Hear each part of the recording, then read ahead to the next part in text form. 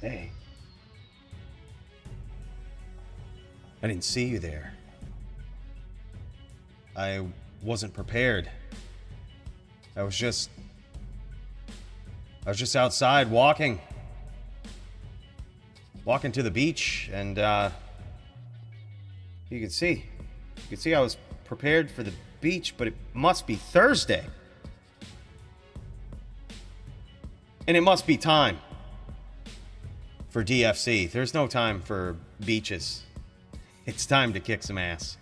And I'm so glad we have this spaceship, this teleporter that always just brings us right back to where we need to be. What a hell of a time. What a hell of a time to be alive, boys.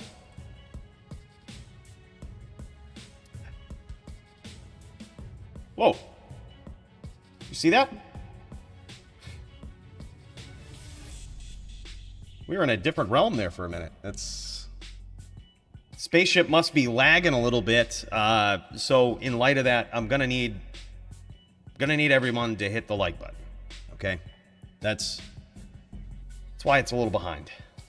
Right? A little laggy. You don't want this fucking thing to go down, do you? Let's hit it. I'm number 3. What are you? Let me know. By the way, how's it going, everybody? Welcome to the DFC this week. We've got a hell of a card, and it's not even funny. I thought it was going to be funny for a minute, but it wasn't. Quickly found out that's not the case, and you got to see this. You're not going to believe it. There it is. See? There, right there. All the fights that we wanted to see. Turns out it was funny, you see? Life's a joke, man. You got to learn how to roll with the punches. You got to learn how to laugh. Hit it first. Furball, what's up, man? Hey, thanks so much for that. Big cheers to you.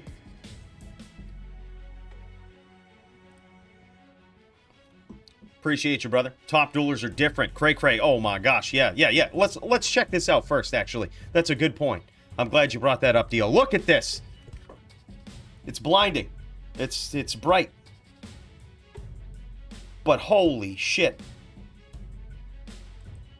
Boys, this is the secret layer where we keep track of all of this stuff, okay? If you breathe wrong, if you say too many curse words, if you run an Oridin, we keep track of all the bad stuff here. But we also keep track of wins, losses, records in the DFC, and man, what a shakeup. Look at this. I just want to point this out. The names really don't mean much to someone looking on for the first time. However, let me explain the diversity of this top 10. It's insane. I gotta say, the new rule with the no pool rule has really shaken things up to a good degree, I believe. And what a healthy, diverse format we have. We have Root, who is tonight on a Sin. This is typical of a lot of champions. A lot of people giving him shit for this, for switching to a Sin. He did this before the matchups, but a lot of champions switch to Sins, okay? Because it's the best character. And you would assume that you would see a lot of these in the top 10, right? And you do see a number. However, compared to how previous metas have been, boys, this is pretty healthy. Look at this. So we have Root, who got there on an ES Fireball Sorceress, raised his way up through the ranks and achieved the championship belt with an ES Fireballer. So that's the first ever Sorceress that is the champion of the DFC. We've got Root. And then below that, we have a Ghost in Riz. Quite possibly the best Ghost in all of D2R. But he's a Sin, but not a Sin in the typical way you'd expect. This guy is insane. He's going to be going up against Root for the title tonight. We're going to see how it goes. Sin v Sin. We'll hope. We'll hope for our boy. I love Root. But it's time to see that title switch hands to a new character. And a new player who's likely been very deserving of this for a very long time. So look at that. Already in the top 2, you have ES Fireball main, you have a Ghost main, and then the number 2 contender, P Money, on a Zon. The first Zon to crack into the top 3 since CJ was there many, many months ago. And a very welcomed, esteemed member of the top 5. Then we have Chew 30 on your classic Trap Sin. We got Dio Wind Well, he's on a Windy, if you couldn't guess from the name. Joby on a VT. Zyshek, aka Max, on a Creative Sin. He's always on the Blade Fury / Trapper / whatever he comes up with. It's always interesting. Then we got Doombringer on a Cold Sorceress. Polytheist on a Shaman. Cooley on the Murder Den. Toshank on whatever he decides he wants to be on this week. He's actually on a VT this week, which marks technically 3 Dins in the top 10. One could say it's a meta where the underprivileged have a shot. You gotta love that. Mads, I'm so happy you brought that up. Mads just asked about the DFC named Iraq belt from back in the day. That was something that we did in LOD. When someone would win a championship, we would get a perfect arachnid mesh unique belt on BattleNet, name it, and give it to that person. I still have the name DFC on LOD. So all of the belts that are out there are unique. They are legit. And they're ready to go. But the reason we haven't really done that in the DFC for D2R is because anybody can have any name. So theoretically, anybody could just go make a belt with a character named DFC, and anybody could have one. So it's not as cool.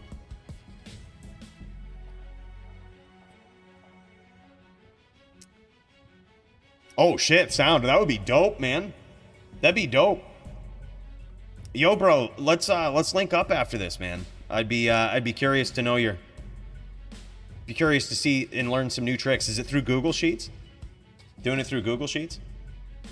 That'd be dope, dude. I'm a big fan of Google Sheets. I practically built a career off of that. Google Apps scripts, all of the Google suite, making them communicate. I kind of threw this together one day and never really thought twice about it. But, dude, I'd be curious to see what you got. It's good stuff, man. Appreciate it. But yeah, boys, this is it's a very healthy top 10. It's a very healthy top 10 with a lot of up-and-coming people, a lot of duels. We're probably going to have a lot of surprise duels tonight. A lot of surprise duels on the card. Look at this. We got a few people that have a couple of matches in there. We've got Riz going up against not only Root for the title, but also against this guy right here, 165 Hertz. Who the hell is this guy? Why does he have a shot against the Riz, the top ghost in all of D2R, one of the best sins this game has ever seen? I don't recognize this 165 Hertz dude. Well, that's because Toshank has decided to go incognito. Do a little bit of a name change. Bad for business, but equally as bad for his opponents because they have no idea who they're going up against. This guy, absolute savage, one of the best chain lockers in the game. Very diversified set of skills on just about any class. Going up against, and he's going to need him because he's going up against the most savage ghost sin on what I would consider an underprivileged class. Very tough to do on a VT. We're going to see if he can do it. Yeah, that would be cool, man. That would be cool. But then again, you might get a champ that wouldn't give it up. You know, they wouldn't relinquish their belt, or they'd just make their own and pass it along. Yeah, it'd be cool. It'd be cool.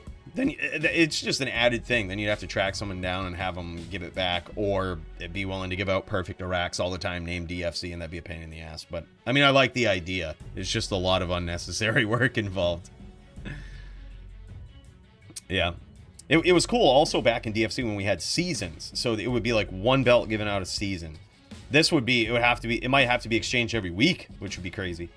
It's possible that could happen. But yeah, then we've got Toshank going up against not only Riz, but also Dio. We also have a lot of people on deck for Second Chance, which is something new that we've been doing for people that show up and want to duel on stream. What we do is we sort of put them in a queue down here, where if somebody loses, they'll have the opportunity, if they're on par with the level of duelers down here, to have a second chance at a win. Right now we have Craft 30. Everybody's changing their name, boys. This is, I thought this was Crafted, but come to find out it's Chew 30, which I feel slightly worse about now, going up against Chew 30 in my match. But hey, you know what? Is what it is. I got some tricks up my sleeve. I'm prepared for a war, and we're going to make it one. I hope he's ready because he's had some time off, and I hope he didn't get rusty. Because he's going to be going up against the technical top din. Boys, in case you were wondering, Cooley is yet again the technical top din. I don't rub it in with Joby, but I think he knows. After the last team event where him and Maddie just ganged up on me and the teams tried to take me out and they both died within seconds, I think Joby realized then, I'm messing with the top din. And he was right.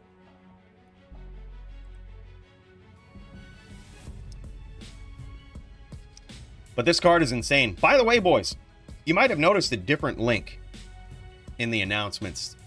That's because the people over at Arena GL are switching their website up a little bit. They've moved it over to gamer.xyz. You can see the link that's like right in the description. I posted it when I went live. It's basically the same site.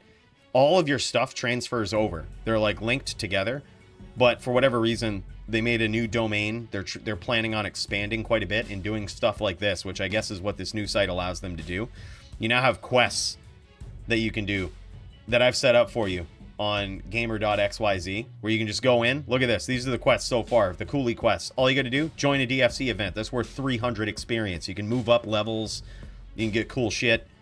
It's pretty dope, man. Be a Cooley subscriber. Be a Cooley live subscriber. Be a Twitch subscriber.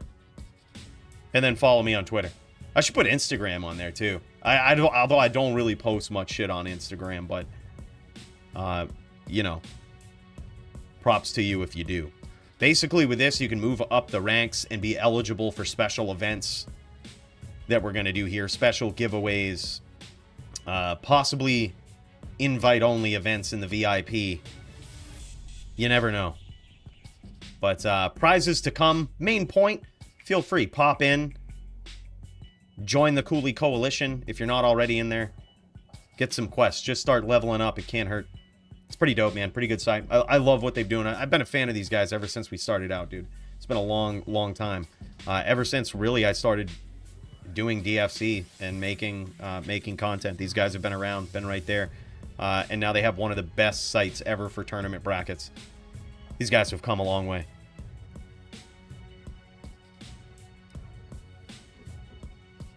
Yeah, I'd love to see a throw barb in the top 10, dude. That'd be sick.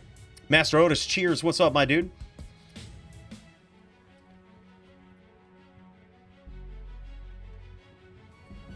Yeah, we should really go through and roast at some point. Maybe I'll do it tomorrow. Maybe we'll do it tomorrow, dude. We got a mission. Tomorrow I'm going to try to get my sin to the highest level sin that I've ever been on ladder. So be prepared for that. I'm going to get up extremely early. It's going to be like 11 a.m. I'm going to be fucking rise and shine. Up and at 'em, ready to go. Coffee by 11:30, and by noon, I'll be awake. So I hope you guys are awake by then, because it's going to be a day. We're going to stream some fights. Not with players unless they step, but with monsters. We're going to be trying to meet some goals, leveling up. Yeah. By the way, big cheers to you guys. Thanks for hitting that like button. Thanks for being here with me. I appreciate you. That being said, let's get into some stuff, shall we? Let's check it out. We've got an insane card. Lots of fights. We've got a din ready and waiting. And I'm also going to keep an eye on Discord. If this is your first time in the DFC and you're wondering, what the hell do I do? All you got to do, go into the Discord. You should now see, you should have the DFC Duelers tag. If you don't, tag one of the moderators in the chat, and they should be able to help you out. I likely won't see it while streaming. There's a lot of channels to look at. But you should see DFC results, DFC chat. You can pop in there. You should also, just by default, see the join the stream channel. Now that is where my boy, the Soul Dolova, is always lurking, always watching. And you'll also see me in there now. So once you have your opponent, once you guys have reached out to each other, you got into a game, you've cleared the more, you're ready to go. then just share your screen. Just pop into the join the stream channel and share your screen. Now, just in case I have forgotten your tag, you still should be able to see the join the stream channel regardless. You can pop in there, no problem. When I see you sharing your screen, I'll know for a fact that you're ready to go, you're in game, and then we'll tune in and check it out.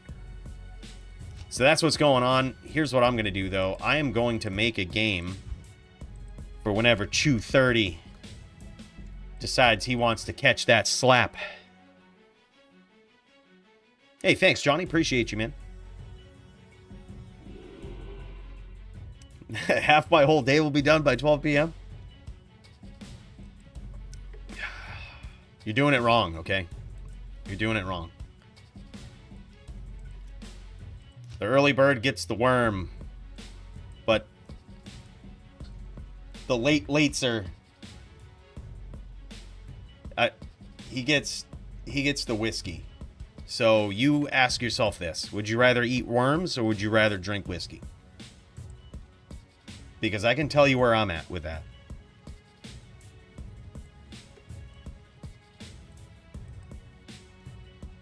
Yeah, exactly. What's up, RH? I've got a unique setup, man. I cleaned out the stash a little bit. Look at this. Look how clean. Look how clean this is looking. Got all these 451s over here. I'm missing 3, dude. I need 3 more 451s. Anyone got any for sale? Paying 1K each, I think, is what they're worth.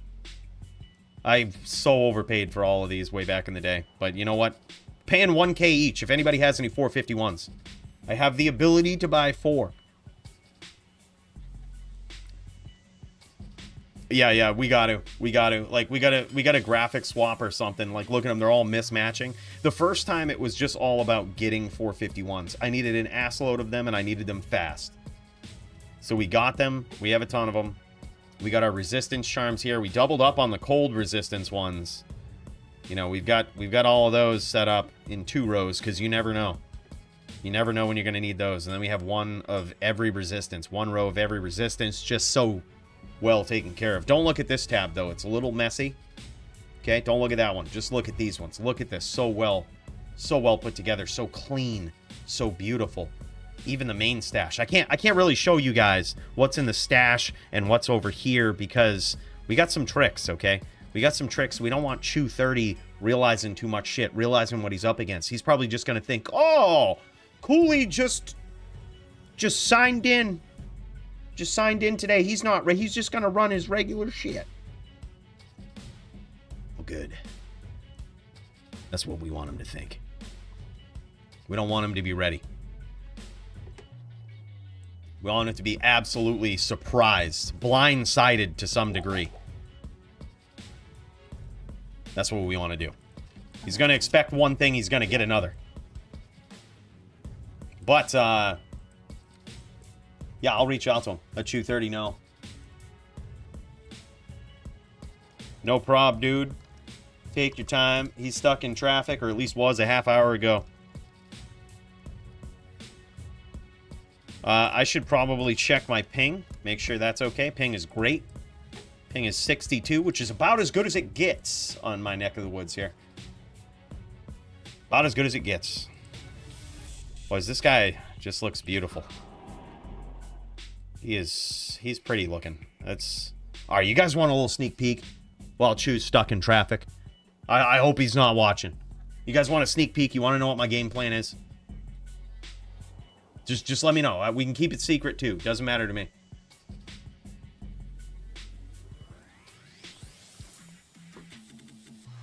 Oh, can Dio and I do a second match against each other? Sure. Yeah, sure. I'd be down for that, Silly. What are you on, Silly? Is it NVD? Is it Mirror? Is it... What do we got? All right. Boys, I'll show it off, okay? I'll show off the game plan. I think Chew, whereas he can't pull anymore on this Sin, he's gonna be aggressive. He's gonna chase me in the beginning, right? But there's gonna come a time where he's gonna back off. There's gonna come a time where he's gonna back off, and I'm gonna try to be prepared for it. I'm gonna try to be prepared with the ability to finish. And what I noticed before with my Paladin, with my Poison Paladin for the Sin setup, is that if they lates a little bit, this is what I ran into with Toshank. When he was hit, when he was one, and he would just kind of back off a little bit and try to rep, I couldn't kill him. Couldn't do it. So we're switching it up a little bit. I still want to have the threat, the poison style hits, but I also want to have a devastating hit from a distance. If he's low on mana, sits in 5 stacks, I want to be able to devastate him from far away, right? So this is what we're doing. We're going with the grief, and you boys know what that means. If I go with the grief, what do I not have in my inventory? Pop quiz, boys. You want to learn the Paladin? You want to learn this unique Murderden? If I have the grief, I do not have 451s. Right? 0 451s in the inventory. We're going physical damage, boys. This is how we're setting it up. We got all charms like this. That's right. RH knows what's up. RH knows what's up. Passed the first quiz today. We're going to try to be as devastating as possible. Max damage all the way. We've got open wounds as well. Deadly strike, crushing blow. The potential for life tap to bring us back into the game a little bit. We can't rely on it, though. It's mainly for open wounds. We want to cut him open. We want to make him pay for keeping the distance and sitting in 5 stacks if he does that. We got the T-Gods to absorb a little bit of that lightning. We can zeal. We have the opportunity to zeal. Yep. In fact, let me make sure. Hold on. Let me hotkey this. That's a phenomenal idea. We can up zeal. Should I? Or should we keep cleansing? I think we keep cleansing because I don't really have a lot of rep life. I'm gonna keep cleansing. And that way, if I get a little bit of poison, I'll just immediately swap to cleansing, heal some life back. I think that's probably actually the better play. But yeah, we could up zeal, but I'm not really planning on hitting his Shadow Master and leeching life back. I really only care about being able to charge, smite, hit, shoot very quickly. We have an Umrune in the Widowmaker for a grand total of 60% open wounds. 60% open wounds when we're shooting from a distance. So it's going to feel like poison. Poison that he can't do anything about. Right? It's going to be some poison that he can't do anything about, which is very, very important. He can't do anything about that. He's going to get leaked down from life. But additionally, here's the thing. I don't think he's going to get close.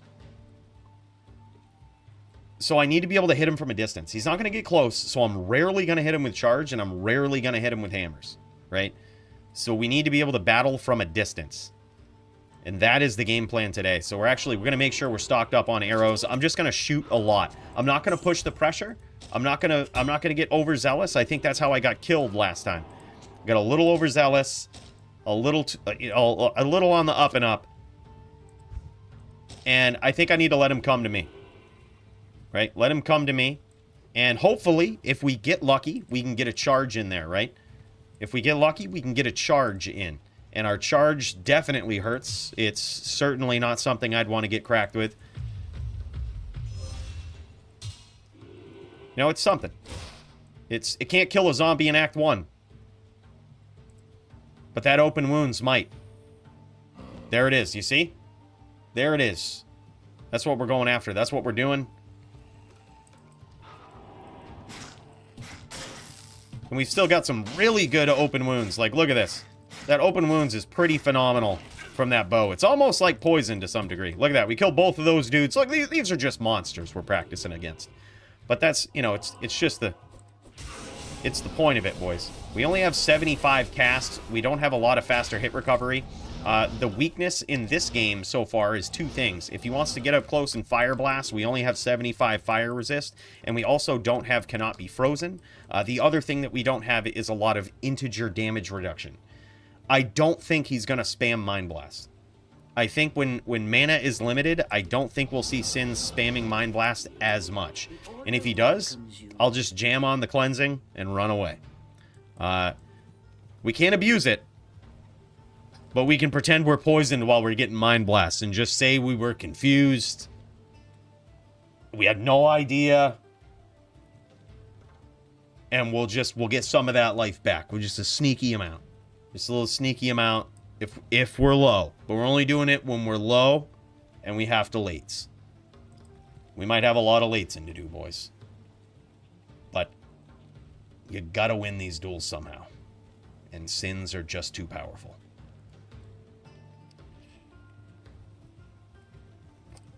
Malice bow with multi-shot charges. The problem with charges on gloves is that you run out quick. 25 shots is not much.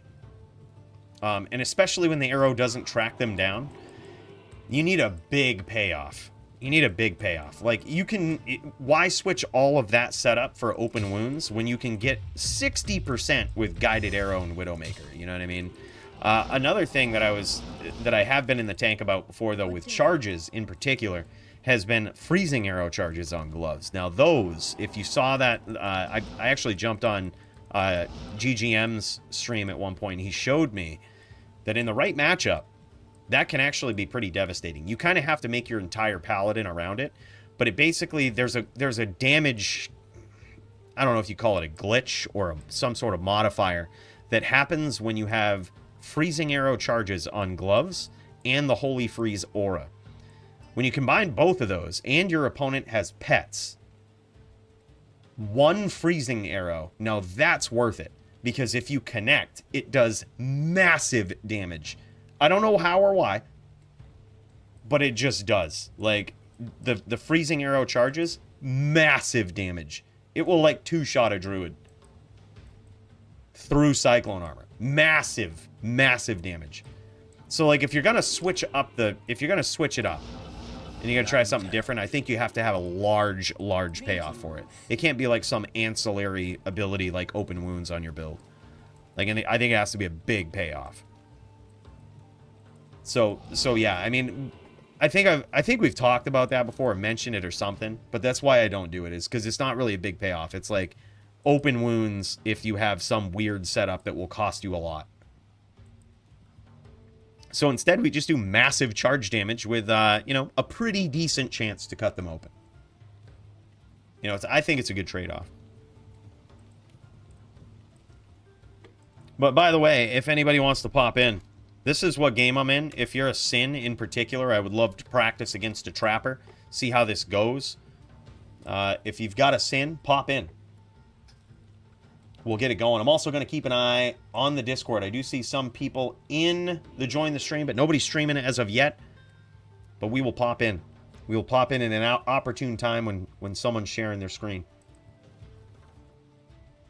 Just posted the game name in chat.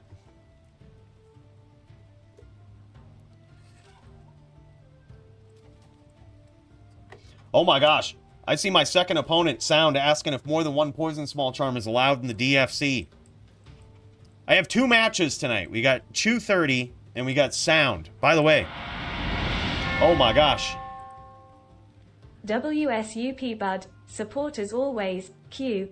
What class you starting in D4 again and why? BTW 60pp watching only 17 likes. Let's go people. We can do better, smiley face. You're damn right. You heard the man. Hit that like button. I was number 3 this time, Sledge. I got in before the reminder. Man, big cheers to you, Sledgehammer. Thank you for the 10 spot, man.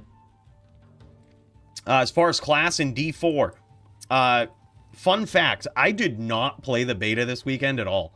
I didn't even log into D4 to play the beta. And you guys might be thinking, well, what? Do you hate D4? Do you think it's going to be bad? Well, I think it will be bad in some degree, but that's not why. Dude, Tears of the Kingdom came out the same weekend, the same day. The exact same day and before D4 beta was opened up. I have been no-lifing Tears of the Kingdom since it came out, man. I love that game. I can't get away from it. It's so good. Game is so good. Would highly recommend. But as far as classes that I'll start up with in D4, probably... I will say probably a Barb. I have not played a Barb yet. I have no idea how to play. I have no idea what's going on. All I know is that they're really powerful in PvP. They hit extremely hard, and they can one-shot a lot of things, which is, that's all we care about, right? Like, you have to have the ability to put people down, and I think a barbarian does. I think it also has the ability to put monsters down. So in PVM, once you start collecting gear, when you start do some farming, I think it looks pretty good. I think a barb is probably the way to go, but we're gonna see, man.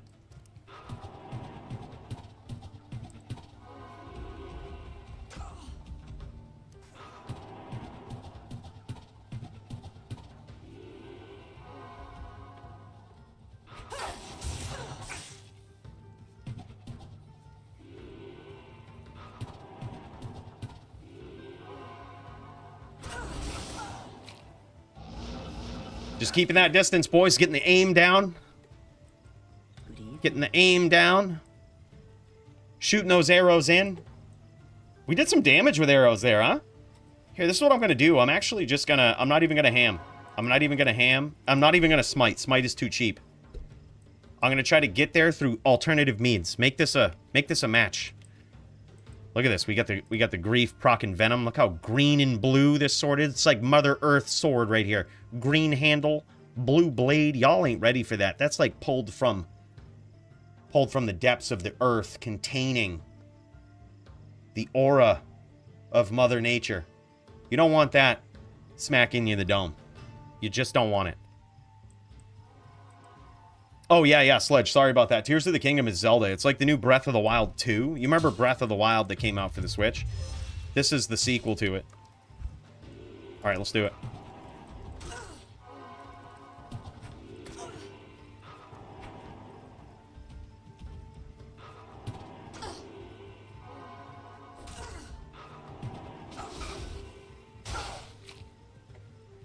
Alternative means, boys. Charge in, charge out.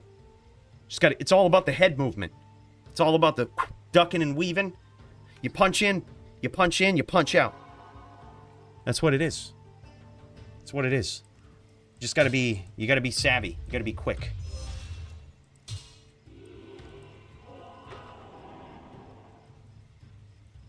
No smite. Smite is too cheap. We'll save that for 230. No shot. Yeah, I think it's a tough matchup. I think it's a tough matchup for you. I think if I do get hit though, I'm dead. Certainly dead.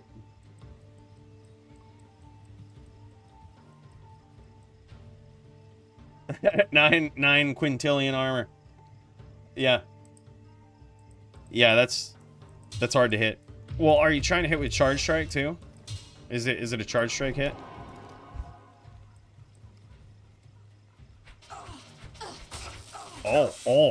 Oh my god. No, it's in... Oh, wow. What? Charge strike? The fuck? Damn, dude. That's a heavy hit. It didn't seem like I was getting hit by CS, though. I think you might not have CS keyed, right? There you go. I was gonna say. I was like, something's not right. There we go. That's looking good. Looking a little better. Looking a little more like it should. Yeah, I was using power. Dude, I do the same thing because they look the same. Power Strike and Charge Strike look exactly the same with the icon. Just about exactly the same. I had those confused for the longest time on my PVMs on and had no idea. They were like hotkeyed to right click just in case.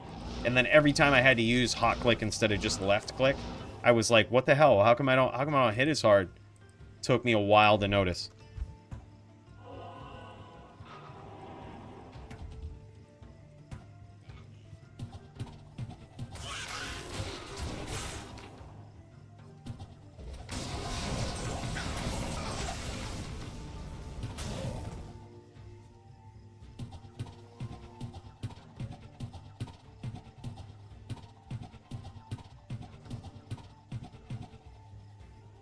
That coolie aim, boys. It's hard to fight. Oh my god, we've done some damage with that bow.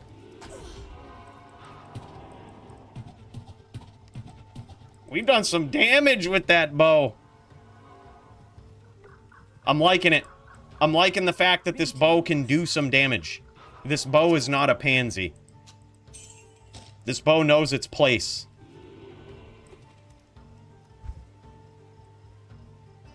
Shoot me PM game name, I'll bring the traps in. Oh, GG, dude. It's it should just be a couple of lines up in chat. It's this, bro. This is where we're at. In a melee tournament, how well would a 99 smiter do with max defiance and holy shield max block, pump up the defense so high they never hit? I think it would do well against characters that are trying to hit you with physical attacks. I think it'd do very well.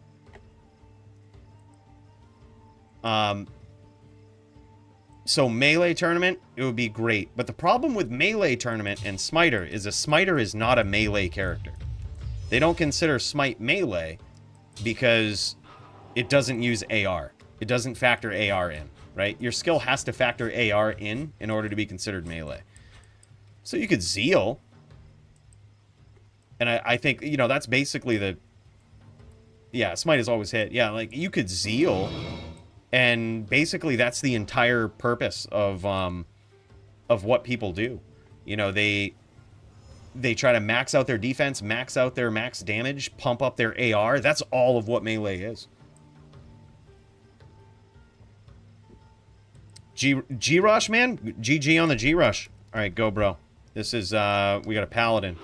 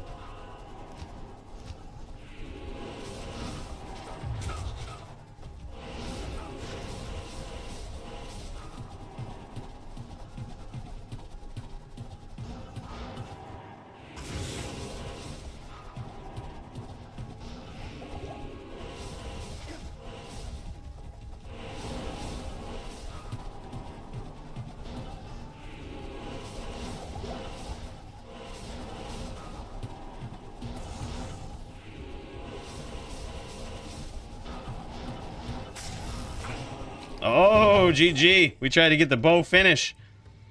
It was a little sloppy there. We lost the keybinds there for a second. I'm not sure how that happened.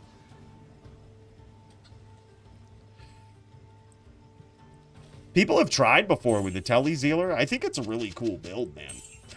It is a really cool build. It's just super odd. The problem with the Telly Zealer is that it relies on AR in a caster-dominated meta, right? I think below a certain level of defense, if you have somebody who has some sort of melee skill below a certain level of defense, it should be an always hit. Like, if you have a caster with less than 4k defense, always hit. Always hit. If your AR is at least, like, 9k. At least double.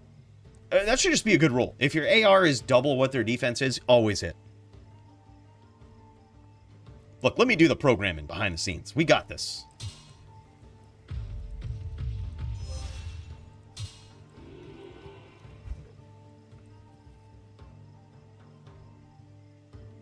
Yeah, we could show it off, dude. It looks basically like a hammered in 1 point into meditation, which, by the way, we probably should stat that. 1 point into meditation, and other than that, it looks like a basic hammered in. All right, we're going to walk it a little bit.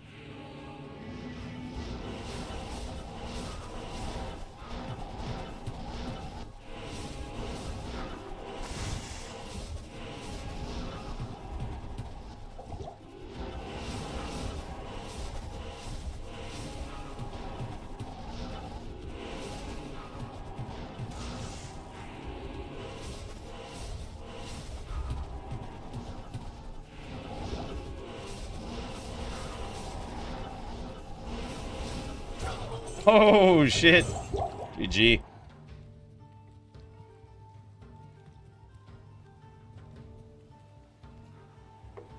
Cal Clapper says, don't you just love it when you bite down and that boiling hot cheese gets stuck on the roof of your mouth? Dude, yeah. That's... We live for that shit, man. What... I mean, what is cheese without a little bit of pain? Yeah, so this is the basic skill tree, though. So we've got 1 point into fanaticism, so that we can swap to the bow and hit the IAS breakpoints that we need. Max concentration, blessed aim, just like a regular Hammerden, right? And then we put the rest of our points into Holy Shield for additional smite damage. We do have 1 point into FOH as well. It's possible. It's possible that we finish off with FOH. That's how we roll. We have a lot of attacks. We have a lot of attacks. All right, let's do this right. Let's get in the zone. We gotta lean forward a little bit. Here, actually, we really don't need grief, do we? We're not going to be charging much. We ain't charging a din. We'll have the rep life. We'll have the rep life from the CTA, the +1 to skills. It's actually a +4 hammer, too. So we get some good hammer damage in.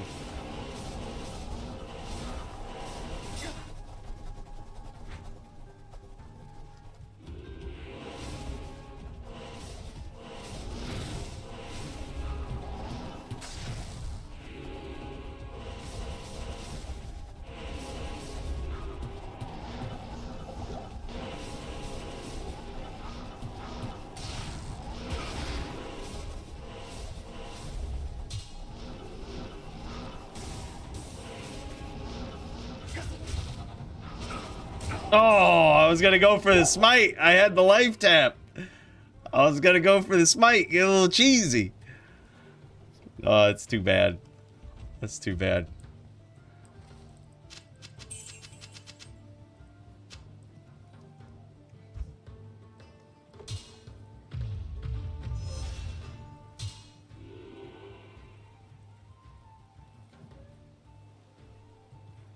All right, go, bro. Let's do it. Let's get in the zone.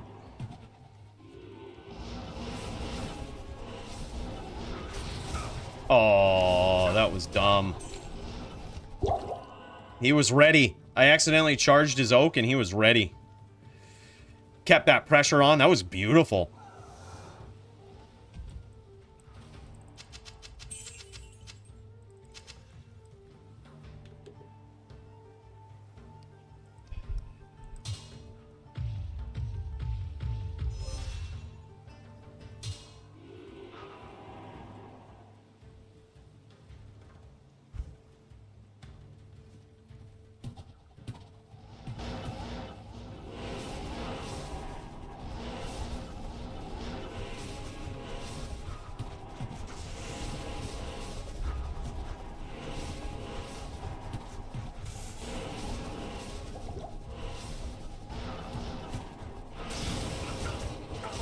Oh, I thought I might have been able to go toe-to-toe with the hams.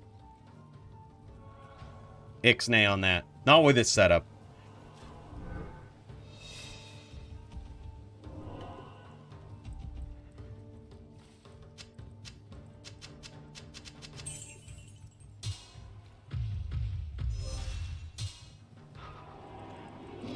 Sound is in here.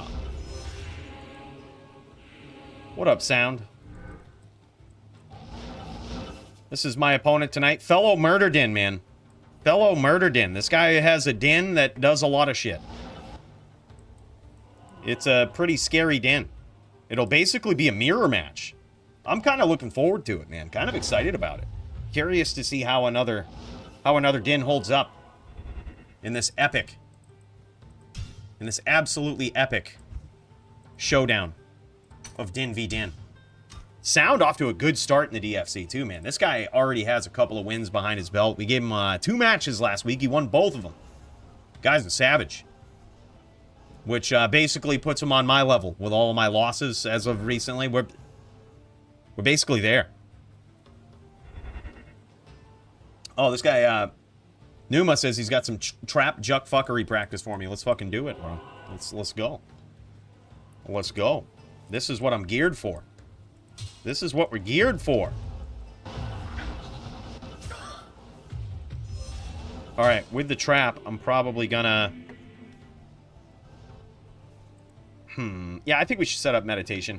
We should forget about cleansing for now. Just set up med. Med is a better excuse to rep life.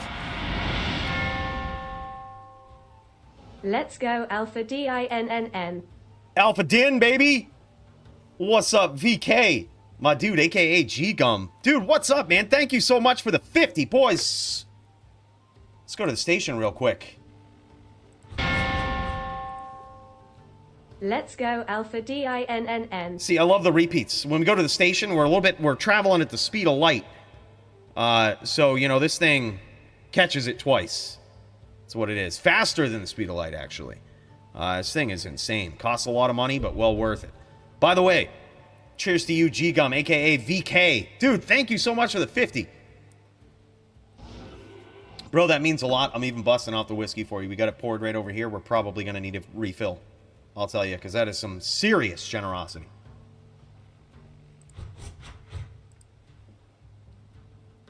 Bro, thank you so much. Much appreciated. Loved the new Zelda video. Dude, I'm glad you liked it. I'm loving that game, dude. I've been no-lifing it ever since.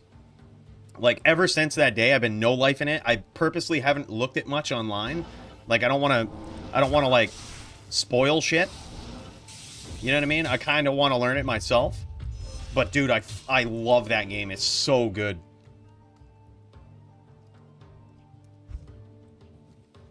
All right, boys. Let's try it. We got a little bit of trapper practice here.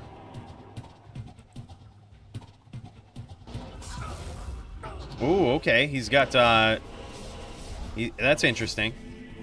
He's got lower res, so we're going to have to stay away from the traps.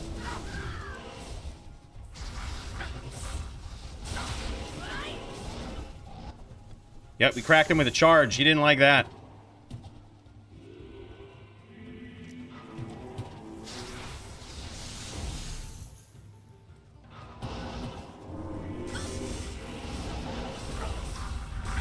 Alright, I think he's arrow PK, so I'm going to try to keep the distance. Try to keep the distance, practice it up.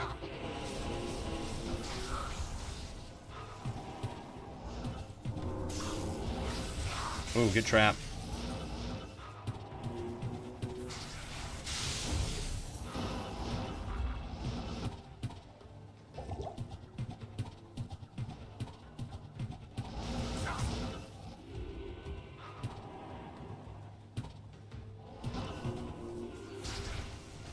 Maybe not arrow PK. I think I just cracked him, but it didn't kill him.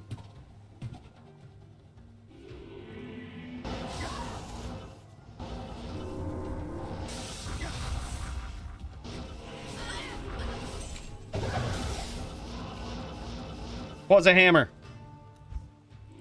Yes. But dude, you see how quickly that can go south, man.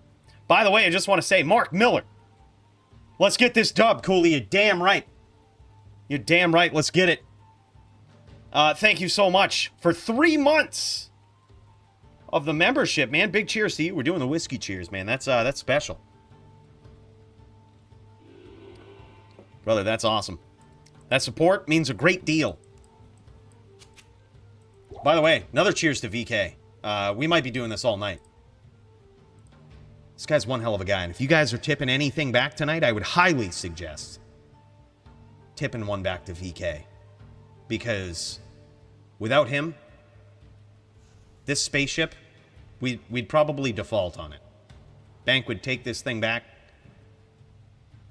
We wouldn't have a shot. We wouldn't have this thing. So big cheers to you, man.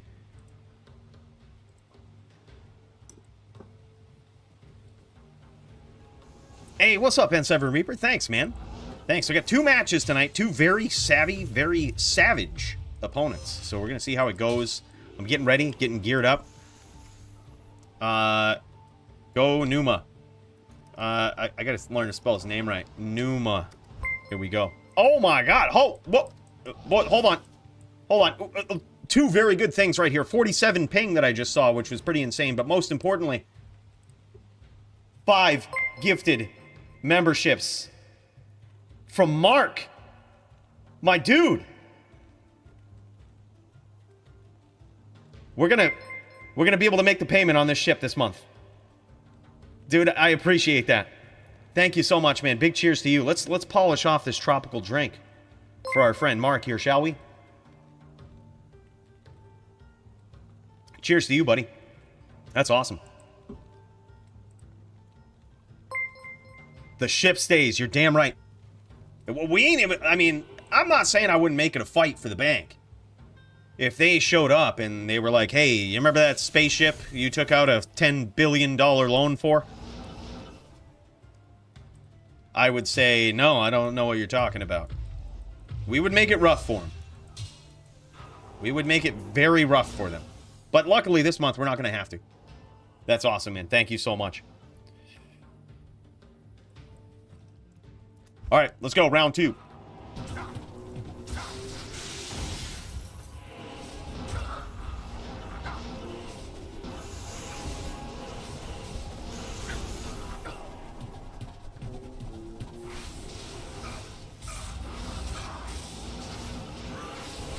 Nice walk down.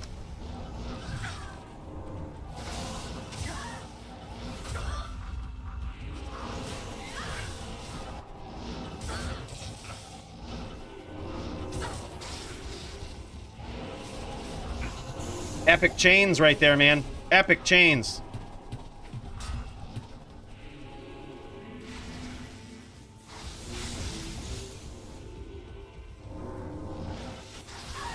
We got a couple of hits in there, huh?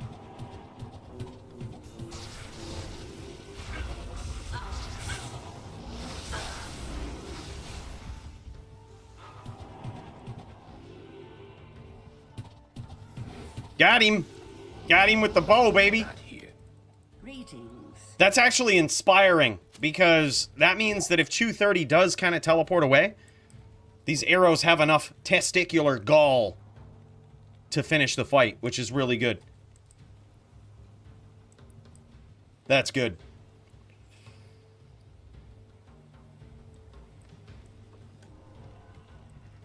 We can get there. We're not totally boned with lower res either, right? Because we've got... Yeah, we got 274. I guess we kind of are. No, we're not. We're not, because you get minus 100 for the difficulty, putting us at 174, minus 60-something for lower res. So even if he does have Plague on, we shouldn't worry about it too much. We just have to worry about swapping to the bow and then getting hit with traps, I believe. Yeah, because then we very well could take a lot of damage. We don't want to be on bow side when that happens. We want to be straight charge it in. Charge hammers. Try to work our way in when we get lower res. I think that's the way to go.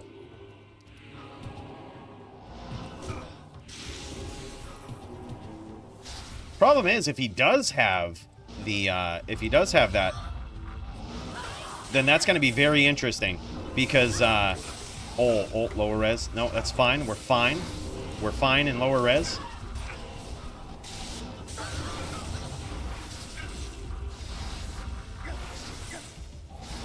Alright, we're out of these 5 stacks right here. If he does have that, I have to be careful about shooting the bow. I have to be very careful about shooting the bow. Because I can proc lower res.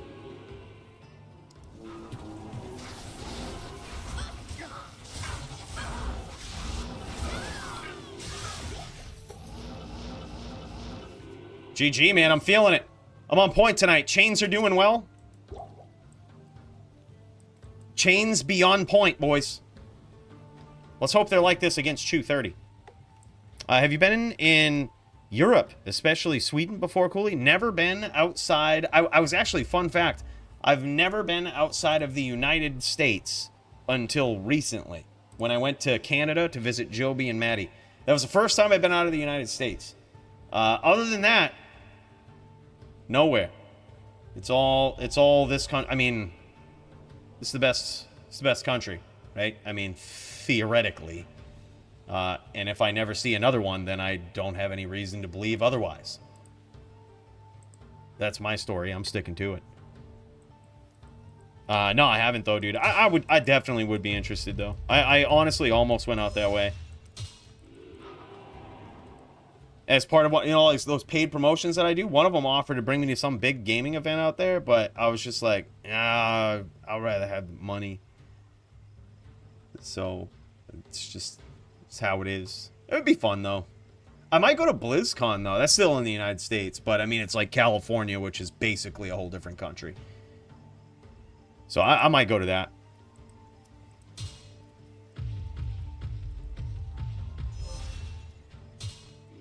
No, not really, man. There's a lot of different ways. Just click the hostile button. That's the easiest way, though. That's the easiest. Step into a game, click hostile. You can't go wrong. Then you're in the PvP game.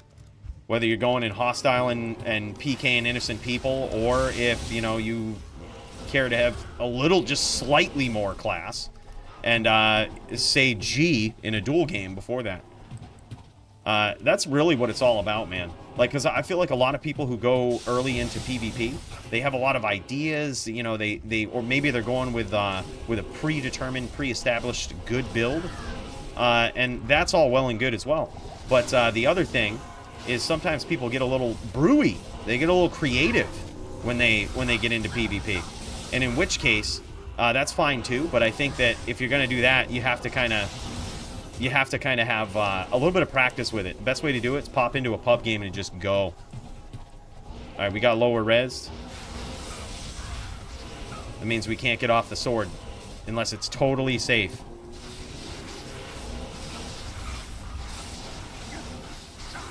Getting cooked by these traps.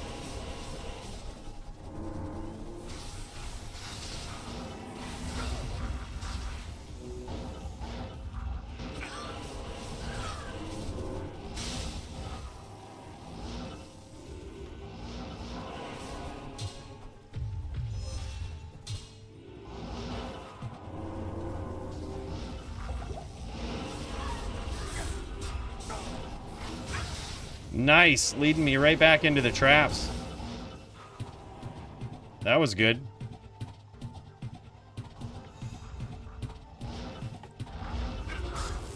Woo! Close duel, man. Hello. Got him with the arrow, though. Got him with that arrow. God, I love this den. I love this setup. I think it's really good. I think this is the setup for tonight. How is he doing the lower res? It's on an item called Plague. Plague has a chance to cast lower res when struck. So when those arrows are hitting him, it automatically casts lower res on top of me.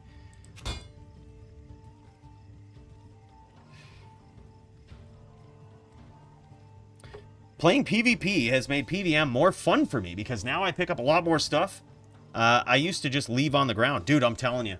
Nothing really points out the value of actually good stuff until you start doing PvP and realize how many PvMers don't pick up things that could be godly. Like, the other thing is battle staffs in LLD, or battle staffs are really any low-level staff. Yeah, this is the plague we're talking about. Hold on, let me swap over. Let me swap over so we can check it out. Oh, he exited out of trade. Never mind. But yeah, like, those, having a 20% FCR tele staff for LLD is, you know, rare tele staff is insane, but nobody picks them up. You can go basically any chaos game, any Bale game, people will let them rot on the ground. And like, there's an easy 3k when you pick that up, but people will pick up a Jaw rune that's worth maybe 100 foreign gold. They won't pick up something that's worth 60 times that, you know, or could be worth that. It's crazy. It's crazy. Duke says all easy. That's what I'm hoping tonight. I'm hoping to make it look too easy. Go, Cal. Let's do it.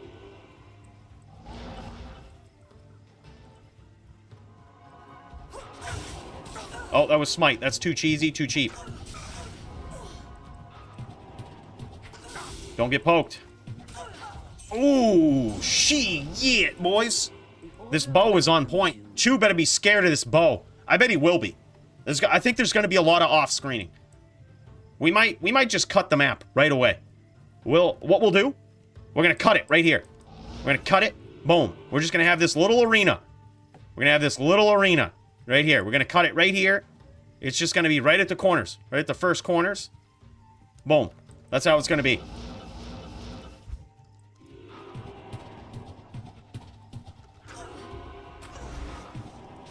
I feel like I'm dodging a bull. I'm dodging a bull. Oh, man, the bull's got them horns, though.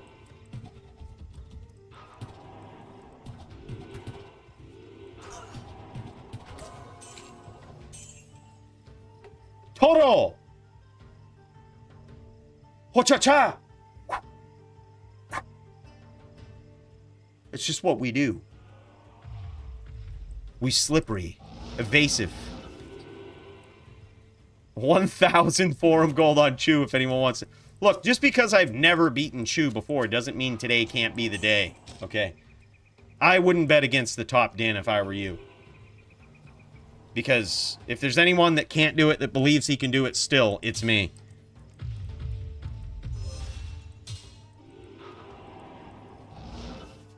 This is the game name, bro. We're getting warmed up. Game name and password being posted.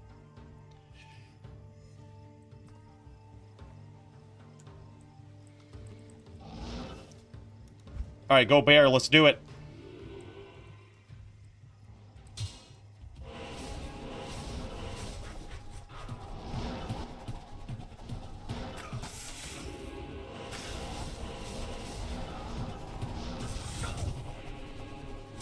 I'm curious. Oh, man, those arrows did a lot. Those arrows did a lot, man. Those arrows did quite a bit. Oh, no, he caught me with the bow out. Risky. I was trying to check how much damage my arrows did, so I got caught with some smites. Oh, that was great. Those arrows did like 60%, man. Not upset about that at all. Alright, go. But I was a little curious. Especially against the Din.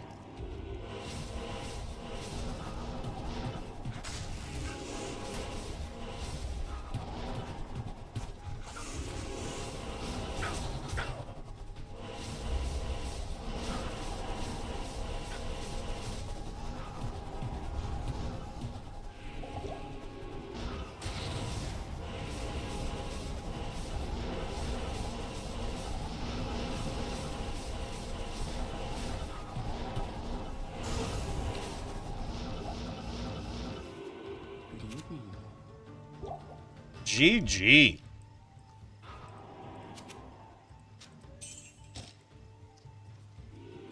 This is not how I would typically fight a VT. I just want to let you know that. Not the setup I would use. I would literally take all of my DR off, over-prepare for FOH, and just try not to get hit with Smite. That would be my entire game plan. Don't get hit. That's what it is. Speaking of not getting hit, we're gonna need to swap this up. I need to get some more whiskey because I only have a sip left, and you know where this is going.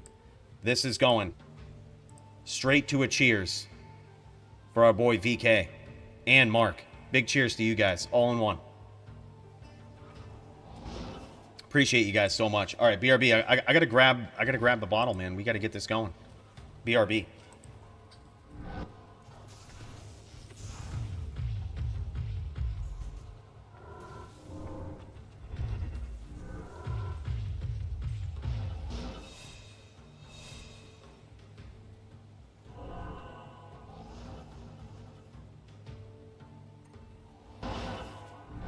Shit, I'm in the ether. How do I get back? I'm stuck. I'm stuck in a different dimension. If I press this button, I can go from overworld, underworld, spaceship. Here we go. Man, This thing was well worth the 10 billion. It was able to... This whiskey is actually 1,000 miles away. I gotta go... have to go 1,000 miles away and get it. But luckily, we can teleport right there, no problem. $10 billion is all it costs, boys. Small cost. Yeah, good wages so people can escape poverty. If it works well, we will apple it over the whole world. No more poverty. Yeah, exactly. We will apply it over the whole world. Yeah. Yeah, no doubt, dude.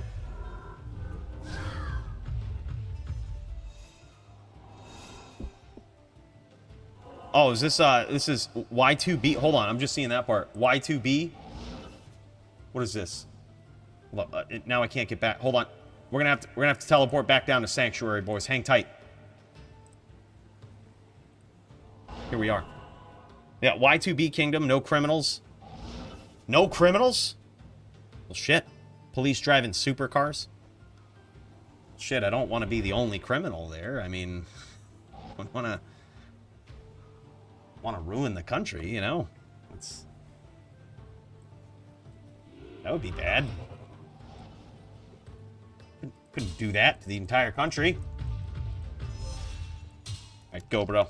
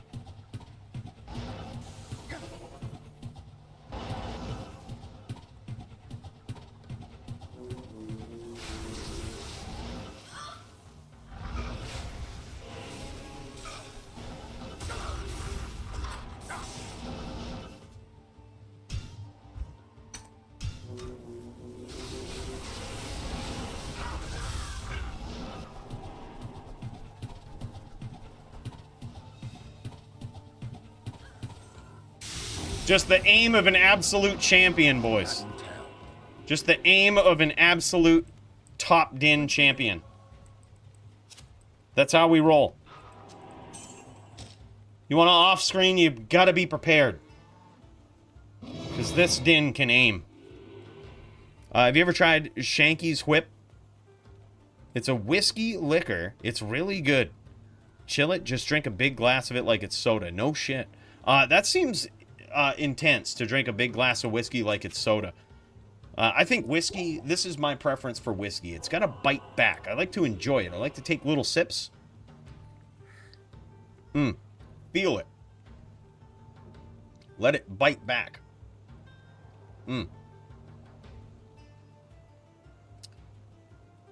Yeah, I don't really like to like pound alcohol. I like to like sip it.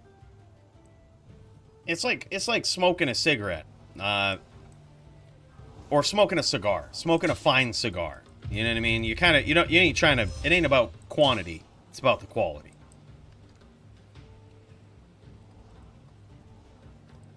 Yo, Duke's in here. GG. Duke, you need to get some levels on that barb, bro. When they terrorize chaos, you ought to hit me up, dude. You ought to hit me up. We run some good chaos runs. That's the best way to do it. Terrorized chaos on non-ladder. My Din, dude, my Negan, the level 98 Din, he's like 52% of the way to 99. He's getting there. We're over halfway there. And mind you, at 93%, we're just going to do the Ancients. So, we're basically almost 60% of the way there. We're looking good. By the way, what's up, Joby? Maple whiskey, the best? I like maple whiskey. It's just too... It's kind of... A lot of it that I've had has just been too sweet.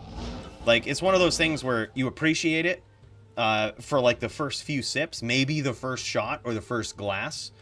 But then after that, it's like, it's just too sweet. Maple bourbon, most tolerable.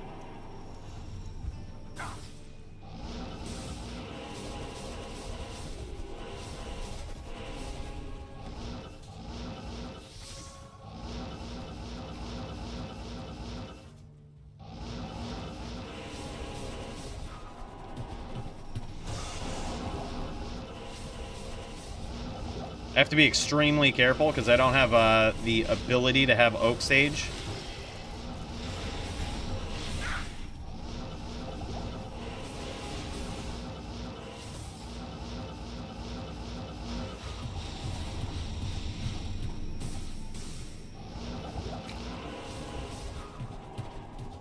And we only have 75 cast. We are not set up for a Necro, boys.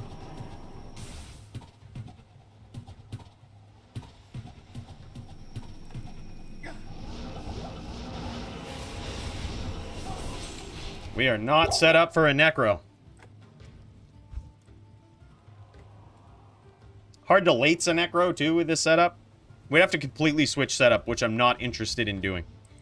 We're geared for the... We're geared for the sin. We're not switching it.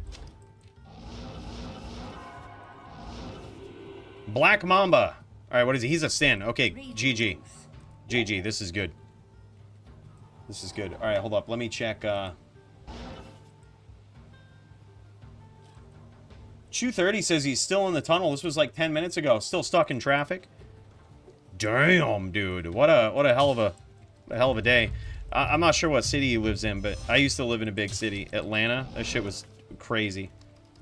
I do not miss the traffic.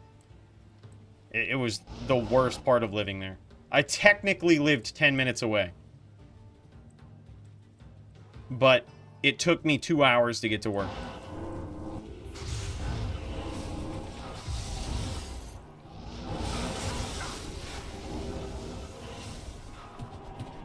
Alright, let's do this. Good practice against the sin. Alright, this is more what I would imagine Chew30 is going to do, is sit back. And when he does, I'm just going to put up med.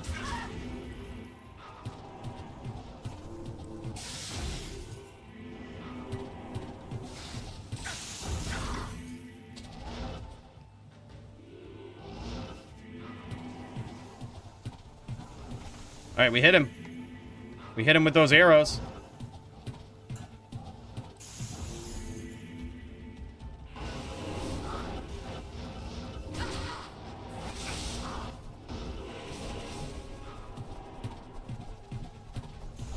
Oh, we got life tap there too. GG.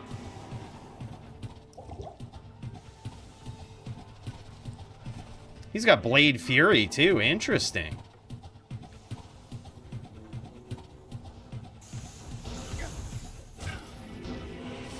Going in with that BF, dude. Getting up close. Okay, he's a hybrid. I have to be careful.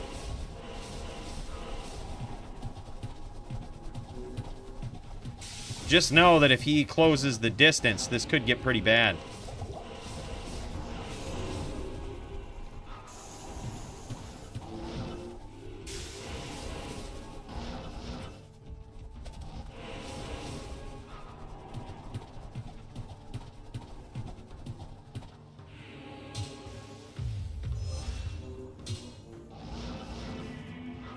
I think if it stays at distance like this, we just put on meditation.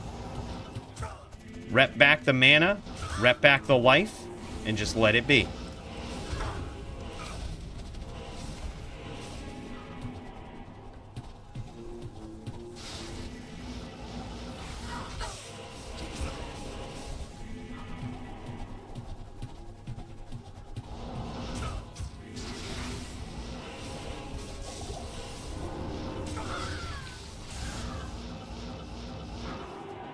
I was one. I was one. One life, baby. You only got one life.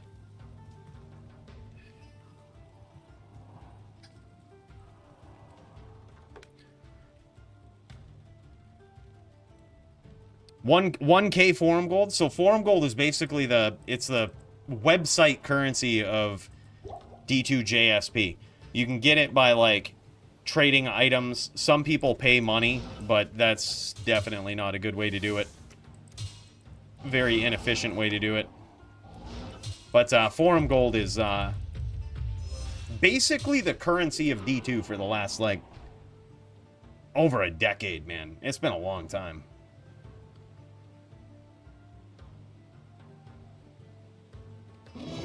I don't know, man. I'm trolling. I know, man. I'm trolling. Yeah, what's forum gold? What's forum gold, Brand? What do you mean? Alright, go, bro. This is Barb. This is some Barb duels. I don't know. Duke, you might not be ready for this. You might not be ready for this din.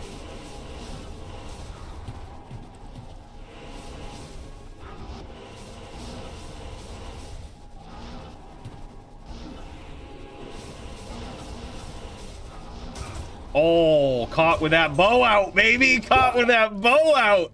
Oh, fucking A, dude. I love Duke on this din.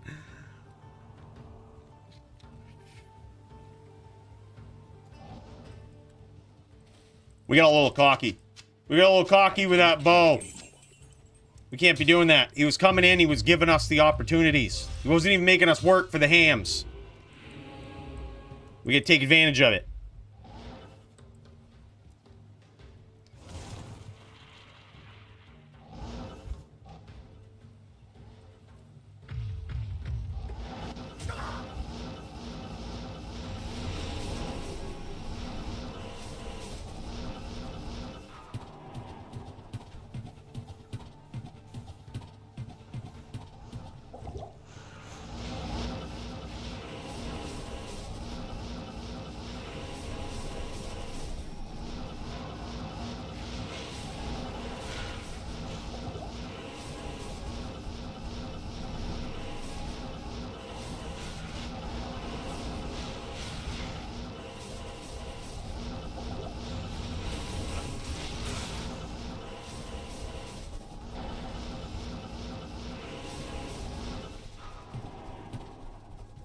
Play Golem too, so my IAS is ass now. Good duel. Yes.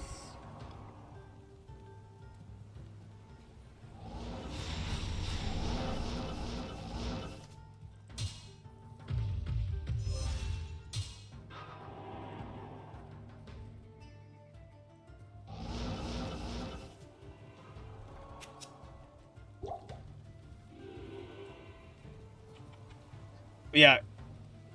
No, a lot of Necros use it, and it was pretty much standard for the longest time, but there was an era where Necros were just the dominant. You couldn't do anything, especially when we had pools, so we banned Clay Golem, but I still think they really don't need it. We gave him back block, though. We gave him back block after the no pools rule.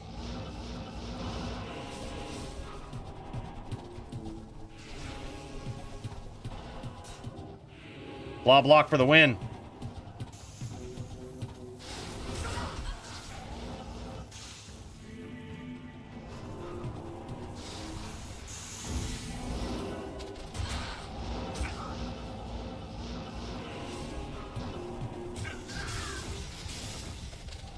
Oh, Blade Fury hitting hard, man.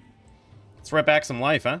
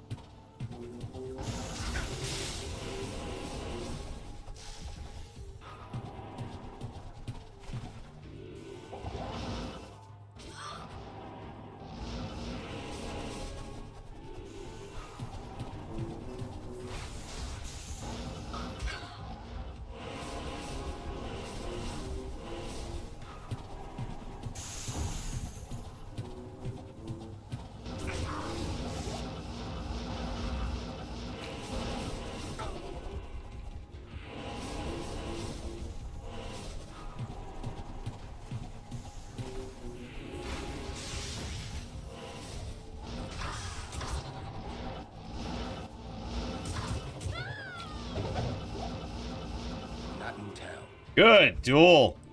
Nice little chain at the end. Oh, savage.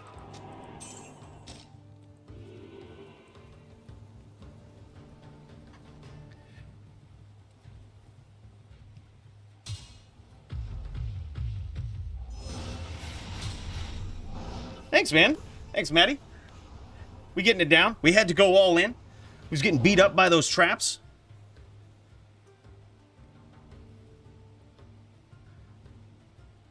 Yeah, we just getting warmed up. 2:30 still in traffic. Oh, by the way, I got to keep an eye on the Discord, see if anybody's streaming.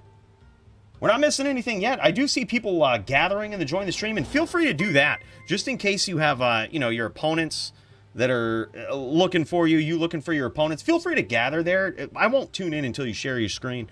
By the way, XB Dog, my dude, hold on. This is important shit. We're gonna have to cut. We're gonna have to cut to the spaceship. Because goddamn. XB Dog, 5 memberships, my dude. Big cheers to you. You know, we were wondering if we were gonna be able to pay for this $10 billion spaceship and make the payment this month. But that's gonna help, man. Thank you so much, brother. I appreciate that. Someone go kill Cooley. I was wondering. Like, I was waiting. You don't think I saw that? I still have the screen up here in front of me. You see that? You see how they're talking in game? I go to give a cheers to XB Dog. These guys are savages. It's just what we're dealing with. These are the... I would expect no less.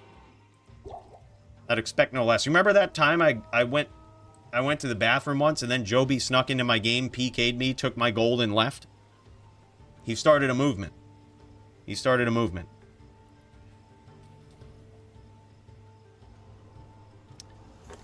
Damn straight, Dan. You tell him. I already got my like in there. I got it in early. And oh my gosh. Cooley coins to top off the tank. Dude. Fuck yeah. Man, big cheers to you. Thank you so much for that. 5 spot, brother. Big cheers. XB Dog. You're one hell of a guy. One hell of a guy. And you're right. You know, see... Dan, that's exactly what I did. The stream started up and I felt like a lion licking its own balls. Because I immediately liked the video. Right? But when you're the top Dan, you are the lion. You're the king of the jungle. And I would highly suggest you guys do that too. You know, it's... I think it helps in some way. But either way, it lets me know we're on the right track. We're doing the right thing. We're kicking enough ass. Alright, go black. Let's do it again.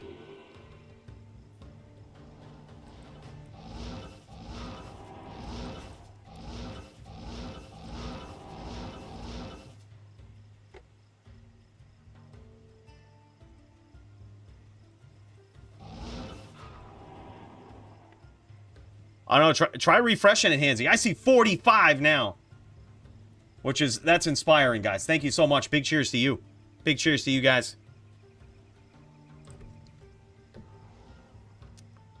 Much, much appreciated. Go, Duke.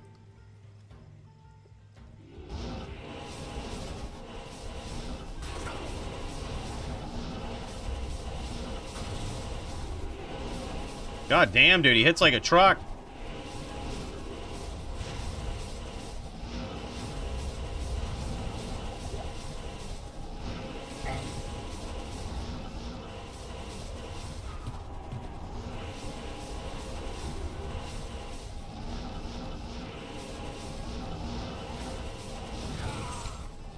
Woo! I don't think he was ready for that lock, man. Good evening.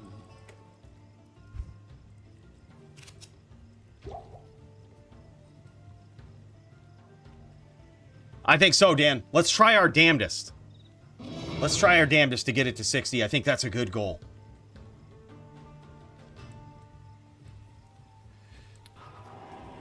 Yeah, dude, Duke is a savage barb.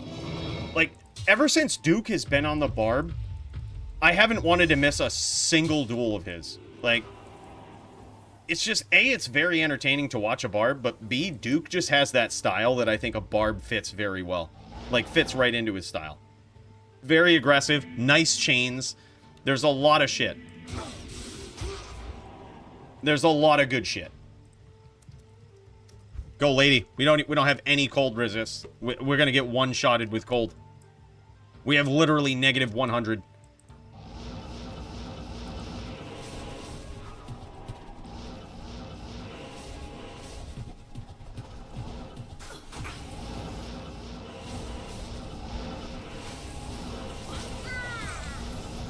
But sometimes you get a good lock. Just like that. Good lock, good stomp. Just getting him in. Just getting on point.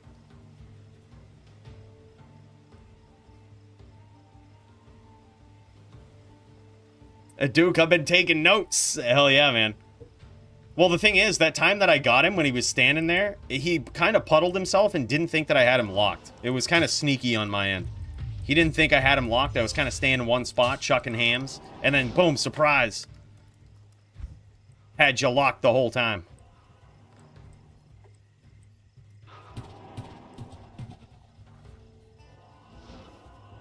Did he go in town?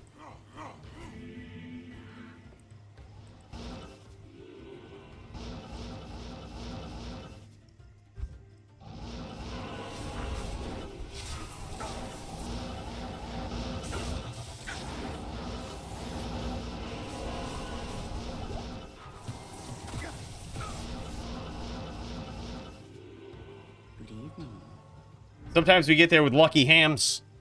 You see that blizzard on death almost killed us? We have literal 0 cold res. Literal negative 100. It's pretty bad.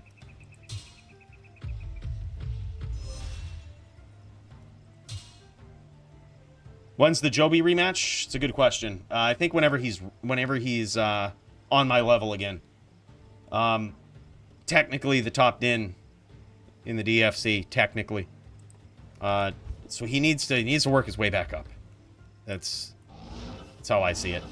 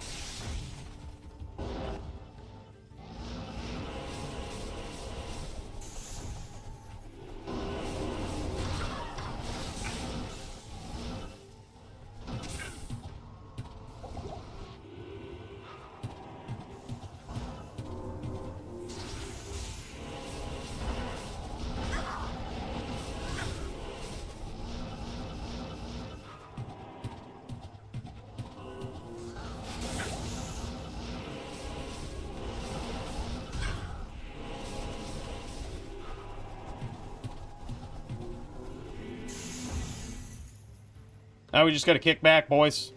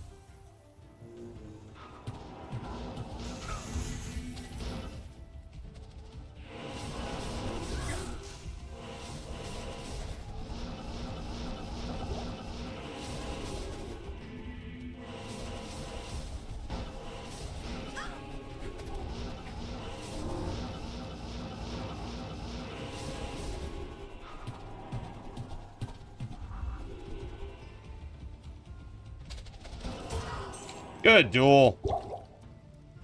We was one for the longest time.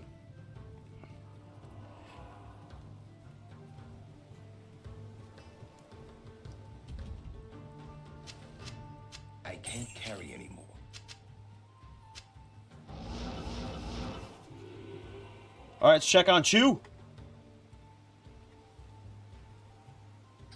Oh, by the way, actually, I see Silly and Duke about to throw down.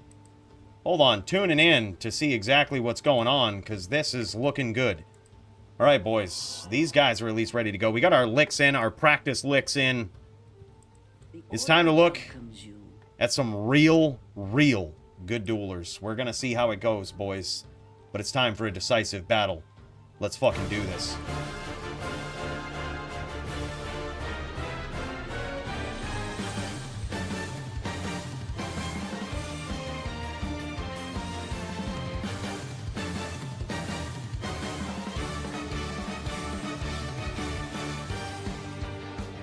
Well, in this corner, I'd say we have somebody, but it looks like we're a little blank here. Let me pop this out. Let me see what I can do. Oh man, that's looking good. That's looking good now. Let's jam it, boys. All right, so we are looking at Silly's standpoint here, going up against Duke on the barb. We're finally gonna get to see what it looks like. You're gonna see what I'm talking about in a Duke duel over here. This guy, an absolute savage. A growing favorite, the top barb in the DFC right now. This guy putting his skill level to the test. He's already got some damage in against Silly, but is it going to be enough? Is Silly going to remain evasive enough? Now, on the Necro, we did give the Necro back some block, so theoretically, this Necro could have 75% block. New rule in the DFC, but if you're evasive enough, you don't necessarily need it. I actually like the sportsmanship of not going max block, because then it kind of gives the barb a shot. But the biggest threat with the Necro before was their ability to just spam endlessly. That was the biggest thing. But now, with no pools being a thing, the no pools rule, they can't necessarily do that. They can do it for a bit, they can punish your aggression for a bit, but they can't do it for the whole duel. Like, eventually they're going to run out with that game plan. They have to, like, look at this. You can see a lot of Bone Spirit launch in here from Silly already, and he's already made it through at least half of his mana. Bo about to run out here too. But you can bet Duke's battle orders won't run out anytime soon. Yeah, the mana rule makes it difficult. The mana rule makes it so that it rewards Necros who can actually aim spear, right? Who aggress with spear. It's certainly a high-level skill for a Necro to get good at aiming spear, and this rule really rewards that. Because they're still equally as powerful. Necros can hit harder in the DFC than they can in any other rule set or anything. They're savage. The amount of damage that a Necro can do in the DFC is astronomical. We're getting a little bit of pixelation here. That's on my end, not you guys'. I'm going to see if possibly Duke is streaming it here. He is not. But we're stuck with the pixelation. Don't worry, this is basically D2LOD at this point.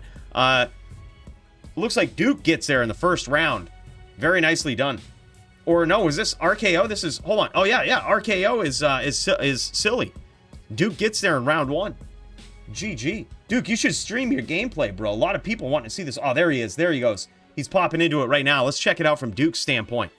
This absolutely savage barbarian. Top barb in the DFC right here. This guy, whew. Don't blink. Very aggressive style, too. It's very slow, too. You guys might be noticing that. A little bit of slowing down of the frames. We might get a little bit of pixelation here. Don't worry. Don't worry, boys. I promise to articulate fully the story that is unfolding in front of our eyes. If should we run into any pixelation, any lag, any frame dropping via Discord, don't worry. Yeah, dude, Duke is good, man. I think block capped at 60 to 65. Dude, hell no. Like, dueling has... We've talked about this at the beginning part of the stream. The pool for fighters in the DFC in the top 10 is very diverse, with only one big problem. The fact that there's two sins. Like, you know, sins should be eradicated from the planet, and nobody should play them. But that's the only problem. Other than that, it's a completely diversified pool of different types of duelers. And I think a lot of that has to do with the no pool rule. Nah, no shot, dude. No shot. Necro is so powerful. And honestly, the more pools that you give to a Necro, the more people spam. Like, it's so directly related after years of studying and years of data collection. It's just, like, I know it seems like a good idea, like, give my Necro a shot. The more mana you give a Necro, the more spamming you get from a Necro. The less mana you give, the more intelligent, high-level gameplay you see. Like, you could see it, I mean, perfectly. You remember when Vamp the Champ was the champion of the DFC? Absolutely reigning, defending, absolutely vicious champion. He would be hyper aggressive in probably 90% of his matchups. Like 90% of his matchups, within the first minute of the duel, he was the most savage dueler. You would not want to come across him because he wouldn't give you any room to breathe. He wouldn't let up, and he would absolutely decimate you within the first minute or so. But then if you got like a couple of licks off him, like, you know, you got him to like half health, he'd back off. Back off, spam fest. And that was how the rest of the duel would go. The most action would happen in like the first 2 minutes of the duel, first 1 to 2 minutes. Like, that's a prime example of it, but there's also just examples all over the place of the more mana a Necro has. There's never been a duel where we have never seen a Necro use a mana pool. They've always had mana pools because it's so heavily reliant on what they do. Instead, I think the current rule set with like the no, oh man, another nice finish from Duke there in round 2. I think the current rule set just makes it so that you can spam, but like if you're gonna spam, you have to do it intelligently. You have to make sure, you have to learn your Necro. You have to learn that like, okay, if I spam in this direction, you're gonna make the most out of that spam. You're gonna kick around in your Bone Spirit Train. You're going to try to lure your opponent into it. You're gonna be wary of the leaps or the ways that they try to stun you out of it. Like, it just forces you to spam intelligently. Like, there's nothing wrong with spam. There should just be a limit to it, right?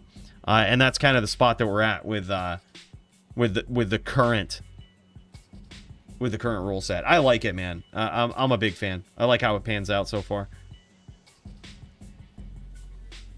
It's looking good. It's looking pretty sexy.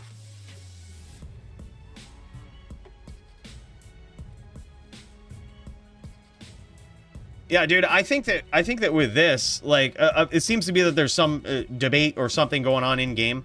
I think that with this duel in particular, especially with the no pool rule, that Silly is doing the exact right thing, and that is just don't even stay. Like, try to aim your Bone Spirit Trains in the right direction and try to lead Duke into them. And that's exactly what he's doing here. He's doing a great job of using Bone Prison too. You'll see that he casts Bone Prison when Duke gets close. That's very smart. Very, very smart right there. The reason he does that is because when Bone Prison goes up, oh man, teleporting right on top of Duke there. That was a risky miss-telly, but he didn't pay for it. Basically, the reason why he's doing that is because when Bone Prison is up and it's surrounding your character, it basically acts like a pet. It's going to eat up a lot of those whirlwind hits. And believe it or not, RKO, or Silly, has been doing a great job of casting Bone Prison when Duke gets right on top of him. A lot of Necros know to do that, but it's very hard to do it. It's very hard to get into the habit and the timing of actually casting it. But it can be a very, very good play. Very, very good protection. Especially if you're spamming intelligently, right? If you're spamming intelligently and you sit at the end of your Bone Spirit Train. Oh my god, another nice catch from Duke. 3-0 so far. Look at this. Barb skills on point. If you sit inside your Bone Spirit Train and, you know, you're sitting sort of at the end of it, especially if you have max block as a Necro, just waiting for the Barb to come in, that's a great time. That is a perfect, intelligent way to spam, especially in this matchup. You spam a Bone Spirit Train, and then you teleport in front of it and just sit there. You try to lure your opponent down to that area. When they come down, you start Bone Spearing them, shooting them from the outside, which will force them to come in. And when they come in, you Bone Prison them and hope they get hit by that train. And if they don't, you just stay in your Bone Prison, right? That's where you're staying. That's exactly where you want to be. There's not much of an incentive to teleport outside of a Bone Prison when you're a Barb, unless the Barb starts zerking you. Then you teleport out. But that's tough to do when you don't have max block. You need to be able to at least eat some of those hits. Oh my gosh, look at that. Very nicely done. Now we have Silly sitting in the Bone Prison. Now, he does have some of these residual Bone Prisons that are up that he could teleport back into, which I think are pretty cool. I think that's a good way to do it. Nice bone prison from Silly. Wow, and Duke doesn't know what to do. Duke doesn't want to approach. Yeah, it needs Oak up, for sure. I think having Oak up on the Necro is very good. Really, any character when you're going up against the Barb. Oak will actually act almost like a bone prison when you're teleporting around, like a mobile bone prison, right? Has the same effect. 90% of the time, if a Barb lands a Whirlwind on you or in your general vicinity, when you have Oak up, 90% of the time it's going to hit the Oak. So you're going to save yourself from that initial Whirlwind hit, which is the most devastating. So having Oak up is very, very important, I think, for this duel. But Silly has scored some big hits here. Some very big hits against Duke. And this is an interesting matchup, too, because the Necro can spam, but if the Barb is patient, he can outweight the spam, right? And then have the mana advantage. But usually how it pans out, you have, just like it is right now, you have two very intelligent players going back and forth, and mana is equally budgeted throughout the duel. Duke doing a great job so far. Look at this. I mean, look at this. Just to point this out. Both of these guys have 3 belts or 3 rows in their belt of mana. Just a very good back and forth between these players. This is what a duel should look like, boys. This is what would be a typical spam fest in the previous rule set, and this is back and forth. Duke having a little bit of trouble here, trying to pace himself. I think he might be trying to pace himself because he's super low. If I was Silly, I'd be extremely careful not to spam too much, because theoretically you can get there the same with a spear. You almost want to lure Duke in to some degree. Duke's sitting in one spot. Now that is interesting. Silly is at 1. Silly at 1. Utilizing the rest of his mana here. I actually like that. Like, if you're going to be 1 and you're 1 hit, yeah, why not?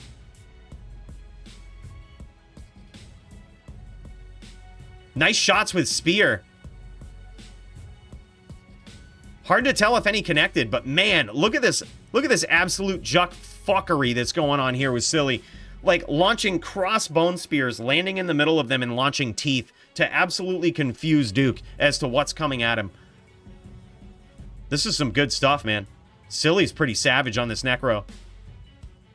Switch into the Spear because he is out of mana. Duke might also be pretty low. Let's check in. I don't want to miss a damn thing here. Duke might also be low. Yeah, Duke is very, very low, but he still does have a belt. Or he still does have a row in his belt. So this is clutch. Oh my god, and he gets there for a swift 4-0. Love ya Cooley, get the dub. Gotta go play a gig. Dude. Sax. Good luck at the gig, my dude. Thank you so much for the 5-spot mark. I hope the gig goes well. I hope you have a lot of fun, brother. That's what it's all about. Big cheers to you. Here, I'll teleport into the spaceship here real quick to send you off. Boom. There it is. It's gonna... Love ya Cooley, get the dub. Gotta go look, play it's gonna a gig. repeat itself. Sax. Look, don't worry. It's gonna repeat itself. That's because, again, speed of light. Don't worry about that. Don't worry about it, boys. The thing that matters is big cheers to Mark. Thank you so much for that 5-spot, brother. I appreciate it. Good luck at the gig.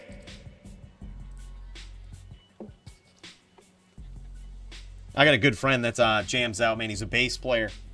And always fun to watch his gigs, man. We have that connection over music. Music is extremely important, boys. A lot of people, they don't understand the arts and how they rank, right? Music is the best art of them all.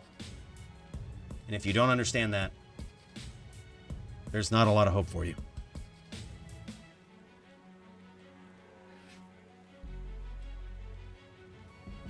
Well said, Dan. 3 more likes till 50. Let's friggin' do this. We're starting out with goals, boys. Help us reach our goals of 50. That's it. That's all you got to do. 50 likes. That's all we're asking for in this current moment. Keep the spaceship living. Keep it rocking, keep it looking good. All right, so what is this here? We've got Duke. Here, we should swap off. Let's transition back to the spaceship real quick. Let's actually go back in game. Here, we've got a match. I'm going to check and see if I've heard word from 230 yet. Still nothing. How we looking? Dude, traffic must be a bitch where he's at, dude. He said that he anticipated being around. Yeah, he just got home. He just got home, so he's getting ready. That was like an hour and a half of unanticipated traffic for him. Wow, man. Good duel, though. Good duel from Duke and Silly. That was insane. I think Silly should have certainly gone max block. It's really difficult for Barbs at that point. Like, if you have Oak up and you have max block, it's really tough. You don't have to run as much and spam as much. So you might lose a little bit of mana off from Spirit. I say a little bit. You'll probably lose a lot of mana off from not using Spirit. But using my favorite max block tool for a Necro is actually Homunculus. Upped Homunculus with an Eld rune. That way you can put a lot of points into Vitality. It has a naturally high block. And you do lose a little bit of mana, but you don't have to spam as much. You can kind of spam a little bit, sit there, let the Barb come in. Spear, Spirit, Bone Prison. I think if he had that set up, that duel would have been completely different. Because Silly's approach there was actually very good. His gameplay on that Necro looked extremely good. Sound, wanna do our duel? While we wait for Chew. Chew just got home. No pools. Chew just asked if we're playing with pools. No fucking shot are we playing with pools. No shot. Zero chance.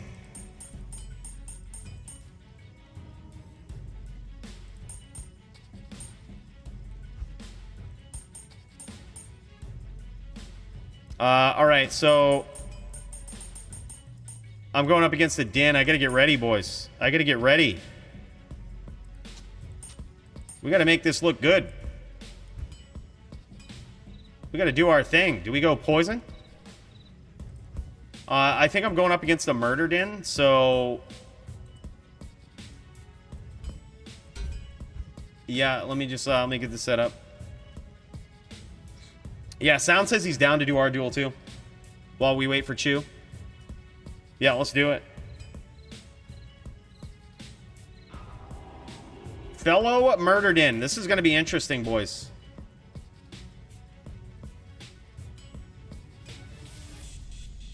This is going to be very interesting. We got to hit 105 cast. I also want to have the light res up just in case he goes on the FOH plan a little bit. It can hurt, but I think he just gets it from a stick. So I guess that's not really a big deal. Yeah, let's just do it like this. Let's just go just like that. Oh, man. I see it, Z. I'm getting ready. I'm getting ready for the notification. I see him early because the spaceship travels fast. Faster than the speed of light.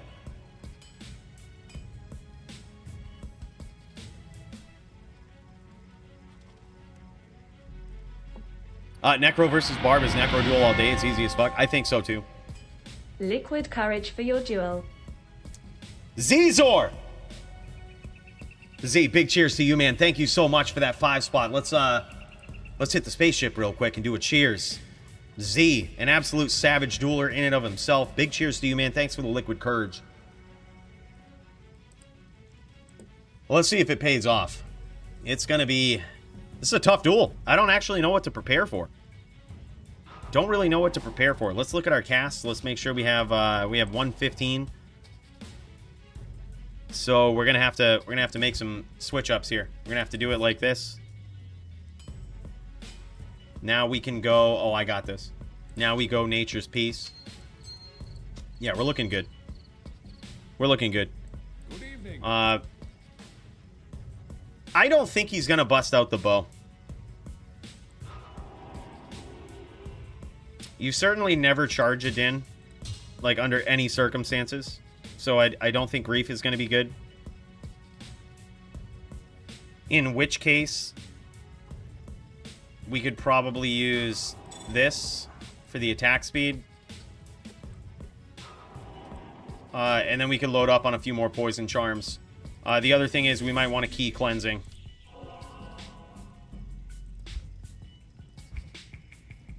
I'm liking it. Well, I guess alternatively, he has cleansing, so we don't want to over... Actually, yeah, that's true. We don't want to overcommit to it because he has cleansing too. So poison isn't as good when he can prepare for it. I'm just gonna go like this and just hope we get there.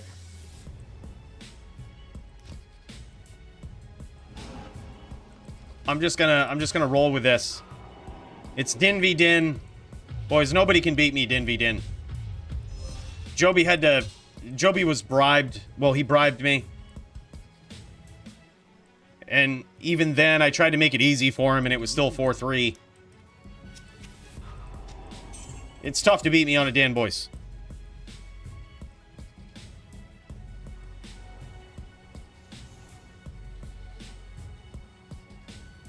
Yeah, I mean, I think so, like, I think Silly played well. The only thing I would change is just the max block setup. Like, I think he actually played perfectly. The only reason I think that it's like a Necro's duel is because of the new max block rule. Like, Necro's now allowed max block again. Like, it makes it very difficult for a barb. So that's the only reason I think. But that you have to play like Silly when you're doing that. Like, you have to play like Silly. Like, you have to actually have the skills too. And Silly certainly had them. 'Twas very good. All right, boys, let's get ready. Let's get ready for an epic duel. Ready, sound. This is a mirror match. This is Din v Din. Din v Din. Murder Din versus Murder Din. This is going to be quite a duel. I'm not really sure how it's going to go, but I know it's going to be epic.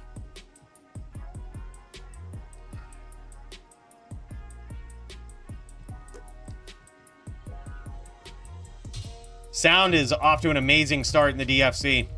Undefeated, man. I don't know how all these Dins like Joby and Sound can just pop in, start going undefeated. I had to get my ass beat over and over on this Din. And these guys are just making it look easy.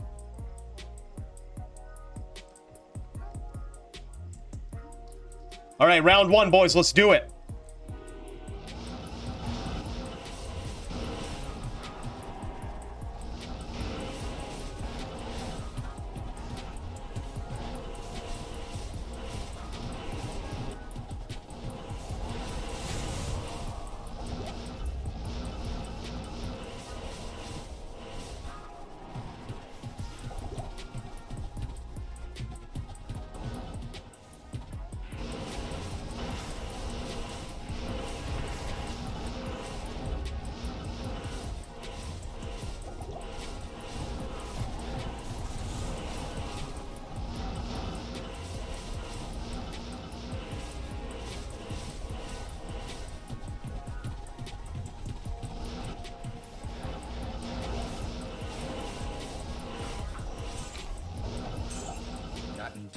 Damn. I think he tried to go for the blind spot right there, which is a very good call. Dude, I'm noticing right away he is so ready to go for that blind spot, and he was doing a great job of it. He just missed there. Like, that was, unfortunately, the cost for missing is quite high. And yeah, he missed, but that was actually very good. Like, he played very well. I remember midway through that duel, I'm like, okay, I'm dueling a real Din. Like, I'm dueling a real Hammered In. Like, he's thinking. He's thinking, and this is going to get serious.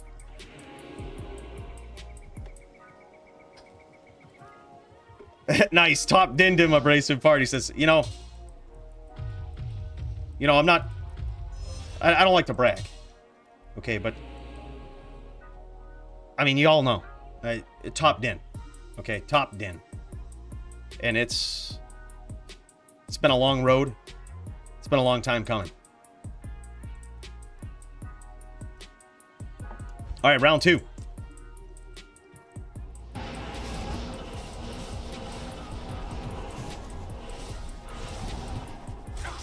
Oh, okay. Okay. He does go for the smite. Interesting. I did not expect that.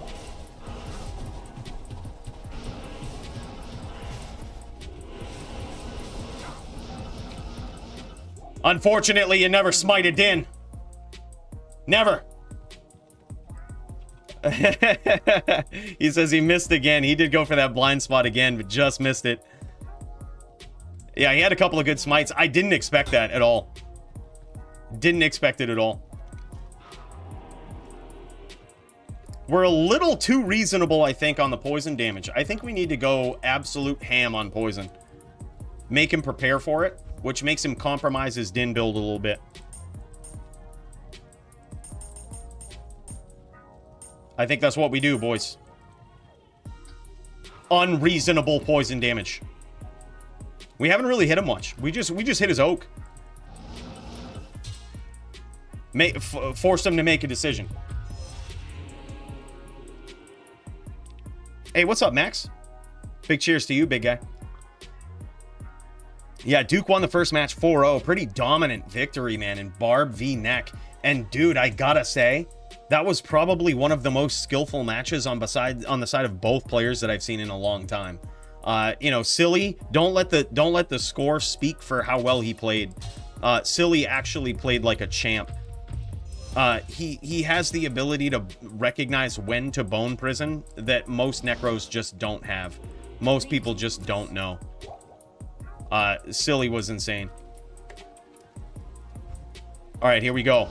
What is this, round 2, round 3?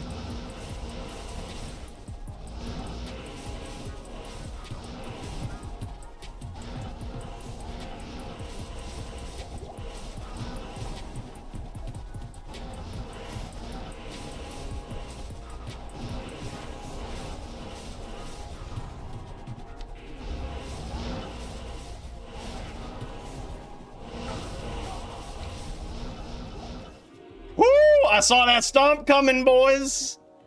It's like we see into the future. It's because of this spaceship and because of you guys' kind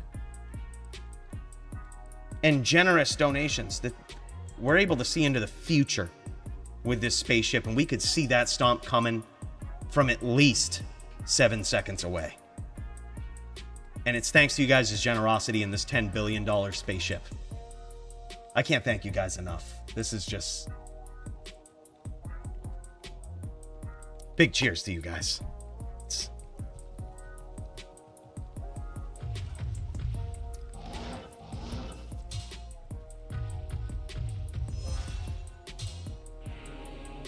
All right, here we go. Final round. Or maybe the final round. Round 4 is what this is. Oh my god, hold up. This is, you know what this is? This is a mid-duel cheers. Mid-duel cheers to VK. Mid-duel cheers, and we're doing a real one after this, bro.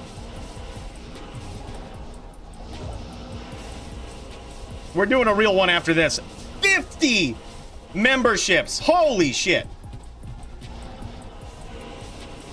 That is insane. I cannot believe that, brother. Oh my god.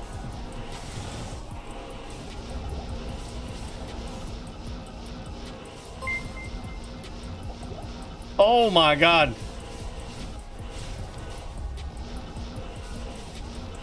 Okay, so he's kind of teleporting around, spamming a little bit here. That's okay. We've got his back on the ropes.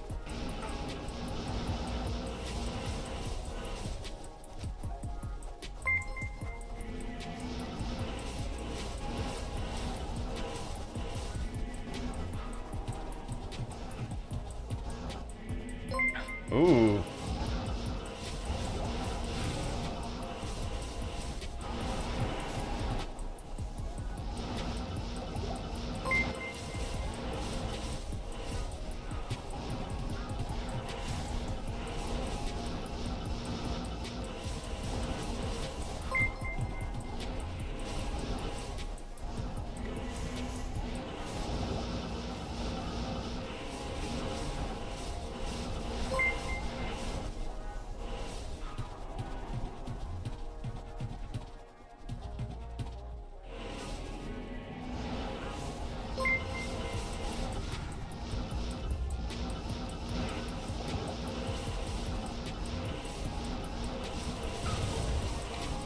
And just like that, boys.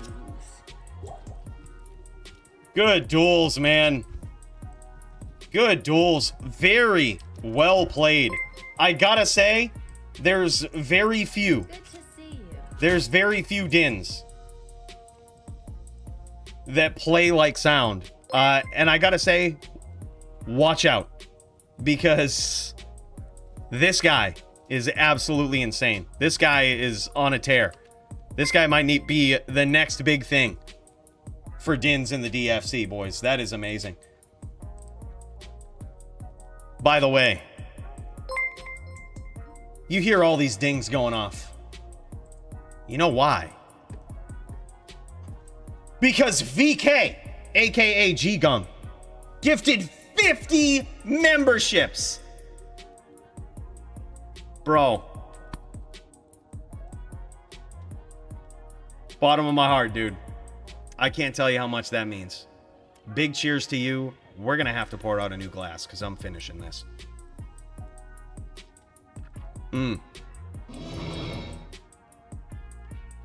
Just let it sit. Let it bite back. That's what we got to do. Dude, that's amazing. You know who I also just saw join this game? We saw Chew. Y'all are going to get my matches back to back here. It's time to take on Chew 30. He thinks he's got this. He thinks it's in the bag. But we are now powered up with a spaceship that allows us to see into the future. Thanks to VK. And I can see that this is going to be a rough night for Chew 30. If you're betting against the top din, well, I wouldn't want to be you. This is going to be crazy, boys. We gotta get ready. We gotta put all of our stuff back here. We gotta put all of these nasty charms back. All these poison damage charms. Tell them to get gone.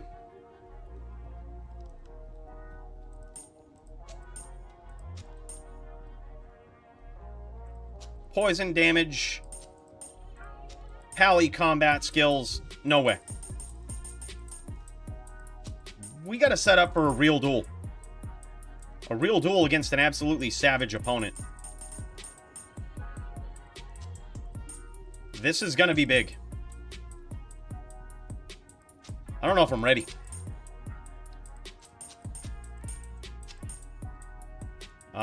There we go. I was going to say I should have 17 451s. Holy shit, boys. Wow, we just took down an amazing din. An amazing din in Sound. And now we got to switch gears a little bit. We got to switch gears a little bit, and we got to get ready for a battle against Chew 30. Who is technically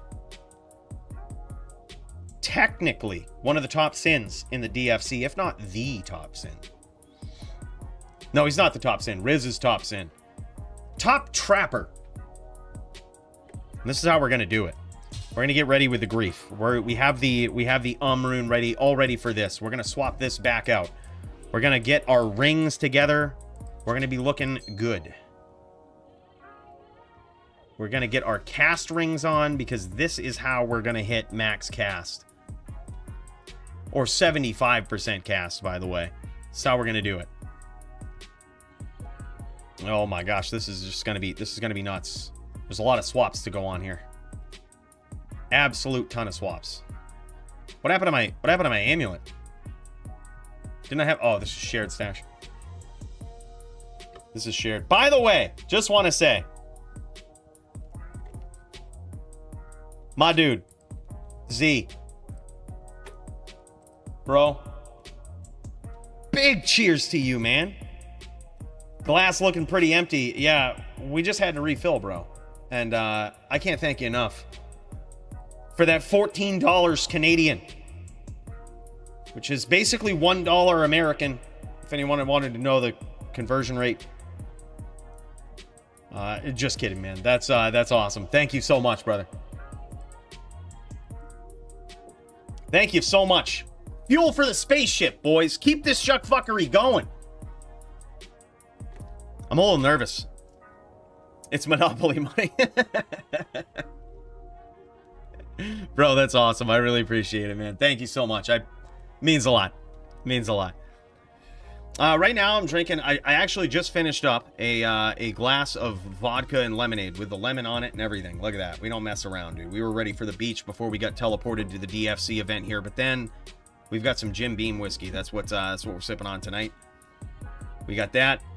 I am not sponsored by Jim Beam, but I mean, I'm interested. You know, if you want to pay me, I think I'm a pretty good candidate. But currently not. Currently not. I do the best ads, boys. I know sometimes you might be sitting in my videos, you're like, oh shit, I hate these ads, man. I'm going to skip over them. How do I know? Because I can see. But you got to give it to your boy. If you're going to watch an ad, Cooley ads hit different. They hit different. I give him the utmost chuck fuckery I possibly can. That's the goal. By the way, Taylor Greer, big cheers to you, man. Thank you so much. Thank you so much for that membership, dude. This is going to bring us the luck. It's going to bring us the luck. We need, I like this right here. This is a good ring to have. It's got rep life, a little bit of strength. The strength might be just enough so that we can wear... Nope, we need a lot more strength than this. What are we missing? What are we missing? We probably want this. Oh, I know what we're missing. We're missing that belt. And we still are missing strength, though. Something's not right. We're missing strength. We need 10 more strength. How are we going to get this?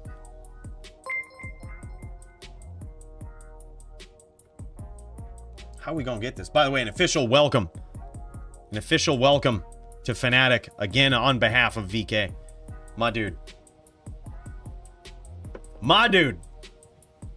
Guys are live in Discord? Oh, shit. Okay, hold on. Hold on. We got a lot going on. We got me trying to put together this. All right, you know what? This is perfect. Chew 30. Chew. Chew just got home. Chew, bro. You want to take a break and watch somebody else? You want to take a break? I'm just getting out of a duel. All right? You want to watch somebody else? You want to watch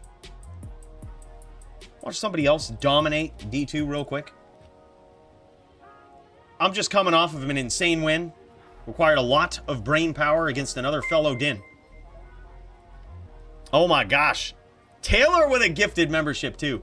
Bro, this is awesome. Let me go to the spaceship and give you an official cheers while I get ready to swap over to the Discord and check out some of these guys dueling. Looks like there's a good game going on, man. Whole bunch of good fights. This is actually an insane night of fights. I'm really excited about it. So who do we got? We got Tempest and Duke and Syncor and Sound. I believe Duke has multiple fights tonight. Syncor might have multiples. I can't quite remember. This guy's a savage too. Here, look. This is Syncor. Let me get over to the right screen here. Boom. We looking at him. He's on his Barb tonight, man. Barb named Dirt. The Barb named Dirt. Look at this. With an inventory, whenever you see those charms like that, you know the man's ready. You know the man's ready. He's got cube, bow, and charms, bro. This guy's ready. By the way, Taylor, thank you so much for that gifted membership, bro. Big cheers. Duke is up 2-0. Oh, this is the Barb v Barb. Oh my God, this is the Barb v Barb, bros. And Duke is solidly at 2-0 so far. Oh my God, and down goes Syncor. Duke up 3-0. Okay, hold on. Let's pop over to the #1 Barb in the DFC's point of view here. Easily.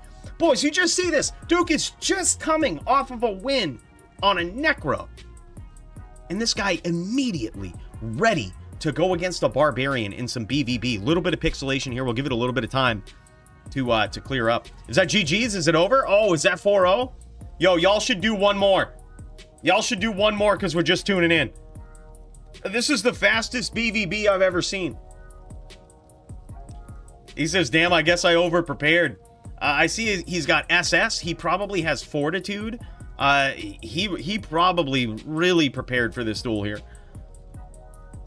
And I would guess Syncor took his BVC and just jammed it. Maybe put on a shield. Maybe not. Yeah. We're checking it out now from the standpoint of Duke. This guy, okay, so in this matchup right here, you don't see these guys teleporting a lot. We did see Syncor teleporting a bit. I think wearing Enigma in a BVB matchup, I think it's a mistake. I think it is. I don't think there's much need to teleport in BVB. You're basically just whirlwinding back and forth. Look at this. Duke not even hit. Oh my god. Duke. It's top barb in the DFC, boys. Look at this. Savage, Grief, Zerker Axe. He's got a Storm Shield, Angelics, Fortitude. He is using Fortitude. So he's also using Angelics and Drax. Drax for the open wounds. The Angelics are because BVB, Barbs have a lot of defense, man. So whoever hits more wins the duel. So that's the reason you see him having Angelics, which when you have that partial set bonus, the amulet and at least one ring, you get a nasty bonus on the ring of AR. He has 2 rings. 2. 30k whirlwind AR. Duke didn't come here to fuck around. If you thought he did, you thought wrong. 30k AR. Oh my god. Bro. That was insane. Nicely done from Duke. Holy shit, man. There's the reason this guy. Top barb in the DFC. This guy is really showing improvement. Look at this inventory, too. 3 AR, 3 XX life charms. I say XX because it covers any wide range of attack rating that can spawn on them. He's like, these literally are probably traded for or on a budget because some of these are like strength, resistance. Dude, I freaking love this. Barb, like this barb is an inspiration to me. Like this is just nuts. By the way, Buckeye, my dude, thank you so much, man. Big cheers to you.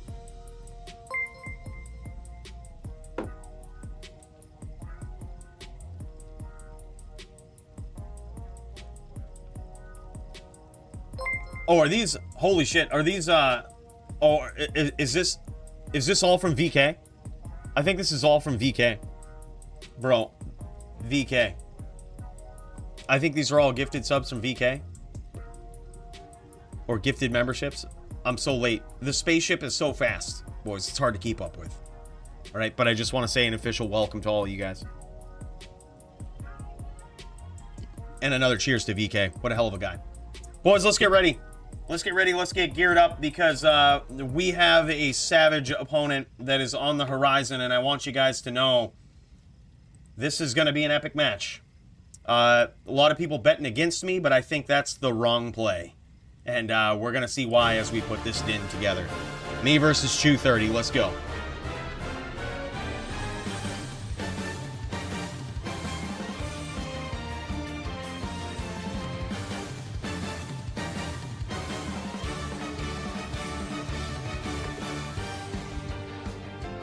I figured it out, boys. We were missing strength from Drax, because that's how we're going to cheese our way to this victory right here. I can promise you, this is going to be something you're not going to want to miss. Chew 30. Top trapper in the DFC. Going up against the top din in the DFC. This is going to be insane. We've got an inventory full of max damage. We didn't come here to mess around. We came here to kill. It's kill or be killed, boys. We got a nice 6-point ring here. I think I'm going to use that. Fire resist is a little sus without it, but that's okay. Look at this. Look at this savage 6-pointer, boys. This is my only 6-point ring. I bought it on Yes Gamers because they underpriced it. I think this was like $9. Significant underpricing. That's what I do on Yes Gamers, and I would highly suggest it. Just troll. Never buy like 99% of the shit you see. Just troll it. Just be a troll. When they don't price something properly, you bin it. Yeah. $9. Yep. And there was like 4-point rings or 5-point rings for like 30. I was like, nah, this is a 6-pointer for $9. Yep. Mispricing. Bin.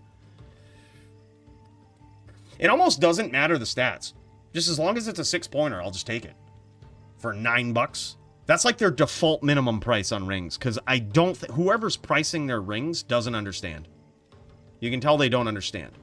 And, you know, if you are... If Yes Gamers is listening, you know, I'll tell you, I will price your rings for a small cut. All you got to do is just give me an inventory full of 45 life P-combs and at least 20 more 451 charms. And I will price check for you for life. It's not really that big of an ask. Just asking them to consider it, you know. Just think about it. Feel free to clip that, send it to Max at Yes Gamers. Let him know. Let him know. I'll do it for low price of an inventory full of 45 life P-combs and 20 451s. That's pretty fucking good. That's pretty good. Not a bad deal. I can commit to at least 3 years of price checks, and by then, Max will probably know what to ask. He'll probably learn at that point. He'll know what's up. All right, we gotta put on no pickup. We gotta re-up on the arrows. This is gonna be a fight, boys. Big, decisive match between me and Chew. I have never beaten Chew in the DFC before. Never once. Plenty of opportunities, but never once have I beaten Chew. Will it change tonight? We're gonna see.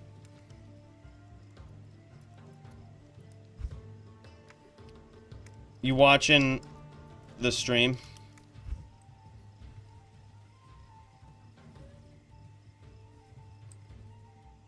All right. I'll show you. All right. So I just told Chew, I was like, "Hey, let's cut the map."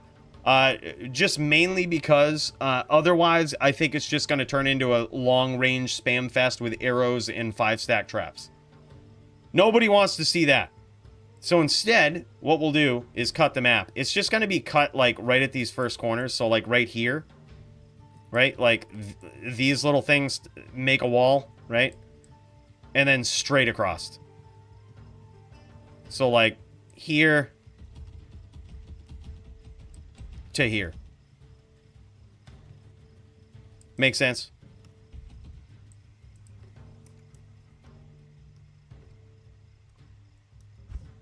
Oh, he's on his phone. Let me grab my phone. I'll open it. Oh, okay. Word. Okay, yeah.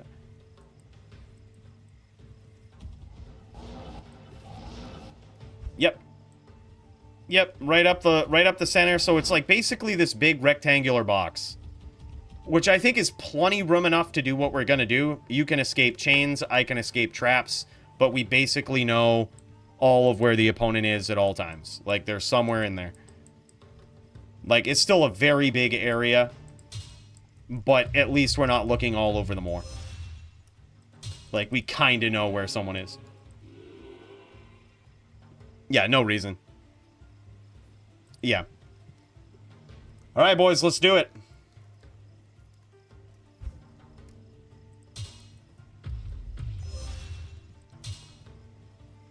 He's getting ready, getting some battle orders up. This is round number 2, boys. Or match number 2 for me. All right, I just got to get in the zone. Hold on. We got to make sure we confine the mouse cursor to the screen. We've got it.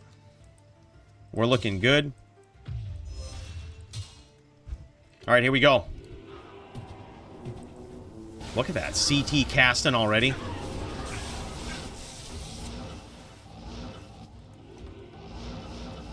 He didn't like that chain. He didn't like that chain. He might be noticing. He might be noticing Cooley's a different Cooley. Cooley, the top din now.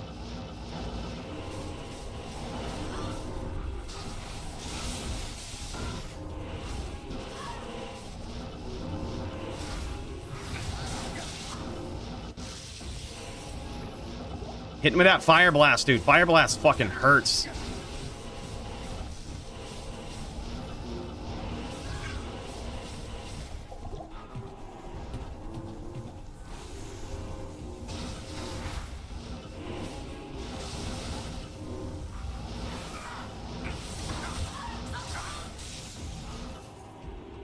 Good exchange, man.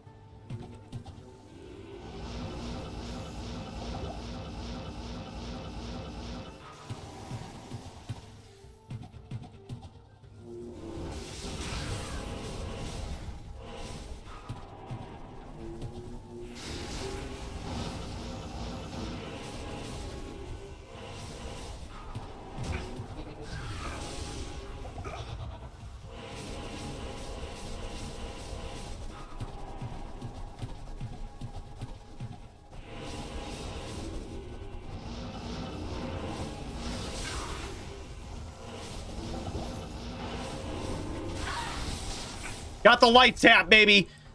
Let's fucking go. Let's fucking go, boys. We back in this.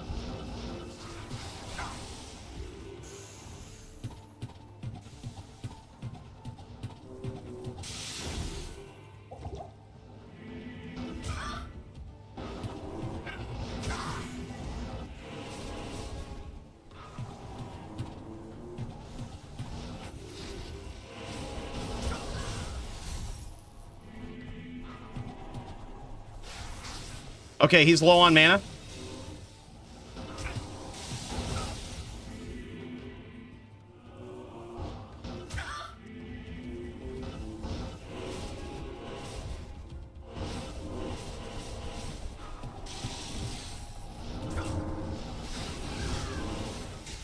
He's one hit, though.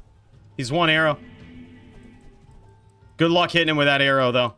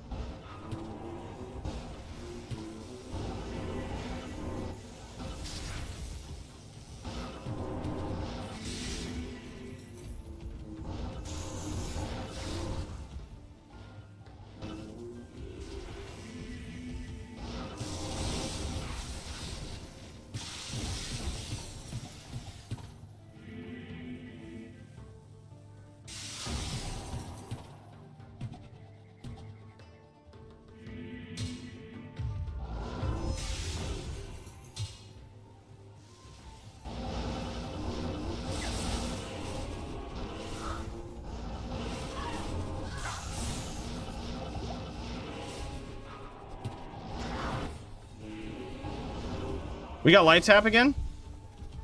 Oh, shit. We still have to be careful, though. You can't let life tap, like, make you overly aggressive. Especially against a Sin.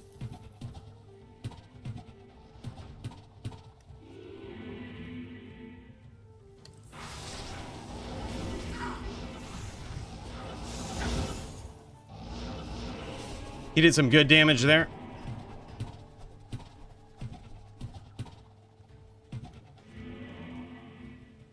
We'll just wait it out.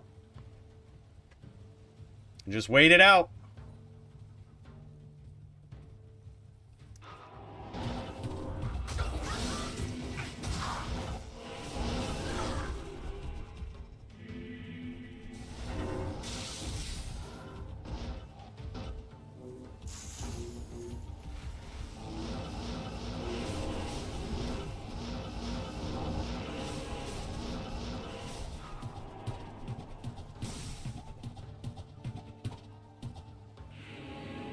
Holy shit, boys. It's down to the wire. It's down to the wire.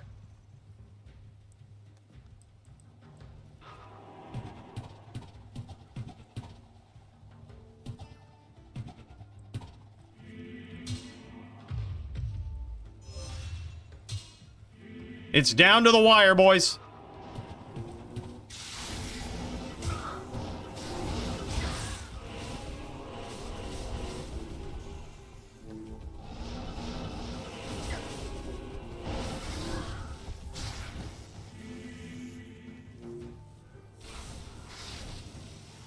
I have no idea how I didn't just get hit with that trap.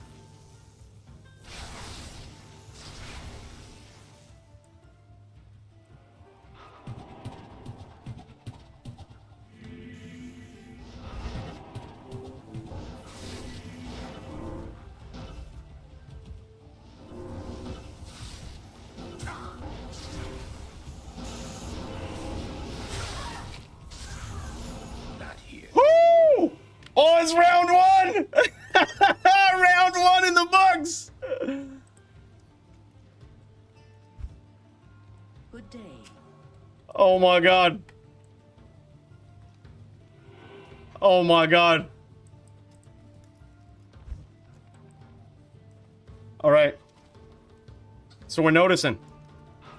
This is panning out the way we expected it to. What you need? This is panning out the way we expected it to. Long distance when he gets low. We also have to be cautious.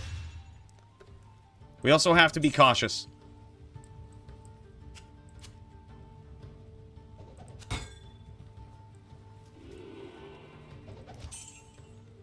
Let's put this here. Let's go here. Let's put it right in the stash. Holy shit, boys, we're 1-0. But look, we've been here before with Shoe 30. We've been here before. The difficulty level gets harder every win you get. You have to stay on point. We have 85, but when we swap, we only have 54. So we have to be careful not to get hit with traps while we have the bow out. Oh, shit. Actually, I'm wearing the wrong helm, I think. I need to wear something else. What do we need? We need 4 strength. I'm wearing the wrong helm.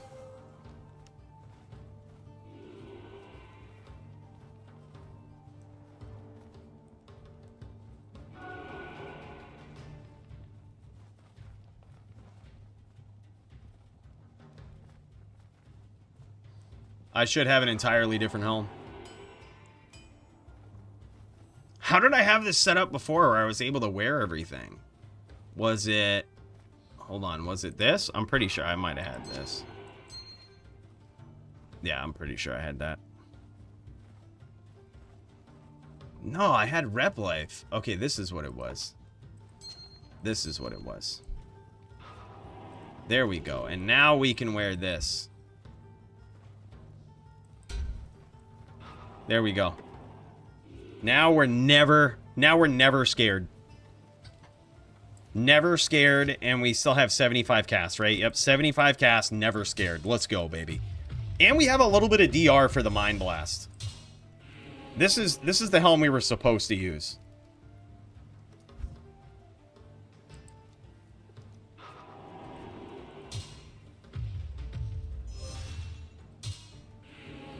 COA, baby. With two 15-14 joules in it. It's actually a perfect COA. With the exception of defense. It's a perfect COA. 15-32 open socket.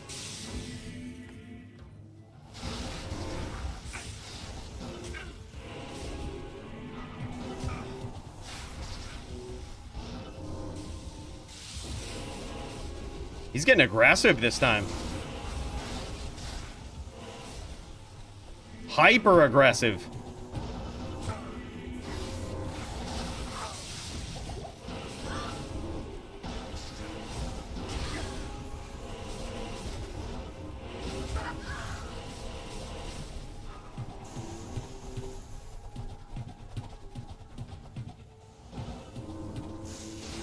Dude, nice placement of traps. Okay, okay, we have to chill. We have to chill.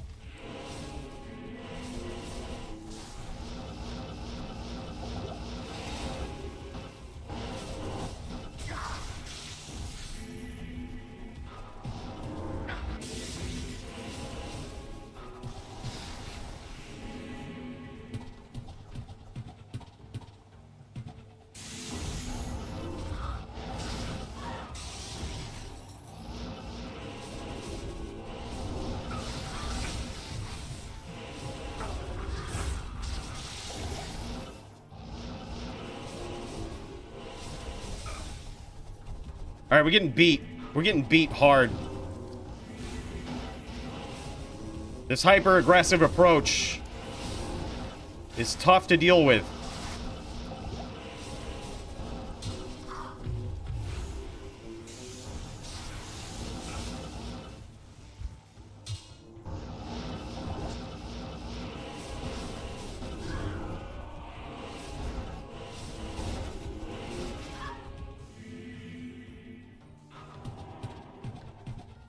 We're gonna have to back him off a little bit. Chucking hams. Chucking hams is a good way to get him to back off. Okay, now he's sitting in 5.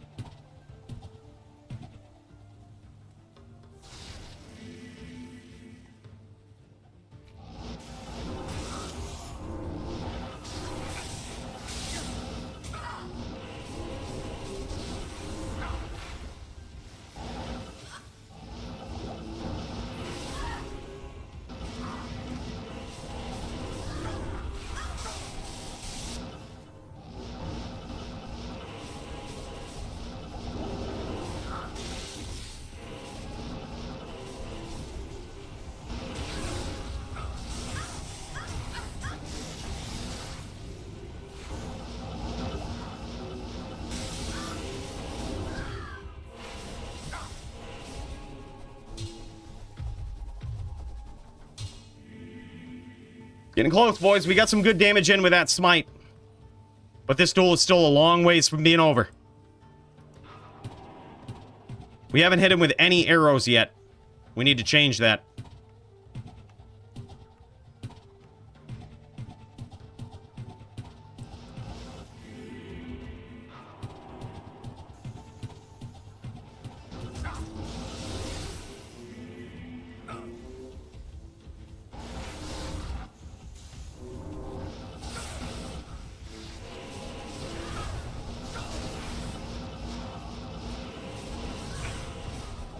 Oh my god, Fire Blast finish! That was insane. I gotta give it to him. That was impressive. Risked getting smashed by hammers to get a Fire Blast finish. That makes me want to give up on Gores entirely.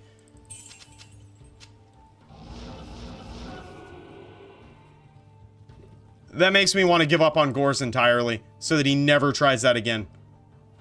Because that's certainly a weak point. Yeah, let's just do it. Like, what do we lose? We lose Crushing Blow, Deadly Strike, Open Wounds. We have no Crushing Blow, no Deadly Strike. I'm completely fine with that, for him to never try Fire Blasting again. Yes. Dude is a real trapper, dude. 100%. Dude is a real trapper. Like, you notice that aggressive style that he comes out with very early on that was, like, so hard to counter? That's a real trapper, bro. Like, that's what you gotta do. No mana pots, no problem, dude. Like, I love it. I love it. It's very, very good.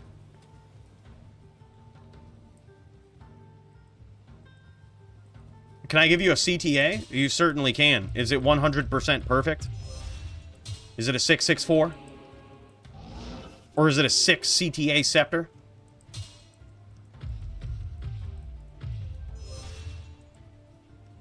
Otherwise, we'll just give it away.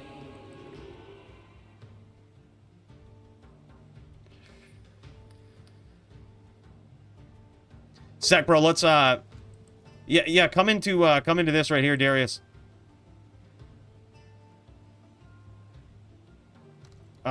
It's this game right here that we're in. I'll send it in chat. What's up, Daryl?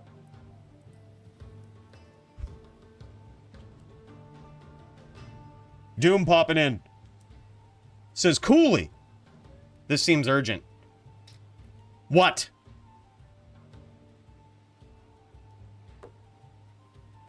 Yeah, they certainly are, but I'll be real with you. It's a way around the rule set where I'm using it for mana. So, like, yeah, it is quite a bit. But, it's always in good faith. It's always in good faith to rep the mana. It's also why we are using this helm, because we have less mana and more of a reason to abuse the replenish life of Med. Yeah, 100%. I'm not even trying to hide it. Like, I'm trying to rep life back as fast as I can. We only have, what is it? What is our rep life? Yeah, we only have 16 rep life. Yeah, rep to full is the name of the game, Doom. If you don't know, you don't know. Okay? These are real fucking duels. These are...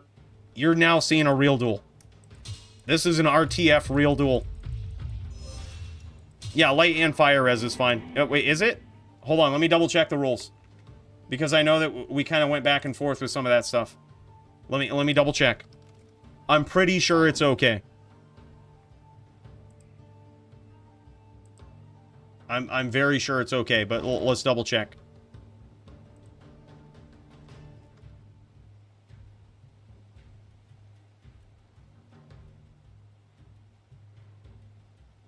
Follow me.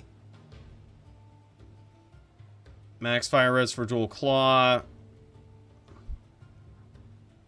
Nope. Yeah, it's fine. No rules against it. No rules against it. We're good.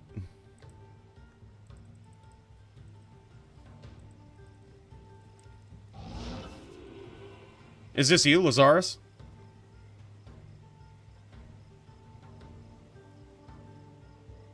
Is that you, Darius? This is the CTA he was talking about. Oh my god. Wow. Let me make room. That is a savage CTA. It's a +3 const, +3 hammer.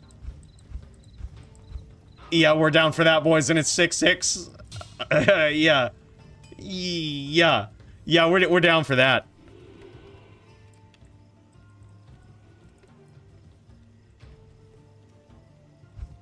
Just drop. Just drop, bro.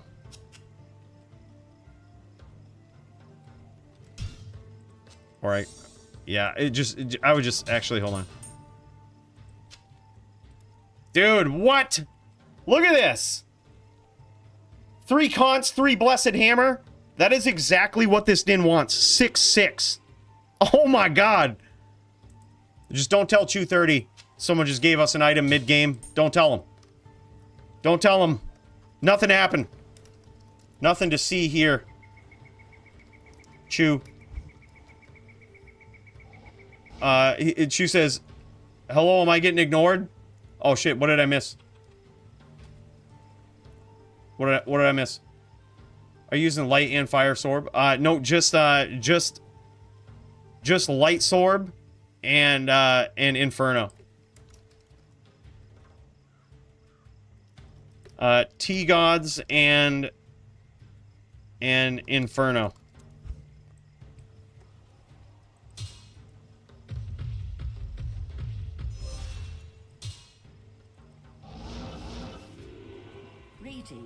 All right, he has a problem with it. We did at one point, but rescinded it. It now applies only to certain matchups. But I'll switch back. I'll switch back. Here, I'll switch back, bro. Dude, no problem. No problem at all. Here, we'll also... No, this is good. We're good. We're looking good. We're going to keep it just like this.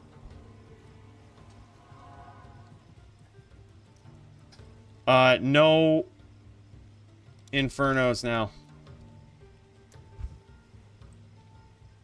Yeah, you're right. He's right. He's saying it's basically suicide to go in with Infernos, but at least if he has something to go in for, which is actually a good point, because I kind of want him to come in anyway. So if he's coming into Fire Blast, I should be able to take advantage of that. So that's actually kind of a good point too. Like, and he feels some type of way about it, so let's just do it like that. Alright, 1-1, let's do it.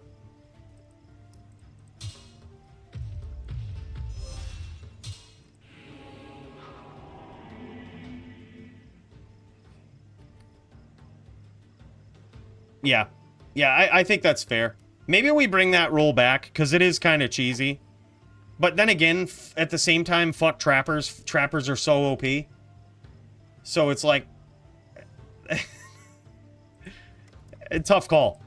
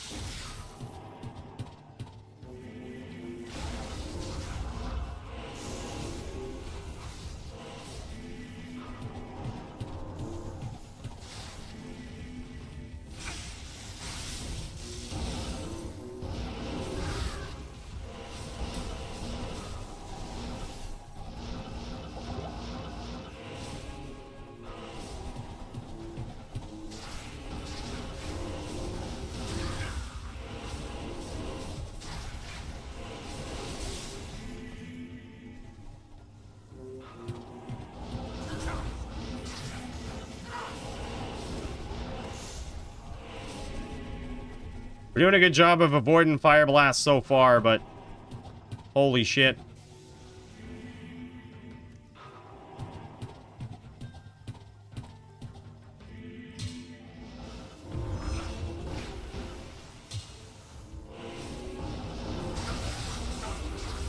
Didn't do a good job avoiding those traps, though.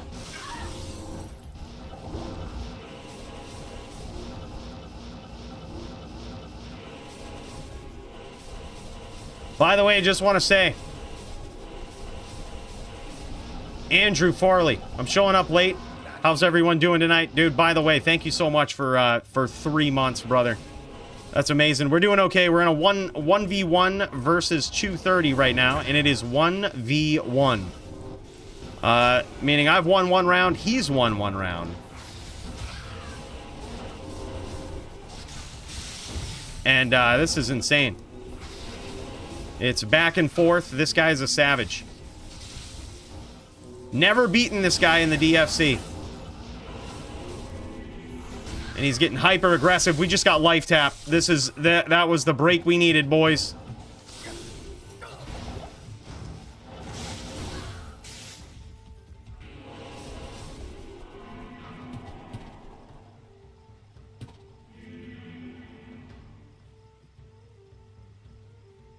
We're just working our way across this map.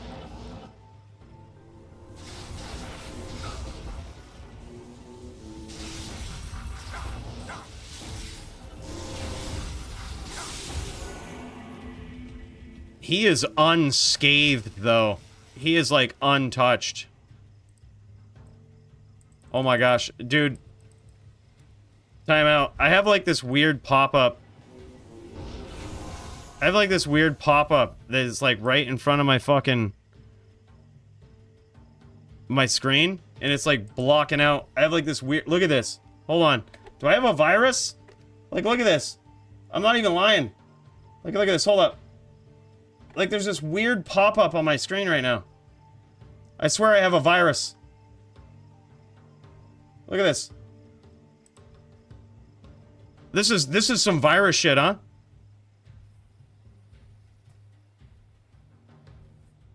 I have no idea how to get rid of this. Like, what the fuck, man? I'll let you hit me a few times after this to get me back down to, like, 3,100. Let me figure this out, dude. Something's fucking going on. You can't see it when the game's up, but, like, what the fuck, man? That's so crazy. Alright, I mean, I think I figured out what it was, but that was fucking ridiculous.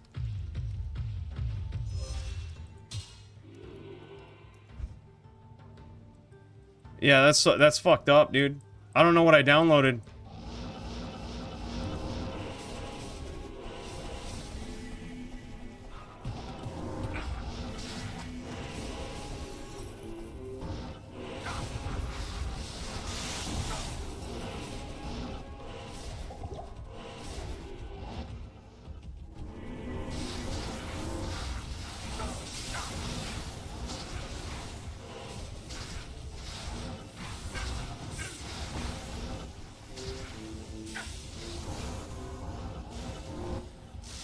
I'll stay right in these traps. Let's go, baby.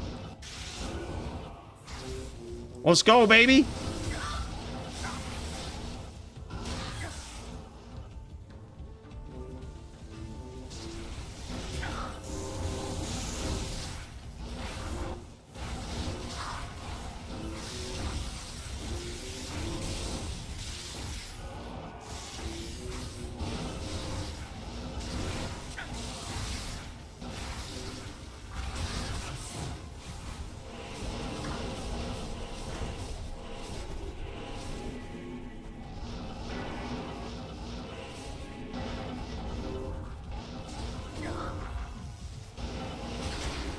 Life tap, baby. Life tap for the win.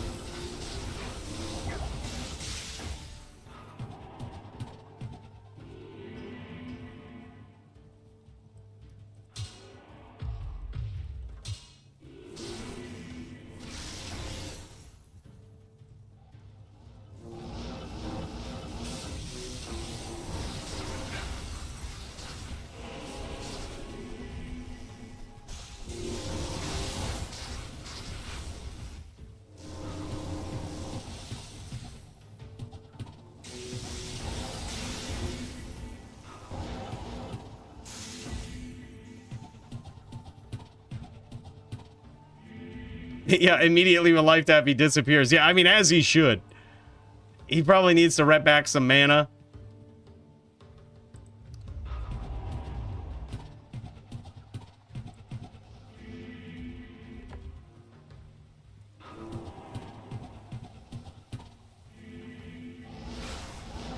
Oh, he's low.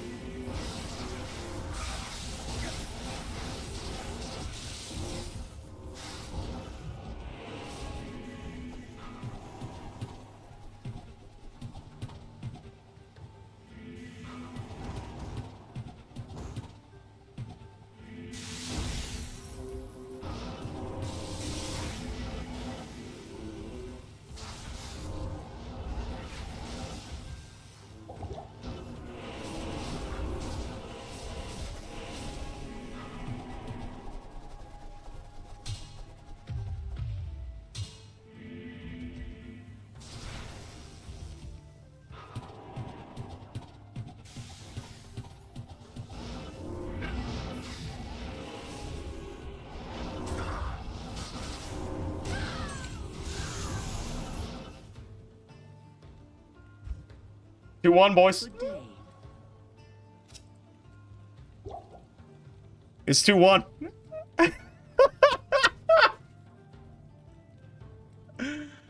That charge, though. Good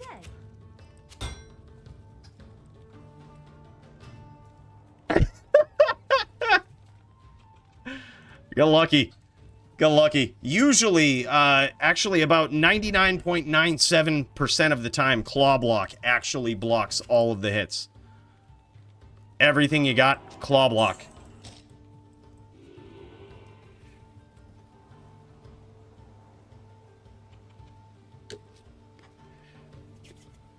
Listen to Toshank in here talking shit. How did that blue sword feel in the dome of your head, Chew 30th? Oh, man. Before you know it, we're going to have to see a Jess versus Chew 30.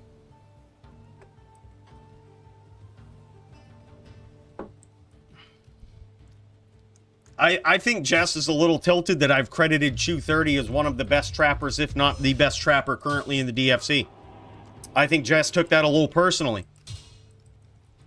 And he says, you know what? I'm going to change that. This doesn't bug me at all.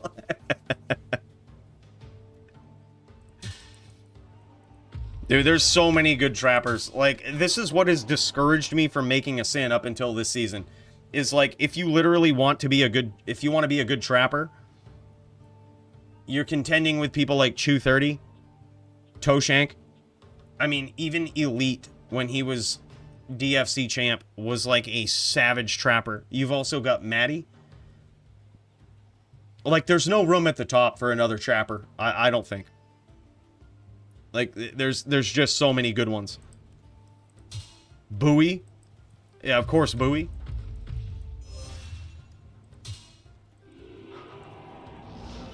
But it feels good to be a trapper at least for 2 rounds, boys. I gotta say that. Right? I gotta say that. I think that's about as good as I did the first time. Any more wins are a bonus.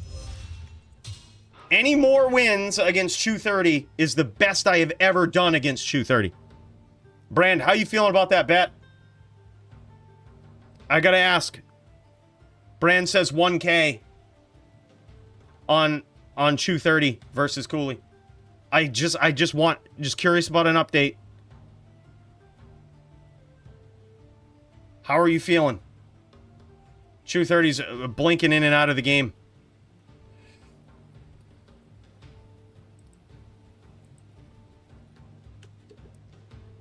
He's blinking in and out. Maybe he has a virus too. Dude, I really want to know what I downloaded. I hope it wasn't one of those sites that I went to. I always go to Pornhub though. Like, that's the only one. I don't go anywhere else. It's only one. It's like the Google of porn. Pirate Bay? I swear, dude. I swear it wasn't any of that shit.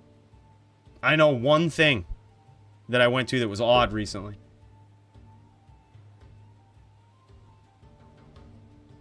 And it was Valorant. I got my ass kicked very quickly, and now I have a virus.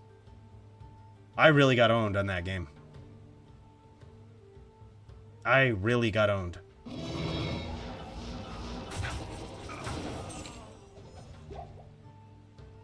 Fucking toe shank.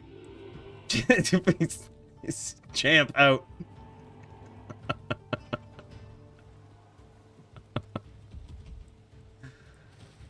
I can't carry anymore. Blame Maddie. Yeah, yeah. No, it wasn't at all Joby setting the precedent. Look, I just let him have it. I was attentive. I was looking. Where's Chew? Hold up. What happened to Chew? There he is. All right, he's back. I think he had to restart or something. I think he had to restart his client. Yeah, he was chat bugged.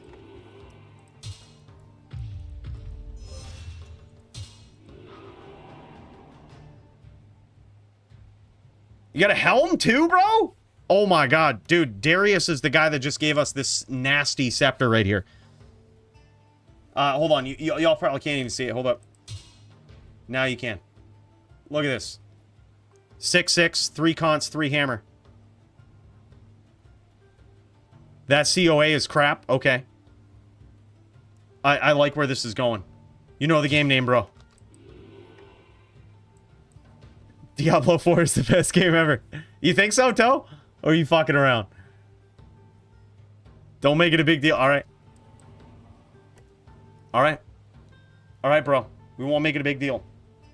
But if it's really good, I might shit my pants live. So,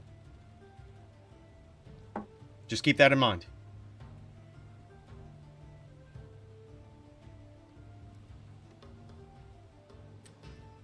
Dude, I can't wait. What are you building, Jess? Are you going Barb? Or are you doing it with a Necro? How are you guys owning?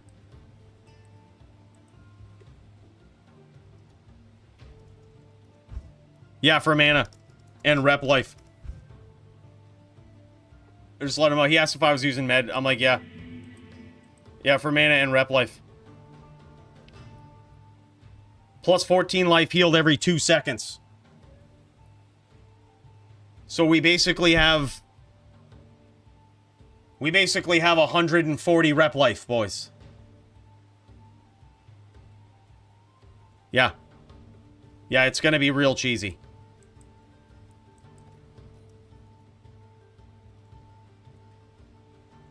We're using it responsibly.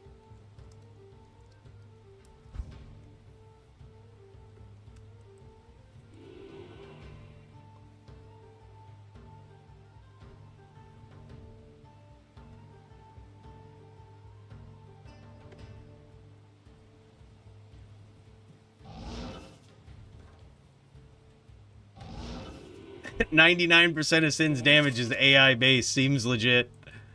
I mean, he's not wrong. He's not wrong.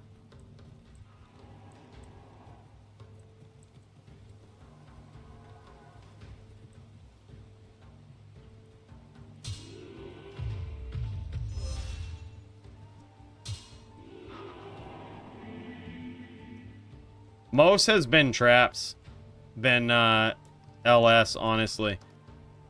Except that last round.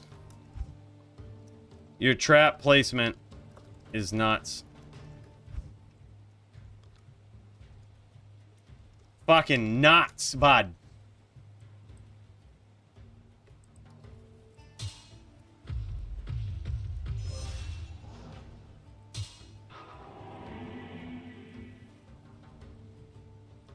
I think Chew's a little worried, boys. I think Chew's a little worried. I gotta ask Brand, where are you, Brandell? How are you feeling about that bet? Real talk. How are you feeling? Oh, game is full. Yo, somebody leave. Somebody leave this game. Darius is trying to come in. Somebody leave. He's got important business. Alright, it's good. It's good. All right, you should be good now, bro. Important business. Which involves a helm.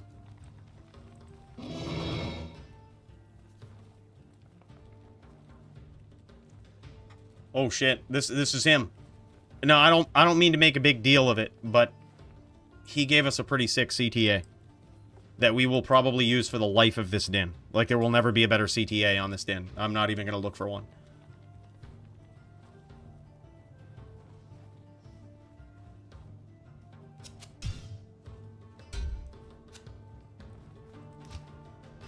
Bro. Is that a 100% perfect Kira's Guardian? Bro. Hold on. What's 100% perfect on Kira's?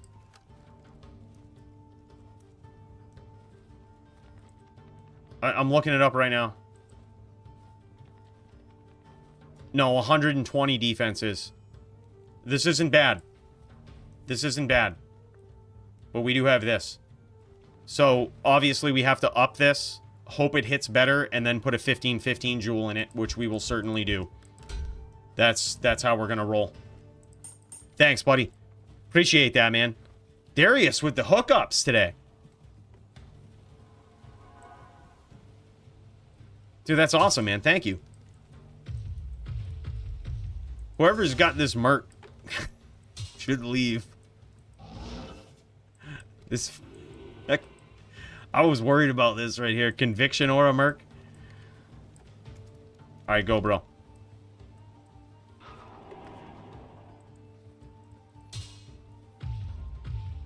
It's 2-1, boys. Things are about to get real. He's going to go into pro mode. He's going to go into champ mode. So we have to be ready. We're going to be playing differently. Let's do it. Champ mode engaged. See that? You see that? You see that trap placement? Just fucking 20%'d me right there. He's in champ mode.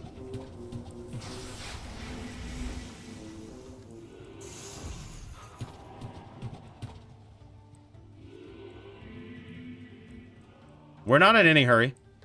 We're not in any hurry.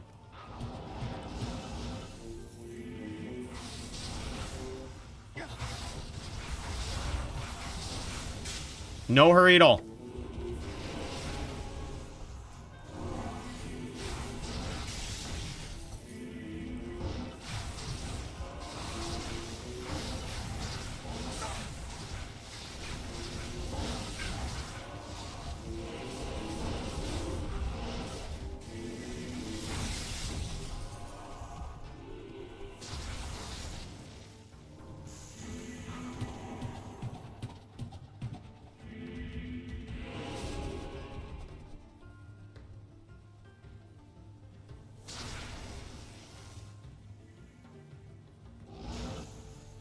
We're in no hurry. Oh, shit. All right. We just got smacked hard by those traps. All right, it's rep to full time, boys. It's rep to full time. We got a little too overzealous. We got a little too overzealous.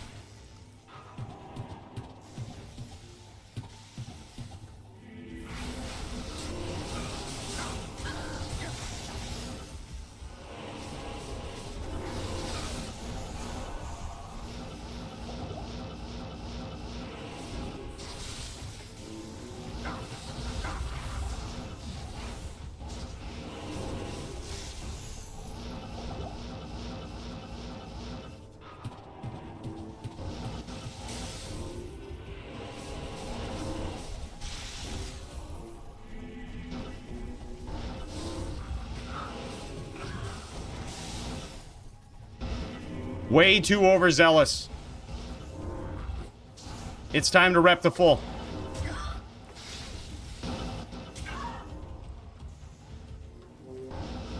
We have no bow and no chance to get bow. Oh my god, life tap for the fucking win. Life tap for the fucking win, boys. We were literally Mind Blast PK, and now this is a real duel. I thought for a second we were gonna die. But then I remembered this is a real duel and things happen.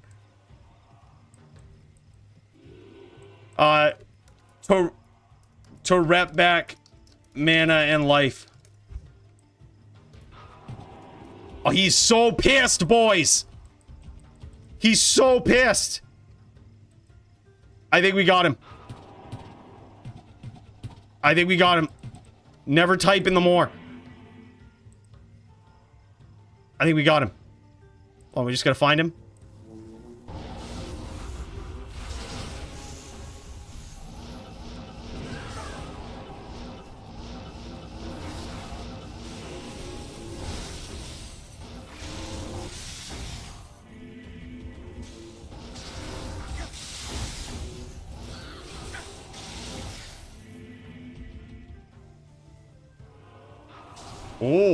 Oh. Boys, we got a second chance on life here.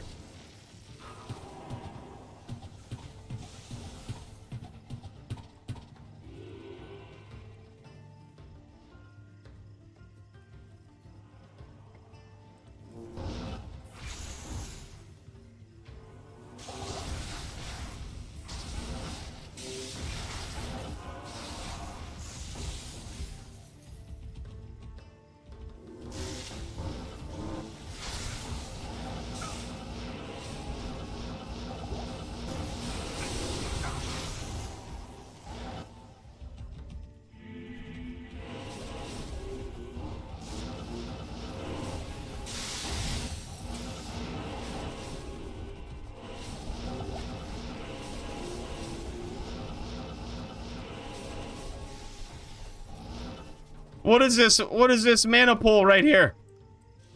What is it?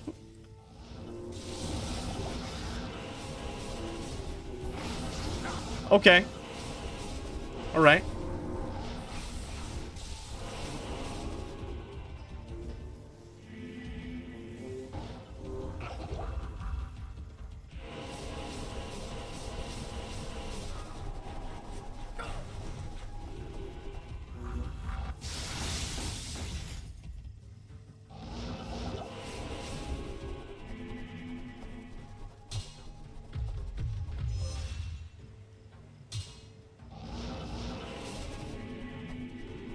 Yeah, wow.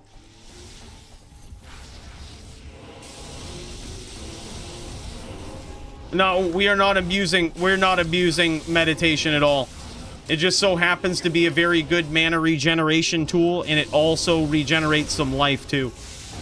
Just technically not banned, boys. Technically not banned.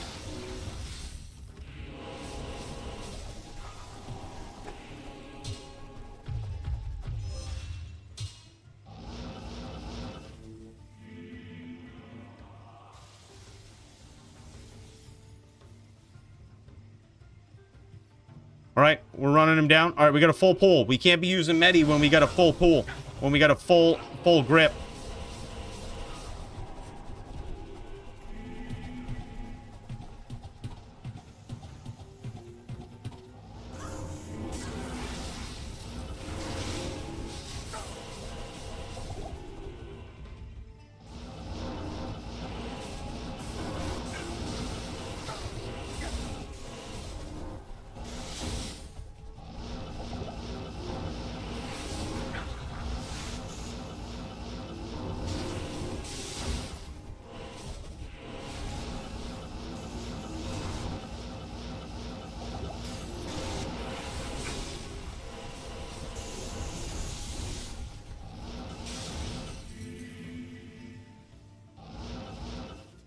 Boys. We're in trouble.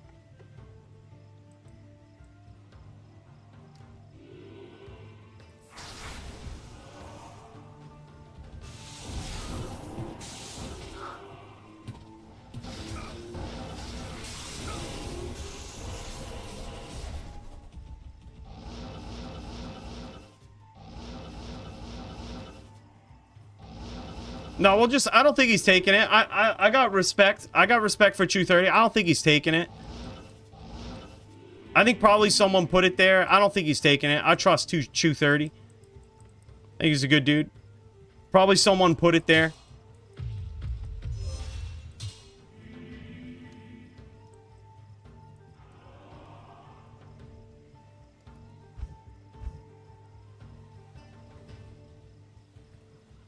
Yeah, I think so too.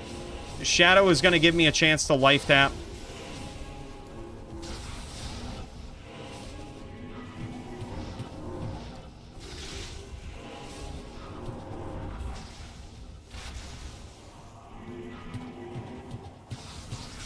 Bullshit. Good hits. Good traps.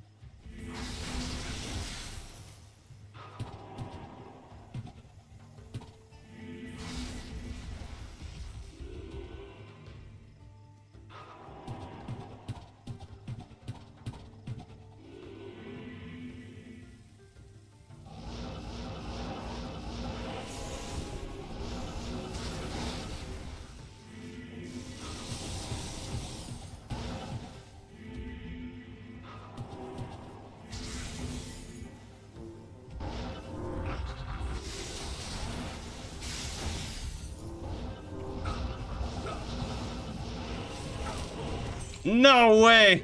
GG. 2-2, boys. He went for that Fire Blast mind lock, name lock again.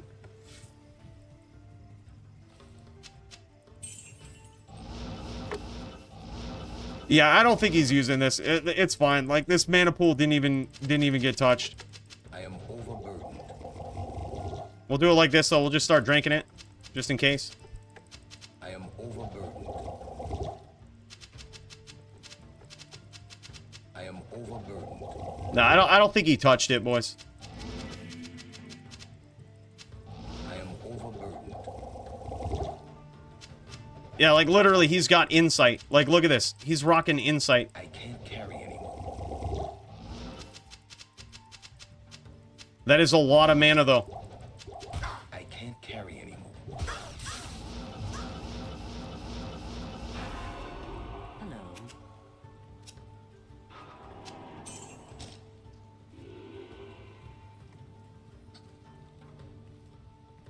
I have no idea what the new changes are, but I keep hearing Phoenix is OP. Probably because of the next hit delay. Are you talking about, like, with the patch?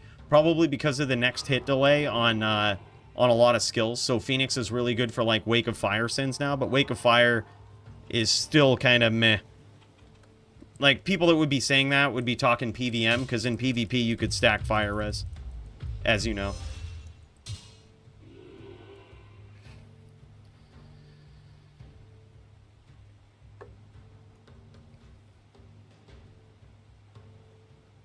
No, they're not allowed in this set. No mana pools allowed in this set.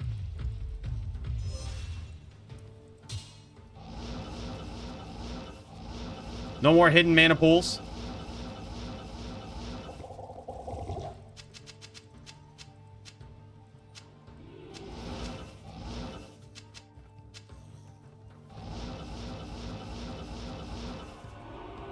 Good morning.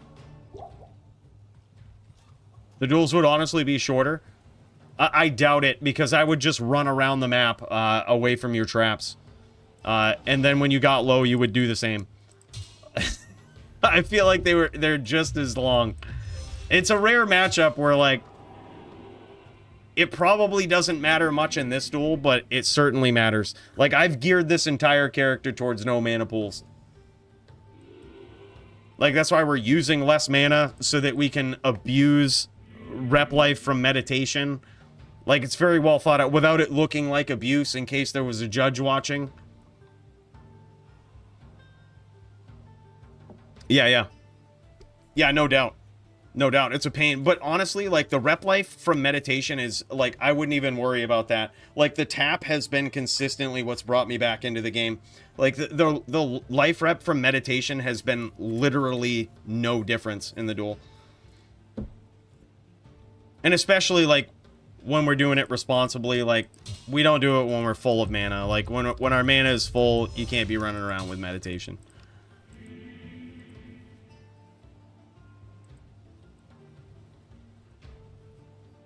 It's Jim Beam, dude.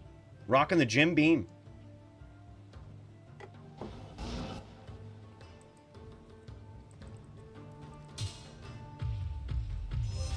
All right, here we go. 2-2, bros.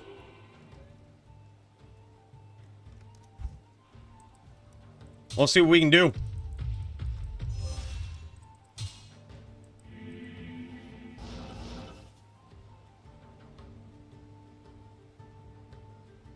Bim Jeem. Wild Turkey also pretty good, dude. That's the type of shit that bites back as well. I like whiskey that bites back, the bourbon style, bro. That's what it's all about. It's got to bite back. If the whiskey doesn't bite back, if the whiskey is smooth, then you're not drinking real whiskey. Wild Turkey is really good, though. All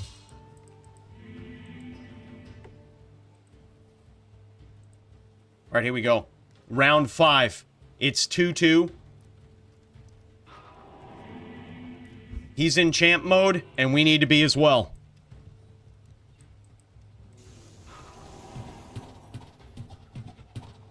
Look at this. He's kind of backing off a little bit. Not aggressing. Okay. We need to be a hunter. We need to be a hunter. Patience.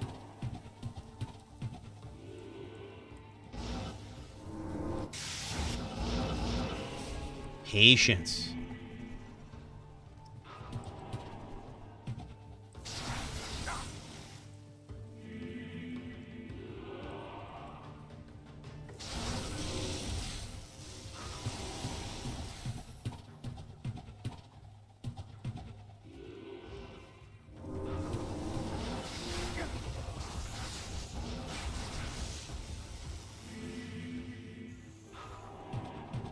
If he keeps the distance, we just shoot arrows.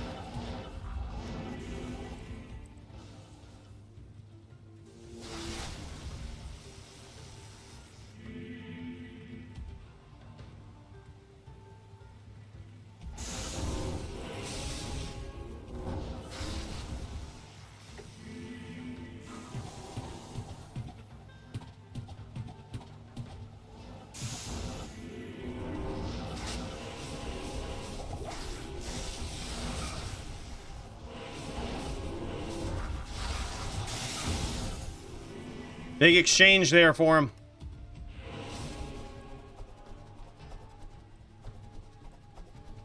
All right.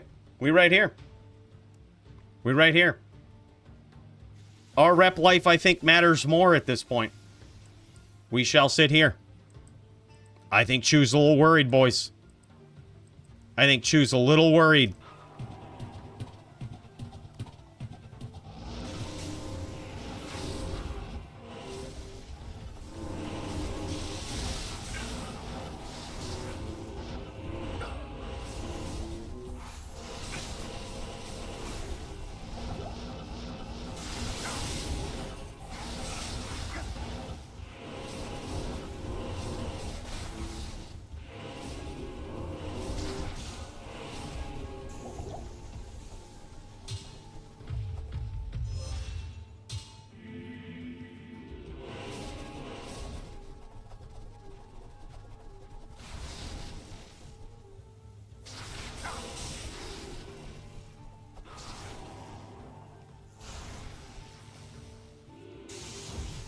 We right, Chia. All right.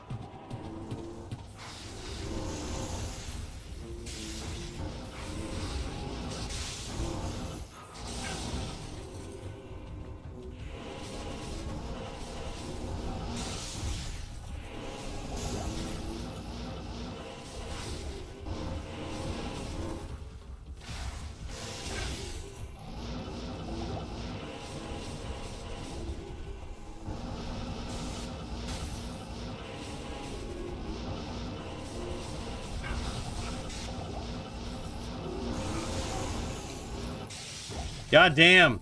3-2. All right. So what do we do? I think this next duel, where's my back is on the ropes. Greetings. You know what that means, guys?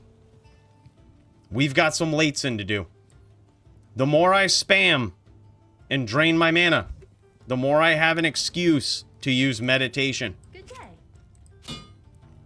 And it's a legitimate one. So spam and med and lates like there's no tomorrow. We've got some lates in to do.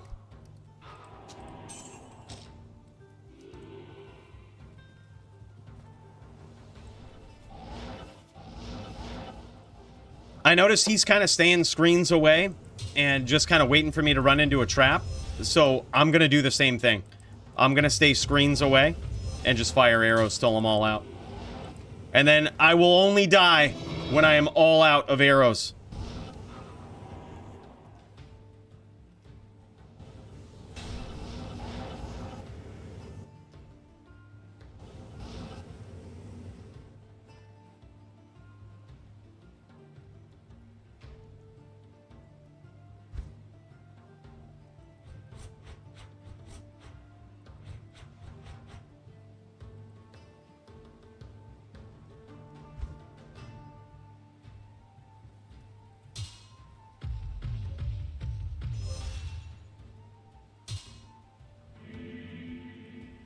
All right.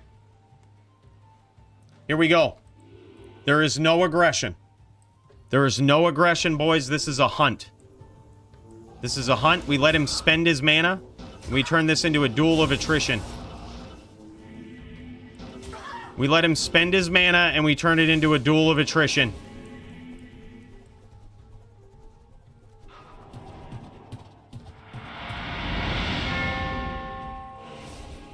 I think more spam of Jameson will help. You're goddamn right, bro. Big cheers to you, Z. Thanks, brother. I appreciate that. Oh, okay. Yeah, now we got hit. Now we got a lates. Now we got a lates a little bit. Lates, spam.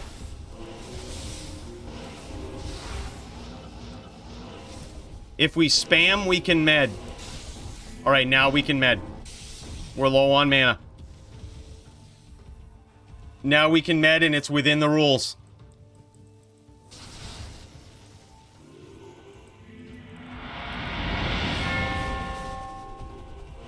We need more Jammo. Dude, we need some jams and slams, bro. Big cheers to you, Johnny. Dude, thanks so much, man.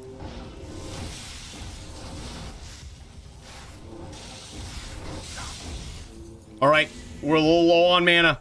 I think we need to replenish some of it. We're a little low. We're gonna need... All right, there we go. Now we're full. It's time to spam again. Thanks, Johnny. I'm glad you're liking it, brother. I appreciate you.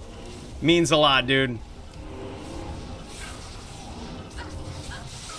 Oh, we got some licks in that time, boys. All right. Now it's time to regen this mana. You guys know what that means. We can't be having no mana in this duel. Now it's time to spam, and then we're going to do it all over again.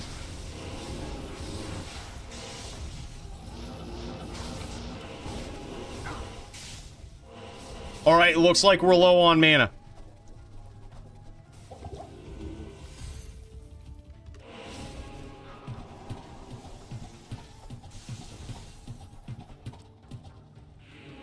Number 2 Dan, number 1 cheats. All right, yep.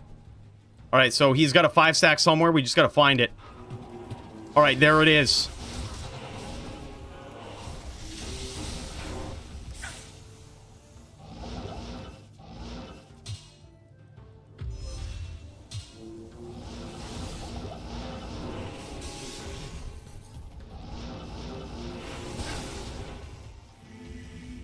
I think we're a little low on mana. It's a duel of attrition, boys. There is no aggression. Sins duel from screens away. And we shall as well. We shall dump all 1,000 arrows in this duel. If we shall die, we shall die arrowless.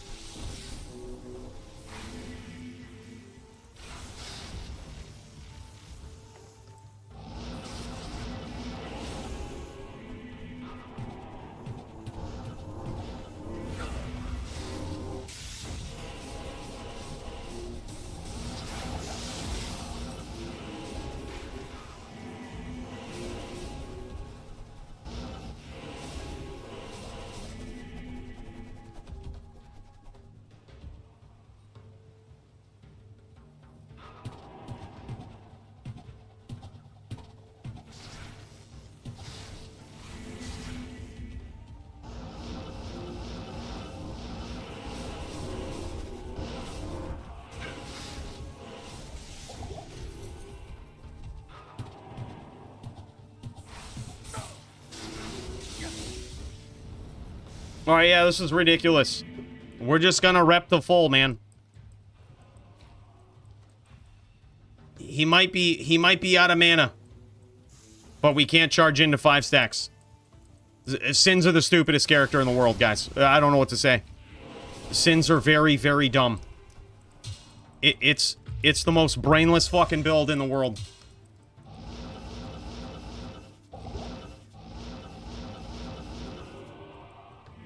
We gotta spam so that we can rep back. We have to spam.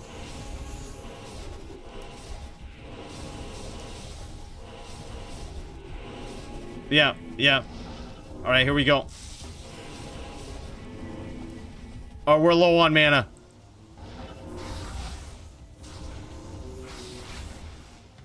I hope he doesn't chase us. We're low on mana.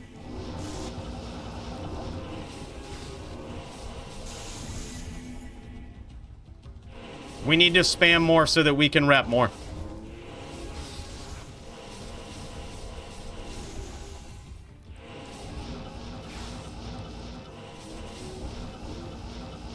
Alright, it's rep time.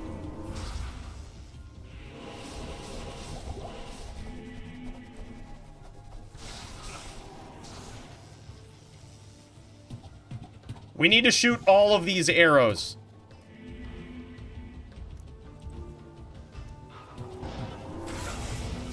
We actually landed a shot there. We actually landed an arrow.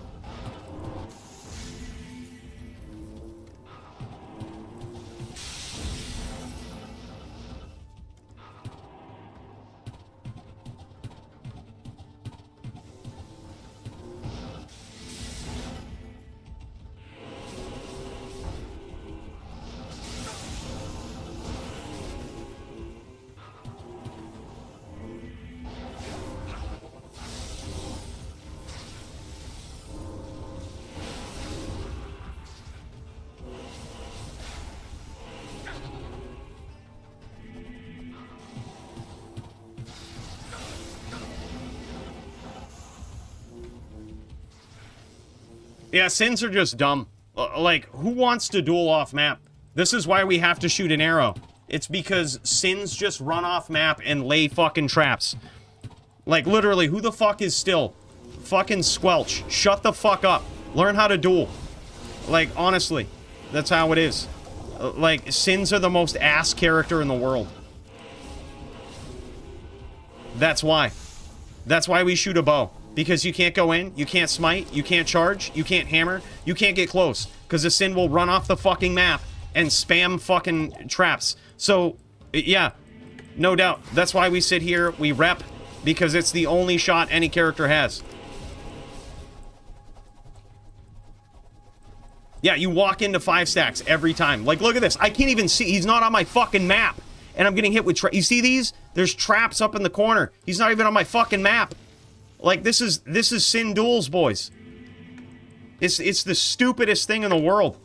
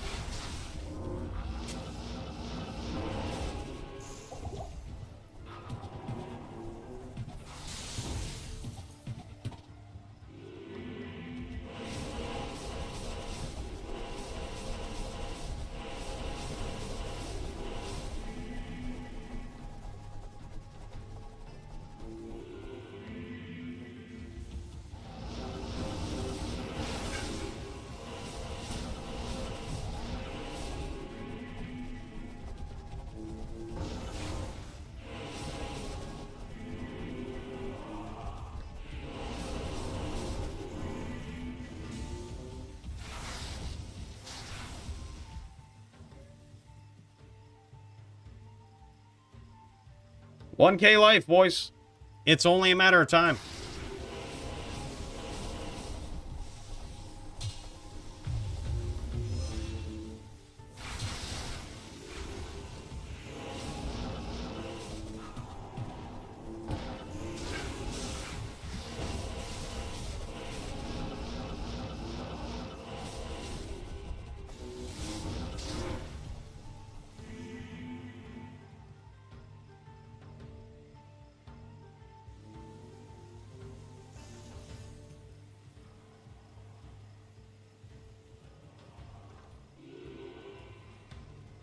I like insight in these duels. I think it's creative that people have to put them in their inventory.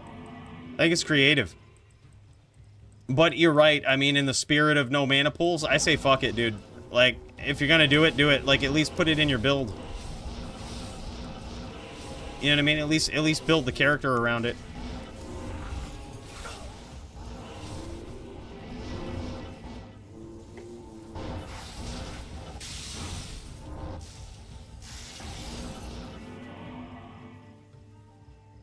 We're repping to full, boys. It's gonna be a long time, but we can do it. I have faith in myself. I legit have faith.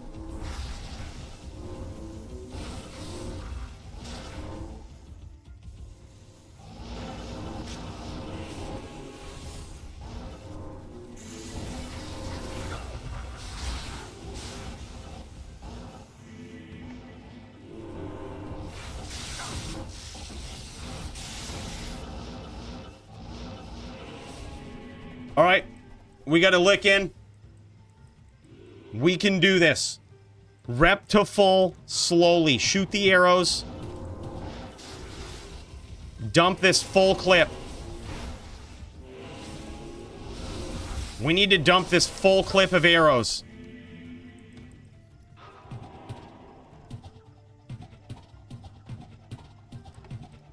All right, now we're low on mana. Now we got to rep.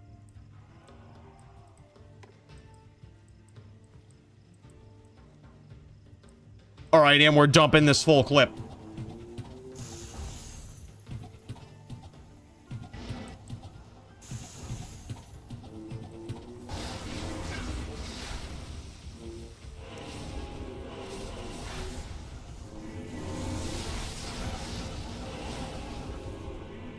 And we're dumping. We gotta regen.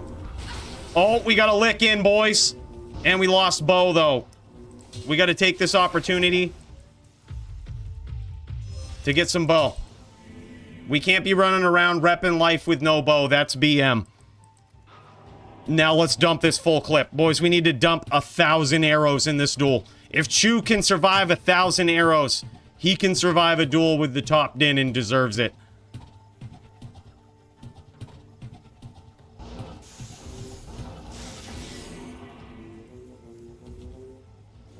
This is a real duel.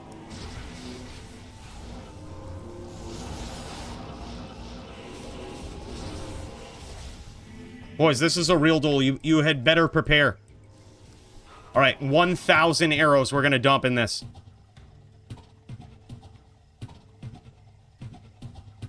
Oh, mana's low. We're going to have to regen. This is a duel of attrition.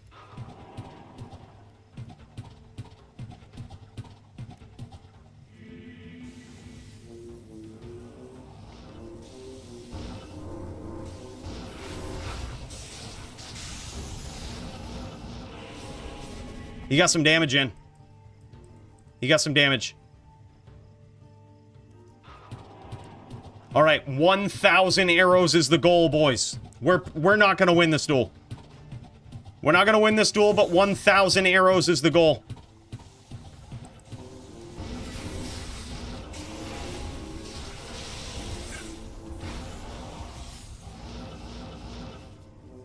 We're low on mana. We're going to have to rep. I think he has insight, bro. I think he switched to insight.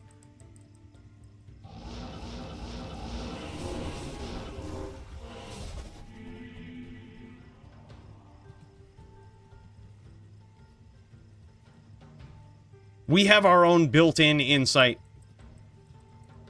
All right, 1,000 arrows. We can do it.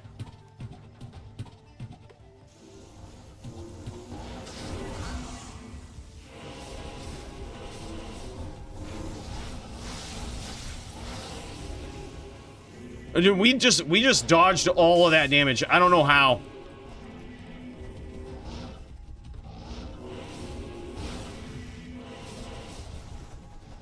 But we're getting low on mana, boys. This is getting to be pretty insane.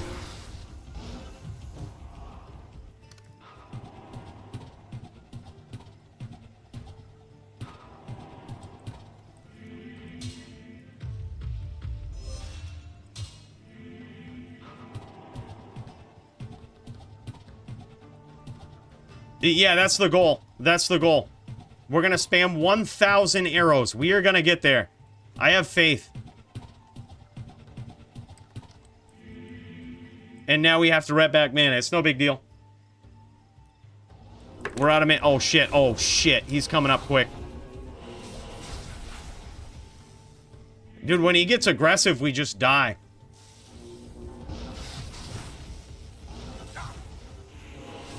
Like, literally, if he gets aggressive, we just die.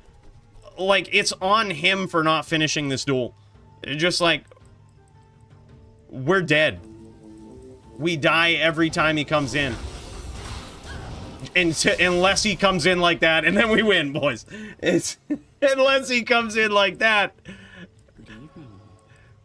And then we win. Now it's 3-3. Now we have a duel. Now it's a duel. Boys, these are real duels. These are real duels. If you're not prepared for the real duels... If you're not prepared, then you have no idea. All right? You have no idea. That's the real shit, boys. You got to know when to hold them and when to fold them. We only shot 318 arrows in that. So we're a little short of where I wanted to be. Yeah, number 1 quiver. This is so AIDS.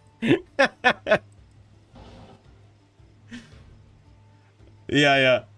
Sin duels in general, I think, are pretty ass. Oh my god.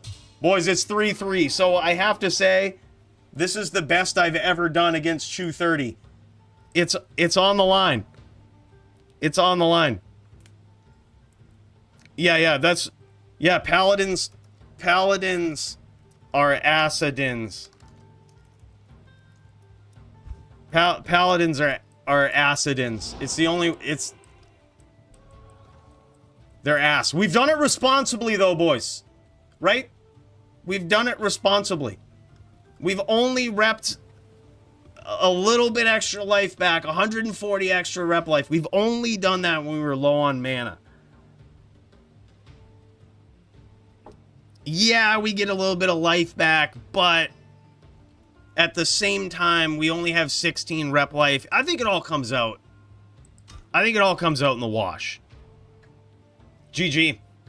I can't wait to see it. Polytheist, welcome aboard, dude. We have 514. We have 514. Not much. But enough to do it. For a few seconds.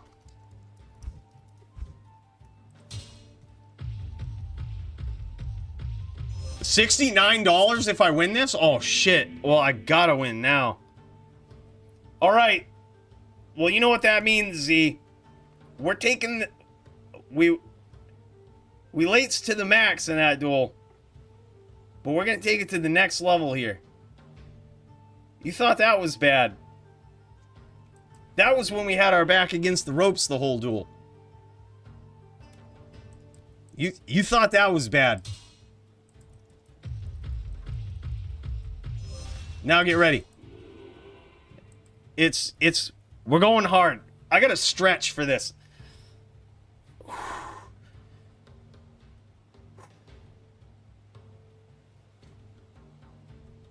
This level of skill. It takes a real limber nimble body.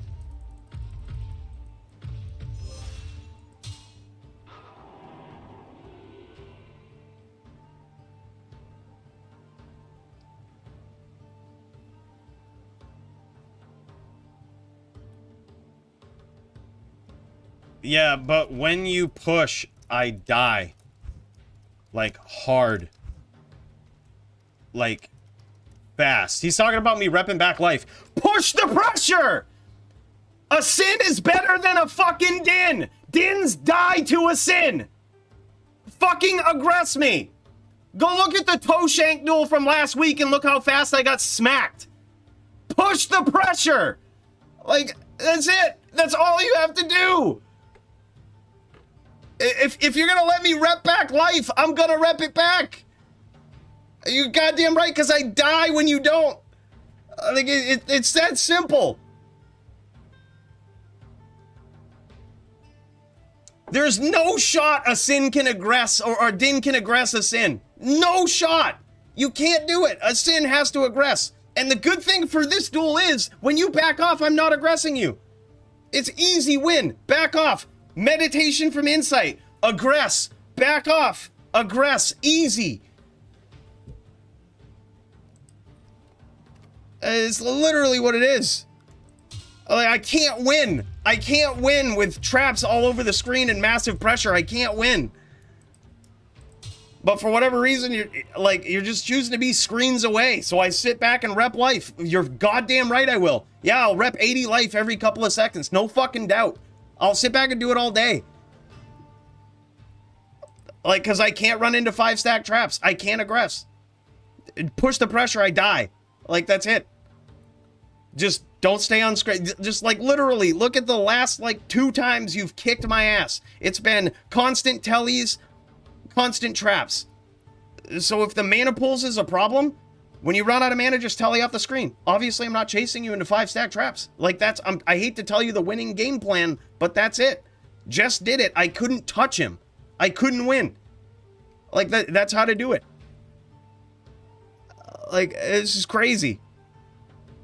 Like, oh, you're repping so much life back. Yeah. We're doing it responsibly and with meditation. Yeah, guided arrows have range, but I can't hit through Claw Block and Shadow Master. We literally shot 318 arrows to hit you.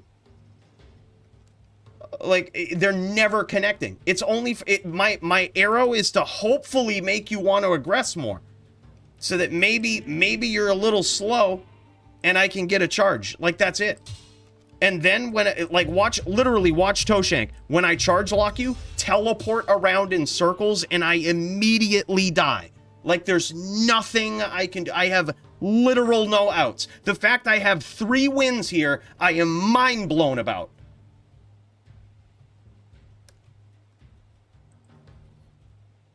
Yeah, I mean, it's just how it is. Yeah, like, you have to dodge the hammers, obviously. Like, but just treat it like a regular din, but aggress and back off. That's just how it is. See, like, look at this. I'm like, I fucking lose 200, 300 life all fucking already. Like, look at this. How do I beat this? I fucking can't. Like, that's the strategy. That's right there. Look at this. 1,000 life down already because of aggression. That's how to do it.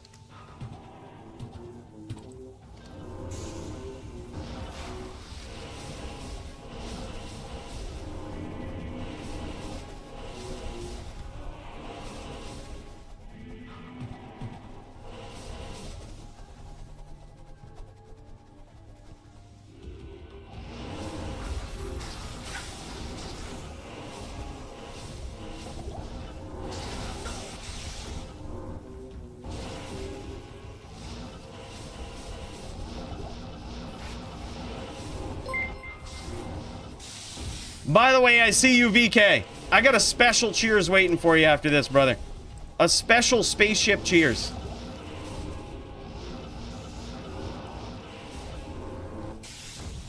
Now, that's the 230 we know. In and out. I can't catch a fucking name lock. That's the 230 we know. That's the duels I know. That's the level of oppressive fucking sin I know.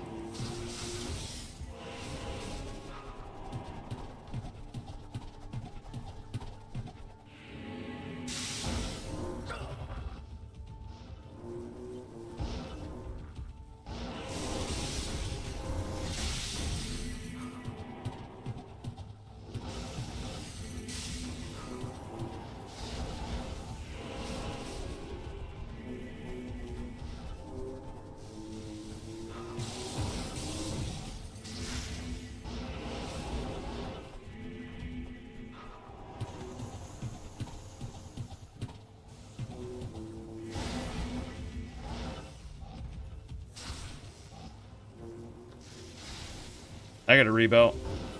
Otherwise, I'm repping life back way too quick.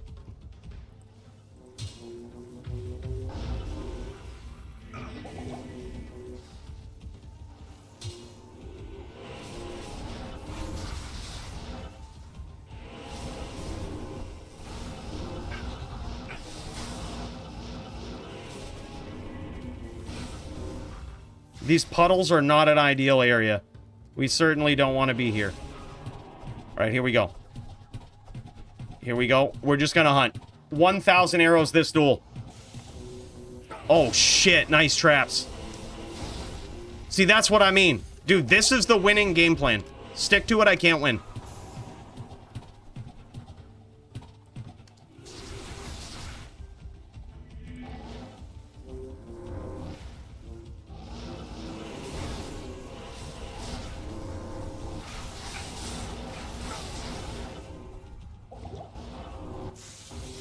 There you go. Just like that. Just like that.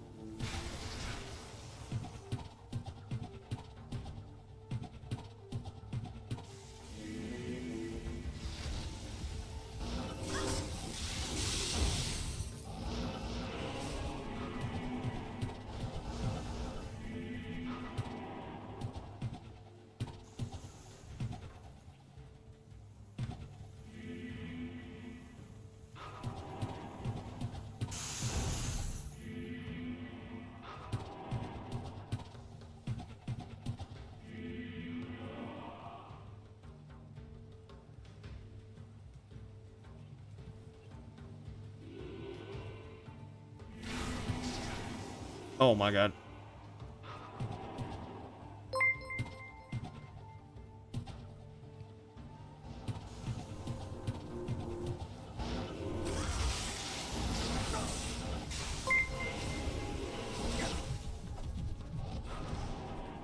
We both got some licks in, but I think he won that trade.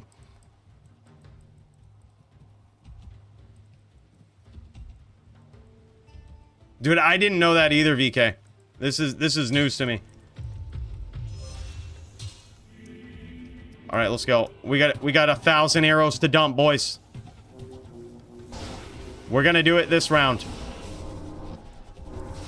Oh shit, nice traps.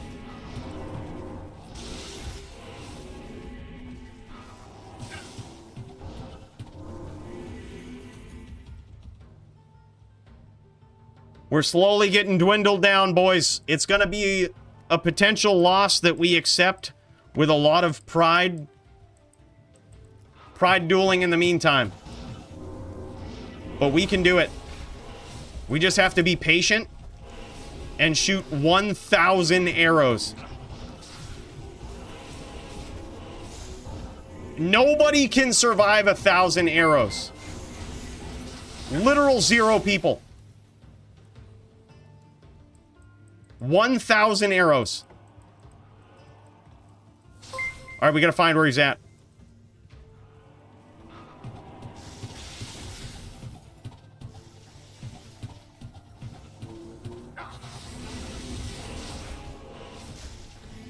See, look at that. Even a little bit of aggression, I lose like 200 or 300 life at a time. Like, there's no shot we're aggressing.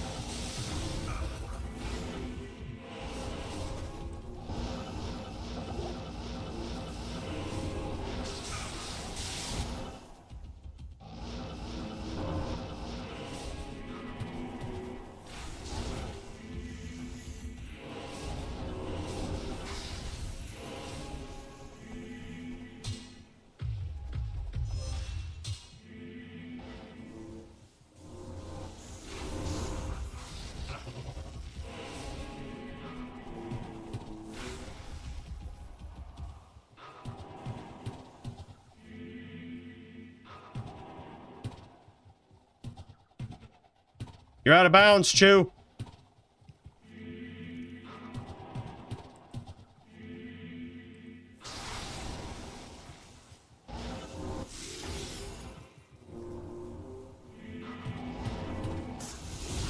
We tagged him with an arrow. I'm feeling good about that.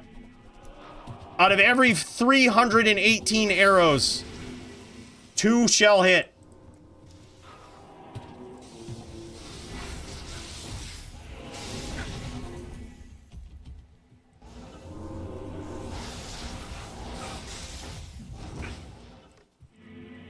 We just took a lot to fire blast there.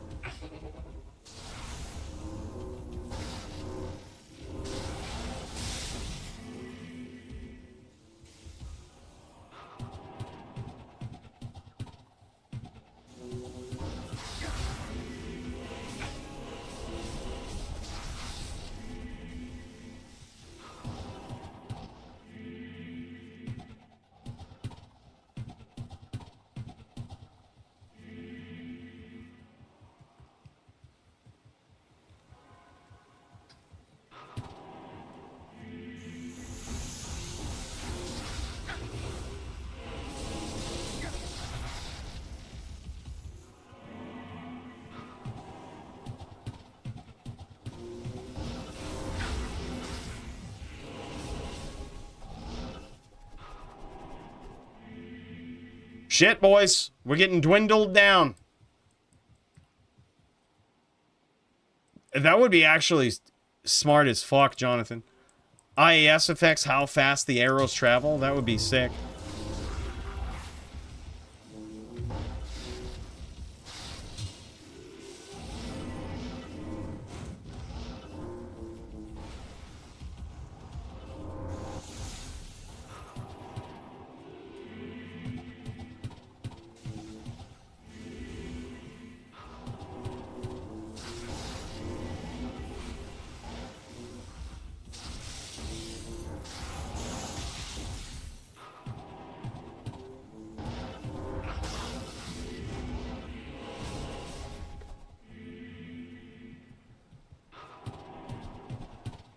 Imagine just having torpedo missiles, like, just flowing through the air. Oh, we're connecting on something. That was a hit. That was a hit. We're getting there.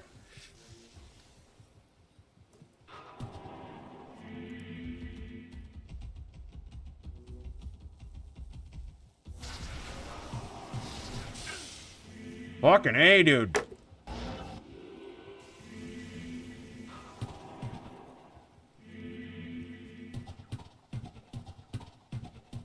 $1,000 arrow goal, boys.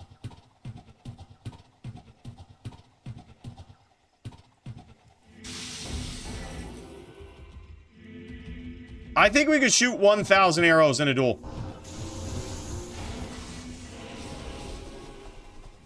Like, I would like to be the first ever PvP person to do it in a competitive duel. 1,000 arrows.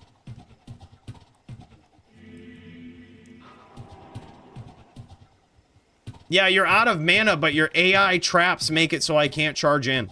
Like, I get it. I've been in this duel a million times. Like, see, that's what I mean. Like, I can't go in at that angle. Like, I'm also low.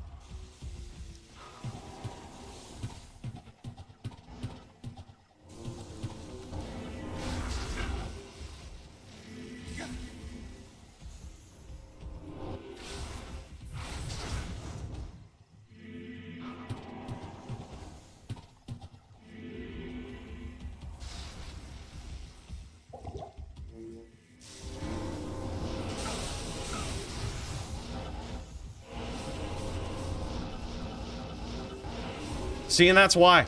Like, I literally just lost all my health trying to get low, trying to go aggressive. No shot. 1,000 arrows, boys. That is the only way. 1,000 arrows.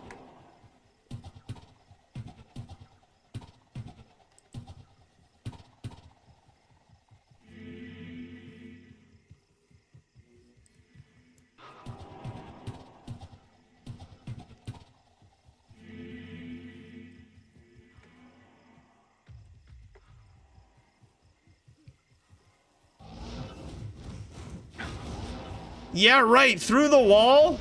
Fire blast hits through the wall? Yeah, right.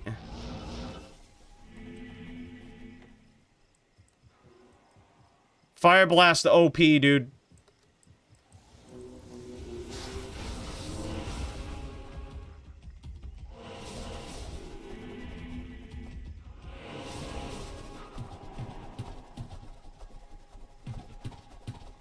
Boys, we're running out of arrows on the first quiver. This is amazing.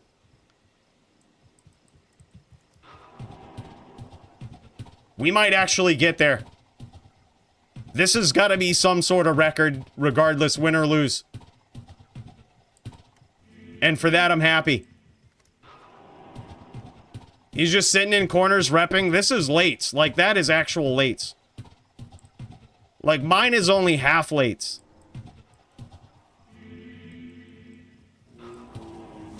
Alright, we need to switch the arrow quiver now.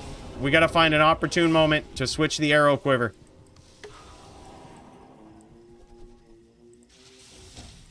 There we go, boys. First 500 down. The first 500 arrows are down.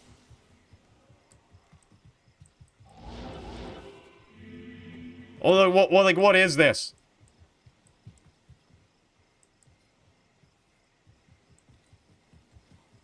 Yeah. Like, mine's only half lates. This is half lates versus full lates. Boys, but this is real duels. Like, I'm not complaining. I'm just pointing out the strategy. I'm just pointing out the strategy is all I'm doing.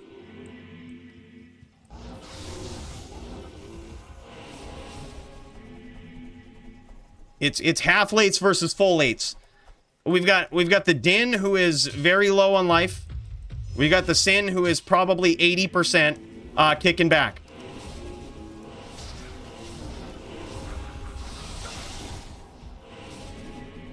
Probably about 60 or 70%.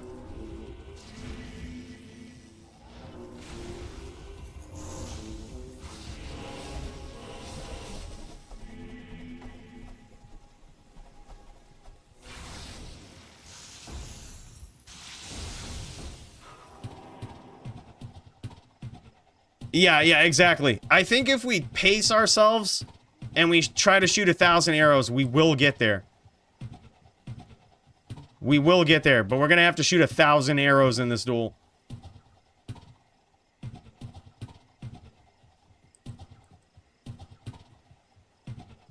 I think it's... dude, I'm not saying I'm not lating. It's just lates versus lates is what it is. It's a 100% lates versus lates duel. And we're in it now, boys. We gotta finish. We gotta finish. Yeah, 100% aggro. Like, yeah, as soon as he gets a full boat of mana, I should be dead. Like, at 1,000 life, you notice how he did that 1,000 life within the first few seconds of the duel? Just do that. There's no shot that I have. Like, anyone who says a Din should aggress a Sin is sorely mistaken. Like, you have to be patient. You have to be patient and hope they fuck up, because a Sin is just too good. There it is. We got one hit in, boys. We took some damage. We got to get the fuck out of here, though. There's a lot of traps.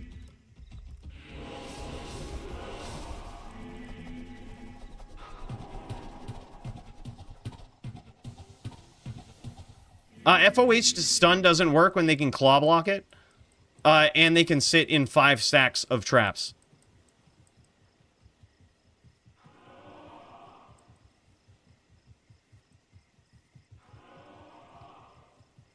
Yeah. Yeah, we've repped a lot back.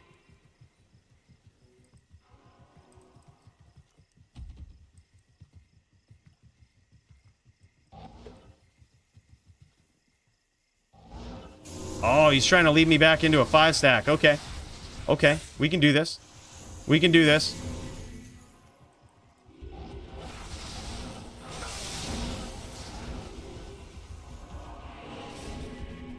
We took some damage. We got about halved. I think we might have got one smite in, but it might have got claw blocked.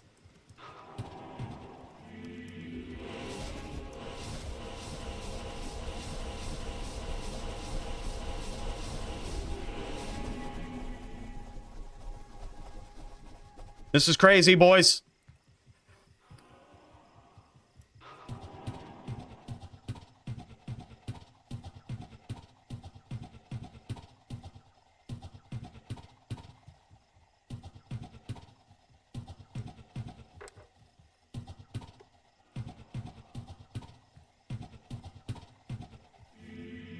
Yeah, we need to shoot arrows.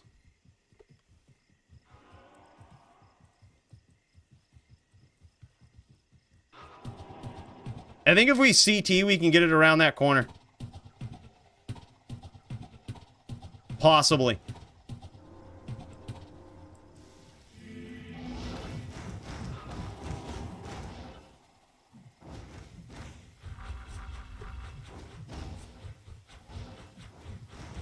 Look at this. What a duel. What a duel, boys. Oh my god. What a duel.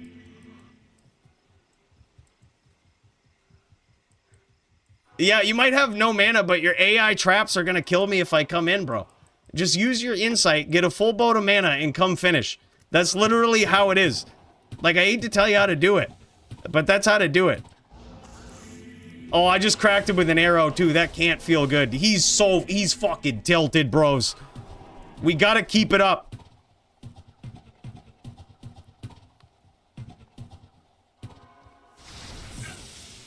We just took some trap damage. You see that? He wasn't even anywhere close to the map. He's hiding behind a corner.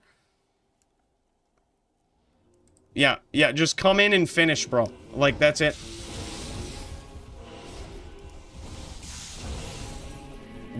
I think we're on the right track. We just have to frustrate.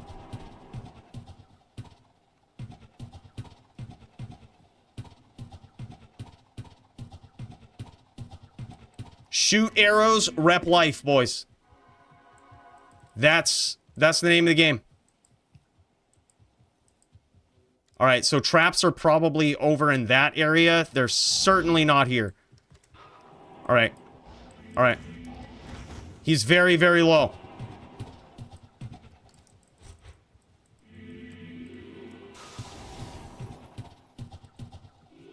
I think we got this. If we just have to stick it out. Okay, so traps probably aren't right here. Yep, there we go. Oh shit.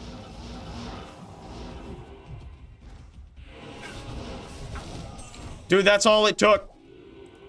That's all it took. Just a little bit of aggression.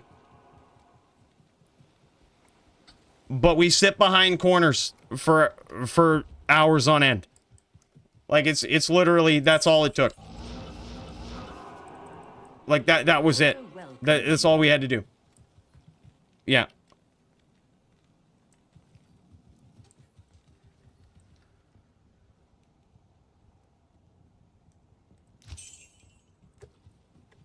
GG's, boys.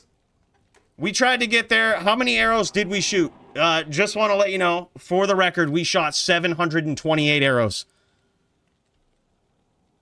GG, Chew. GG. Good duel, brother. It's a duel of patience. It was very close. I'm happy with a 4-3, honestly. Chew is an insane dueler. To give you a breakdown of the duel, a Din cannot by any means aggress a Sin. You just can't do it. Sins, if you haven't noticed, they smash H-Dins, they smash VTs, they smash Auradins to show you how much you cannot aggress. You can't even get on the same two screens with an Auradin versus a Sin. You just can't do it. Like, you can't get close. The Sin pushes the aggression.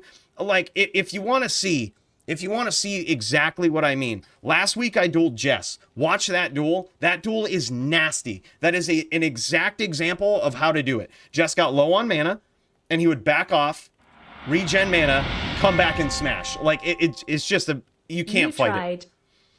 Hey, Z, big cheers to you, man. Thank you so much. And we got a real big cheers. We're gonna pop into Discord here in a second, but we got a real big cheers. I just want to say we got to go back. We got to go to the spaceship and say, holy shit, bro. VK with those nasty gifted subs, donos. Hold on, I'm scrolling back. Here it is. I gotta say, bro, you are too kind. That is insane. I heard a whole bunch of shit going off, and I'm like, I know this is my boy VK. We just had to scroll back and check it out. Bro, thank you so much again for the 50 gifted. Z, thanks so much. I tried, boys. I think I frustrated him a little bit. It was a 4-3, and it was very close. If I was on point in that last exchange, I did not expect him to get aggressive. I think that was an interesting and very good game plan on his end, on his part at the end. He lulled me to sleep with the lates, and then pushed the pressure with a strategy I wasn't ready for. It wasn't a good strategy. I just wasn't ready for it, and it was very good. It's a mind game, I think, in a lot of duels, and in this particular duel, 230's mind was a little sharper, and that was insane. That was insane. Very well played, dude. You notice that when he pushed that pressure, when his aggression was there, he's one of the nastiest trappers you'll ever see. Like, he lays traps at these weird angles that give you no escape. Like, when we had full health, full mana, bros, there's no competing. Like, it's just so hard. He rips the life away so quick. The one and only Dio has arrived. All right, boys, let's check this out. I got to unpin this cursor real quick. And we're gonna cut over to Discord and see what's going on. Good duel, Chew. I know it was long. I know it was tiring. I know it was crazy. I'm gonna pop into Chew 30 here, see what he's got going on.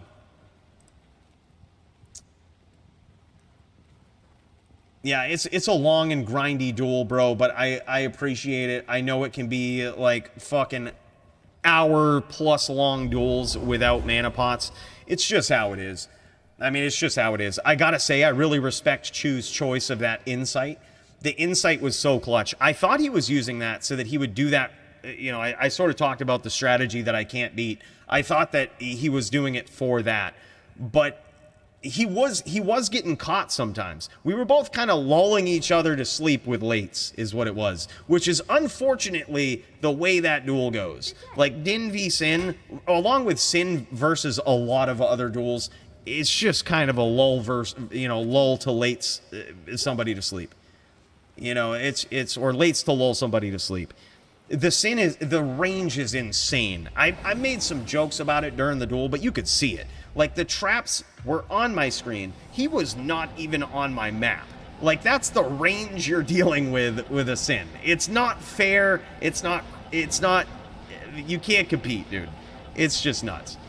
But now we're looking at Polytheist, and Polytheist has some number of duels in this. Let me see. He's got a couple tonight.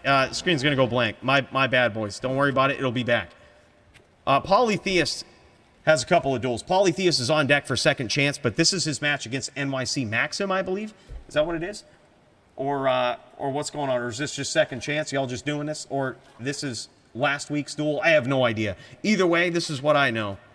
We're watching Polytheist duel. And this is gonna be a different kind of real duel.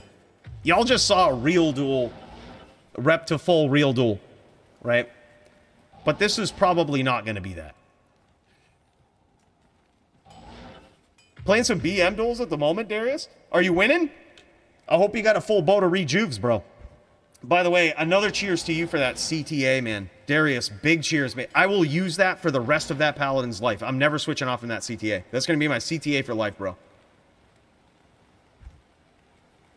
Absolutely love it. Yeah, Polytheist dueling is insane. It's always fun. He's always an exciting guy to watch. Besides those pride duels, who does that? Who does those pride duels where they just sit back and rep to full? Like, you know what I mean? Who does that? That's not an exciting way to play. The most exciting way to play is dropping hellfire on your opponents from a screen away. Always a screen away. Dropping those molten boulders, chasing your opponent down and giving them no outs. That's the exciting piece. Yeah, some people just, I don't know what it is, man. Some people, especially Paladin players, just sit back and fucking rep life all the time. They need a win or something. Like they got something to prove. I don't know who does that, but I wish those people nothing but losses to all the Sins. Yeah. Weakest character, I would agree. Second only to a Barb. Second only to a Barb. Did Polytheist just win that? Wait, what does he do? Oh, okay, never mind. I think he's warming up. Yeah, Pally's certainly one of the weakest characters, if not the weakest. At least Barb has good matchup against builds that a Paladin doesn't have a good matchup against. A Paladin just cannot do anything to most builds. Like, I mean, literally name a build besides a Barbarian, a Paladin has a bad matchup against it. It's just how it is. That's where they sit. So when you're talking about the number one S-tier build, the Sin, and expecting it to be like a quick, let me aggress you and let me run into AI stacked five stack traps, there's no shot it can happen. All right, so this is Polytheist. Speaking of discouraging duels, he is going up against another Sin here. Look at this. Sin walking around. Oh my god. And the Sin. This is demoralizing, boys. The Sin has Plague, and Polytheist just got lower res casted on him from Plague. Landed a lucky hit with that Armageddon that he was looking for the whole duel, and for his troubles, he gets plagued. He gets lower res. Sins are oppressive, boys.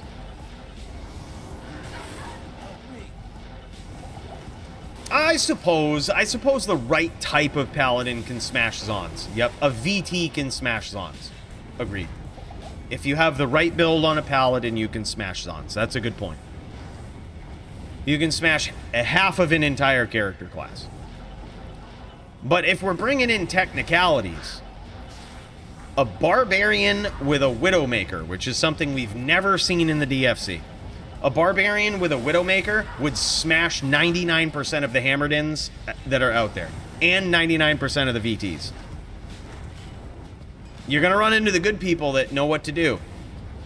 But a Barb with a Widowmaker smashes most Paladins. Unfortunately, in D2R, we've never seen a Barb with that knows how to use a Widowmaker.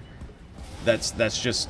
I mean, plenty have tried, but none of them really know how to use it. I dueled one guy I dueled one guy back in LOD. I thought I was good on my Murdered In. It was the only barb I've ever lost to. I think I lost 50 forum gold on a bet. This was before we had a channel. By the way, his opponent, Numa, gets the first duel, gets the first round against Polytheist. Polytheist having a difficult time trying to figure out how to get in. Very difficult to get in versus these 5-stack traps, man. It's insane. But good on Polytheist for trying to make it happen. Oh, that's Tempest. Okay, that's who that is. Okay, thank you. So this is their duel from last week? GG. That's good to know. Yeah. Yeah, we have not seen a Widowmaker wielding barb that knows what to do yet. But trust me, I have it in the works. I have it in the works, boys. Max is really good.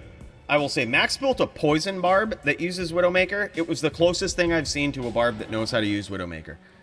There was still a couple of mistakes that he would make, but I would consider Max a barb that knows how to use Widowmaker. Now we need a barb main that knows how to use Widowmaker, and shit's gonna change in the DFC real quick, I can promise you. Oh, dude, yeah, on old LOD, dude, like, everybody says that, like, oh man, like when I get matched up against a barb on my Murdered In, they're just like, oh, this is an easy win for you, man. This is just stacked. If that barb busts out a Widowmaker and stops aggressing me so much and just gets opportunistic, I get smashed. How do I know? I've been in that spot before. It's so hard to beat a barb when they know what to do. They get the Widowmaker, and this is how they roll. You sit in your hammer field, they shoot a couple of arrows. And then when you switch to your Widowmaker, they fucking whirlwind you. And then if you start chaining them, they CT tele out and repeat the process. They go in, they check your hammer field, they assess your hammer field, they see if you're sitting in one spot or if you're moving around. If you're sitting in one spot, they tele in and zerk. If you bust out your Widowmaker, they whirlwind you. If you're sitting in a hammer field moving, they shoot you with Widow. How do you beat that? I haven't figured it out. I dueled one guy in LOD that was on a barb that I couldn't beat. I forgot his name, but I could probably go back a few years now and figure it out. He had the perfect strategy. It was like, I'll only aggress you if you make the wrong move. Then I'll aggress you. You bust out that Widowmaker, I'll aggress you. If you are sitting in a hammer field, I'll shoot you with Widow. And my Widow hurts a lot more than yours. Let's duel. Let's go. Because he's decked out with max AR Lifer Charms.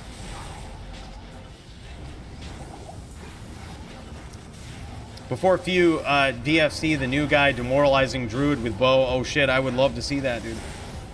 I would love to see it. Druid also S tier character. Here's the thing, man. Now I believe the meta has shifted a little bit. I think we now have two... Oh my god, big damage from Tempest. Tempest trying to finish early here. It's very difficult for this Shaman build piloted by Polytheist to get in close, and now he kind of has to kick back and let that lower res aura go off. It's so hard to aggress a Sin. Basically, his option here is that he needs to cast Fissure and Molten Boulder and try to catch Tempest walking, which he's doing a great job of already.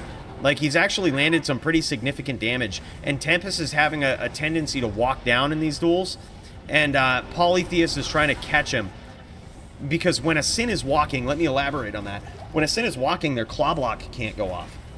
So they can't claw block Armageddon, Fissure, any of the shit you're throwing at them, they can't block. And unfortunately, the big duel in this big round, Polytheist goes down to Tempest.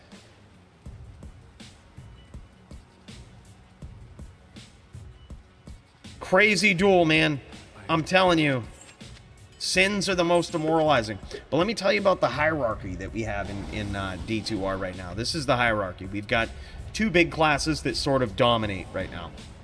You have the Druid, which I would argue is very close to being the best class. Like an unbeatable best class. Very close. The only thing that can beat it is the Sin, which also happens to have a good matchup against every other class.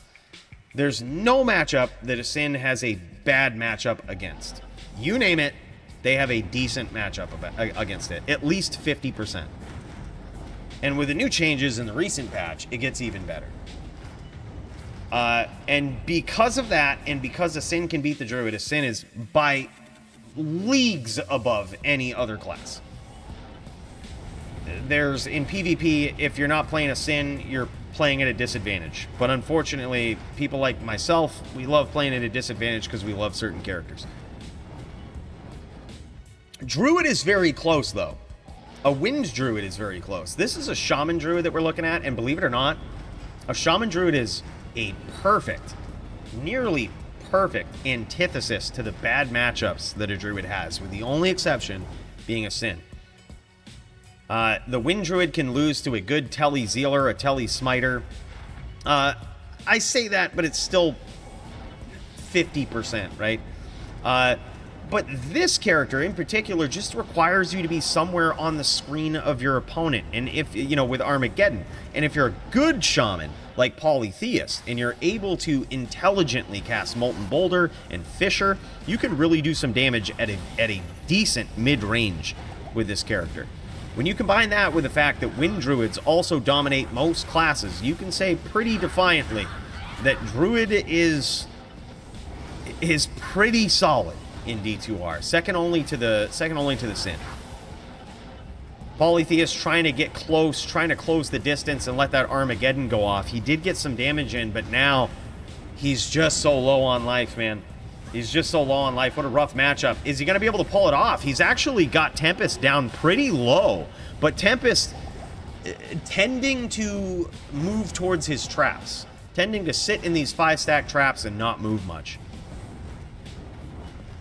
Dio versus Jess is going on right now. Oh my god. Damn. And there it is. Another round win for Tempest right there. It's at least 3-0. Let's pop in. Let's pop in. Sorry about that. I accidentally just cut off. I accidentally just cut off, boys. Let me pop in. Jess versus Dio is going on. We're looking at the screen of Jess. Now, this is an interesting duel. Speaking of players that are at a disadvantage, and speaking of Wind Druids, we have Jess on a VT here trying to go up against Dio, but this is a losing battle for most Dins. Dio is just a different type of Wind Druid, man. Jess just had a vicious name lock in there. Jess, one of the nastiest chain lockers you will ever see. The risk that Dio runs is that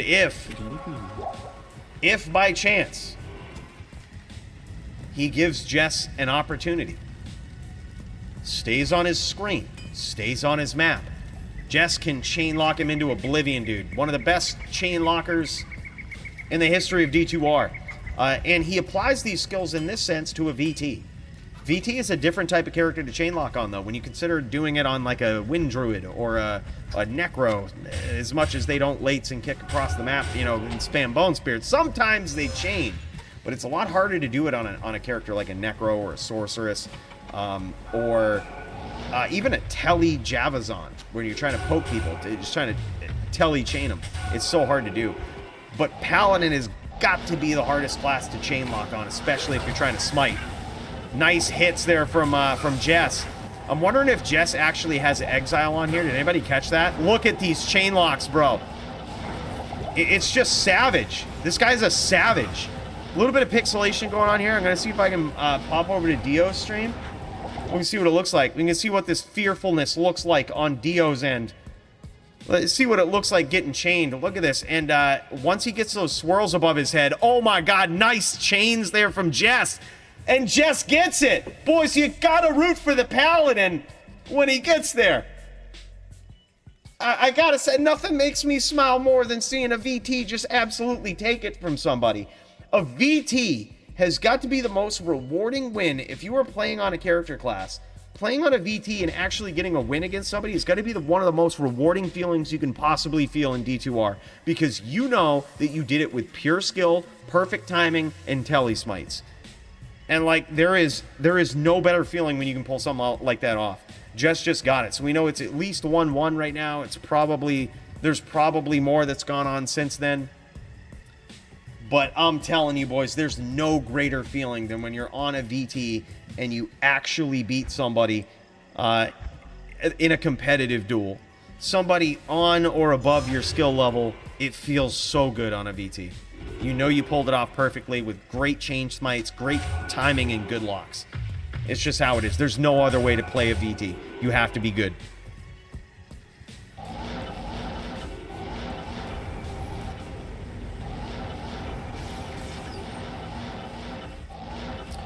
Well, I do kind of both. I spend IRL money and then I JSP. I see him as something totally different. I have never spent money on JSP. Fun fact, the only time I ever spent money on JSP was because I scammed somebody many, many years ago and I had to pay to like reactivate my account, basically.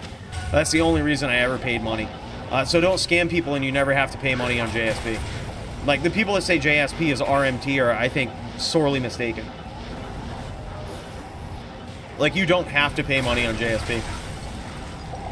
I in fact, never have. But I also pay money on real websites, though, because paying 50 cents for a jaw rune is so worth my time instead of finding one or trading for it. Nice chains from Jess. He can't quite get there. Dio CT's away. Amazing chains, but Dio is just ready and waiting. Dio is a different kind of druid, boys. This guy just knows how to defensively NATO. Yeah, it looks like that's it. So that's 4 wins for Dio right there. I think it's time for a second chance, boys. I think we ought to give... look, I haven't seen the end of the polytheist fight, but I'm going to assume it's not going so well for polytheist right now. And I kind of want to see more chains from Jess. What do y'all think? Polytheist versus Jess is the second chance?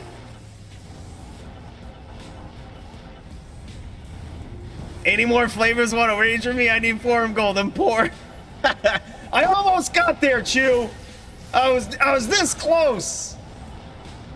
A good duel, buddy. Well played. I bet Brandel was shitting his pants when that was 3-3. I bet he was shitting his pants.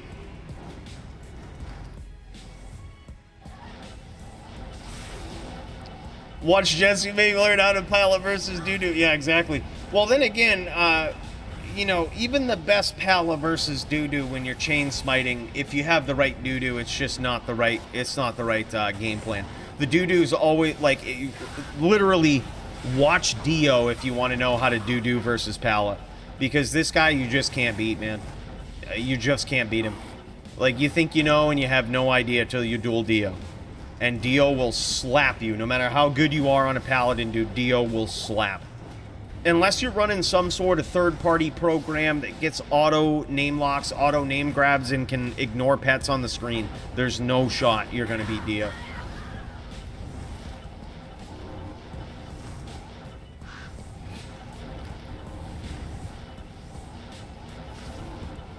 Dude, yeah, I would bet Jess is really good versus Doodoo's, but also you have to figure this.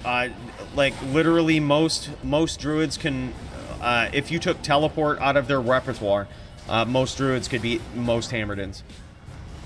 Like, without teleporting. And how do I know? Because I embarrassingly lost a bet to Maddie while I was in Canada regarding this exact topic. It was an FT3 and it was 3-2, and I am the top din. And I couldn't beat him on a hammered in, and he could not teleport. I couldn't charge, but he couldn't teleport. I couldn't charge him. I could charge around, but I couldn't teleport. Dude, druids just beat dins, man. There's just no way around it. The only way to beat a druid with a din is to have massive luck, massive life leech, and life tap, and just have it go off all the time. That's the only way you're ever going to beat a druid on a din. A hammer din's even worse, dude. And there it is. I believe that's a 4-0 victory right there for Tempest. Very nicely done. It's so hard to get in on a sin. Paulie, I hate to see you go down like that, but you know what?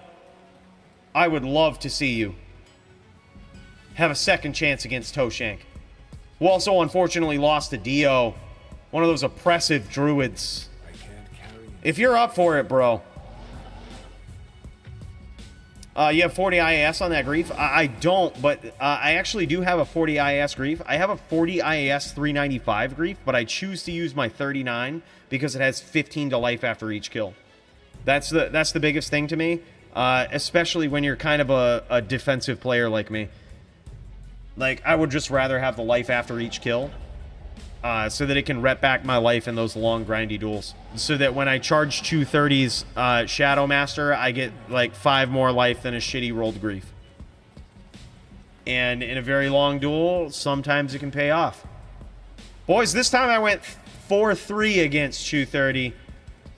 I don't feel entirely horrible about it. Not gonna lie, I expected a quick 4-1, maybe 4-2.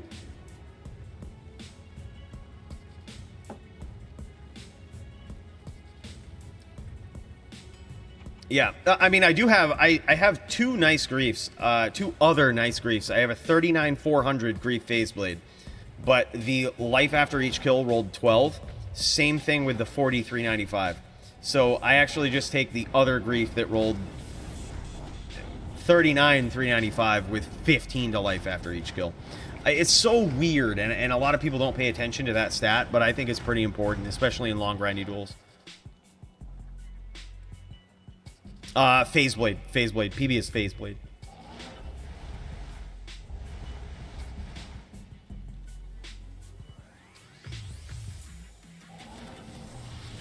Yeah, Elu, I will guarantee you, if I was a betting man, I would bet forum gold against this, but I don't want to steal your forum gold. I would bet money Dio will beat any Hammerden. Any Hammerden. I'd bet money, dude. Like, there's not a Hammerden out there that can beat Dio. How do I know? Top Din can't beat Dio. Like, it's demoralizingly bad. Like, Top Din with all of the tricks. Now, think of Top Din material. Somebody who tries all the cheesy tricks in the book, and who happens to also be an okay Hammerden. Can't beat Dio. No shot. I think Jess is one of the best players in the world in D2R. One of the best PvP players in the world. I don't think he can beat Dio on a Hammerden. Would totally bet no on that.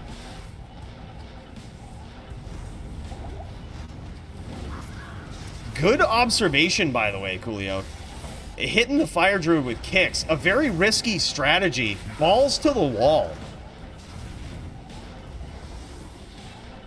Toshank top on NA, top Hammerden on NA. I wouldn't doubt that. I wouldn't doubt that, dude. He's very decorated in what he's won for titles and shit. If you've ever seen Toshank's LOD accomplishments, it's like, it's literally 4 pages of like tournament wins, and a lot were on like a Din. So many were on so many different classes. True, you ain't the best Hammerden in the world. First you gotta go through Jess. Then you gotta go through me. And I can promise you, you won't get through me. You might get through Jess, but I promise you, H-Din versus Cooley. There's no H-Dins that can beat Cooley. Cooley, top Din in the world. Maybe if you're on a mage, maybe you have a slight chance, but it's still 90-10 that you're gonna lose. It's bad.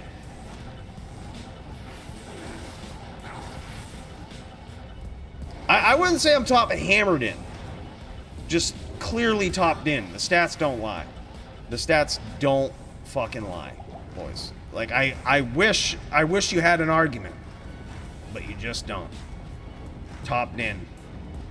There's no way around it. We've done the math, we've run the stats. I know everybody has a favorite. All I gotta say is just have them join the DFC and work their way up to my level, and maybe someday they'll have the chance to prove themselves wrong. That's all I gotta say. If they're lucky, they'll have the chance to prove themselves wrong. Oh, you're currently Hammer versus Drew? Oh shit, alright, hold on, we're tuning into this.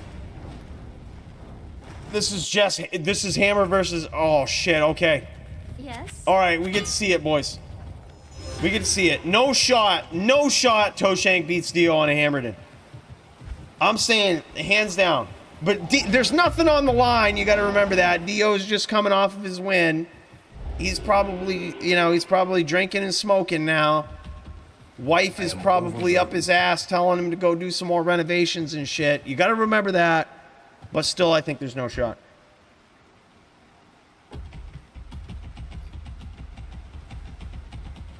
All right, let's do it. This is Jess versus Dio. We're gonna see. We're gonna see what it looks like.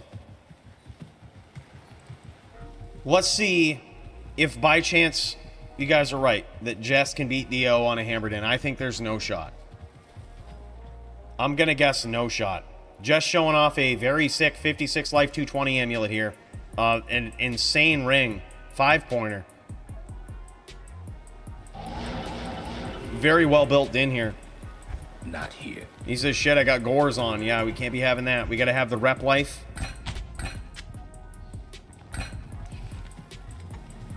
Or just massive life or massive life boost. That's really good. Alders.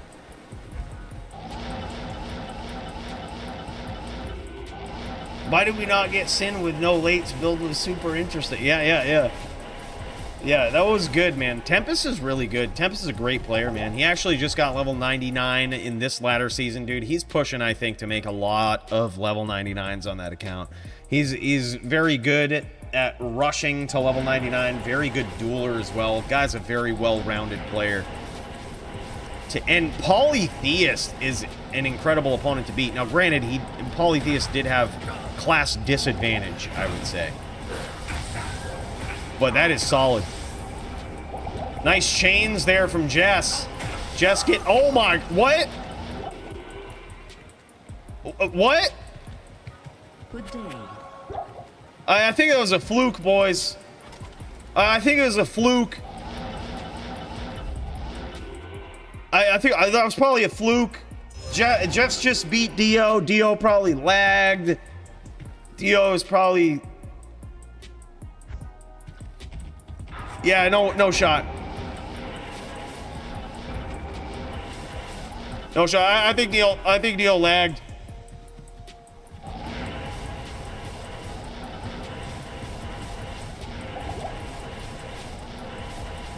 Dude, hold on. There's no shot he does it again.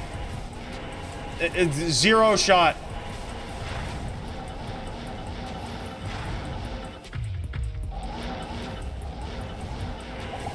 No shot he does it again, dude.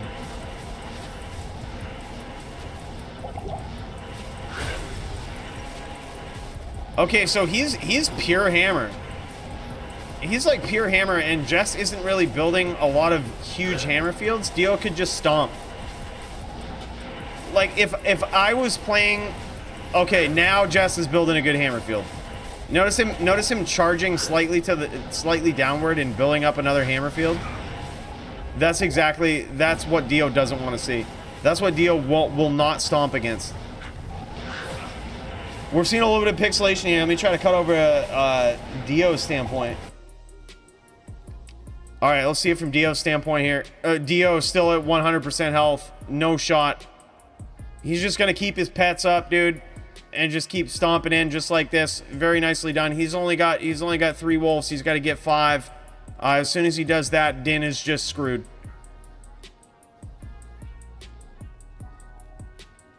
Jess doing a phenomenal job, but Dio's just a different kind of druid, boys. Money's on Dio. Just no shot. I think we're watching the wrong stream, boys. I think we're watching the wrong stream. Yeah. This is what?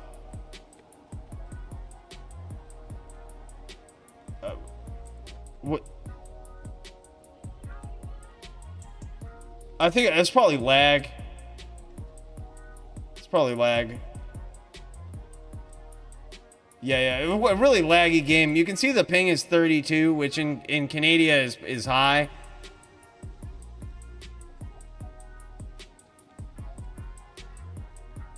Yeah, 47 is the best ping we could hope for in America, but 32 is high in Canada.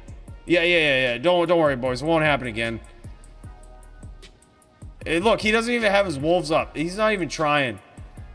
He only has 2 wolves up. He's toying with him. All right, there we go. 5 wolves. There we go. Okay. All right, now let's take a look at Jess's screen. Jess is probably fucked, dude. Jess probably fucked. Yeah, look at that. 900 life. Now that's the Dio wind we all know and love. Like the one that... Okay, now Jess is setting some nasty...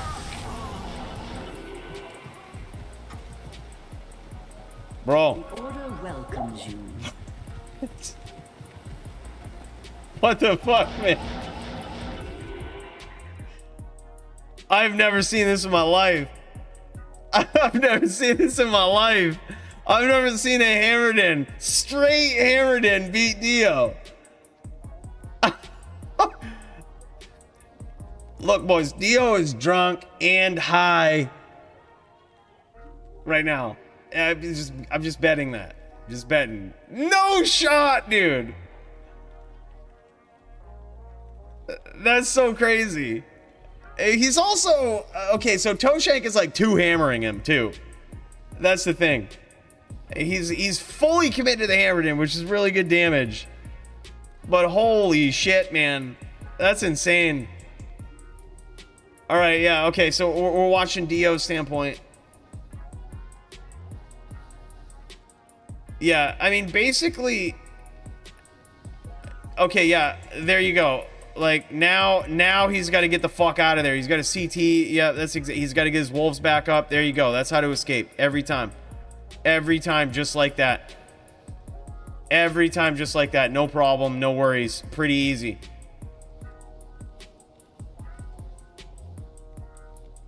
Okay, so now Jess is sitting in a hammer field. Dio just needs to sit back. Like, literally just don't aggress him. Yeah, just throw from the outside, just like that. He's doing a great job. This is a winning game plan. I have no idea how Dio would lose this. Unless he, like, kicks around in a hammer when he notices he's in a hammer field. And in case he does that, I'm going to call when he's in a hammer field. I'm going to tell you right now, teleport away. I'll say tell you away when he's in a hammer field. He can't lose if he just doesn't stay in a hammer field. Tell you away. Okay, there you go. Nicely done. Nicely done. That's what you got to do. Tell you away. All right, perfect. See, he's on point now. He's on point. Very good NATOs there. Very good pressure from Dio. See, this, I think, is an unbeatable strategy.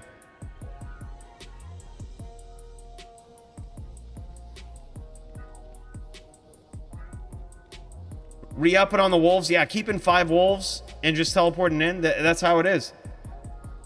This is how to do it. I seriously don't think... All right, yeah, now he's staying on the outside. Do not stomp here. Yep. Yeah, okay, telly away, recast. Yep, telly away. CT, telly away. Yep, CT, telly away. There you go. Very nicely done.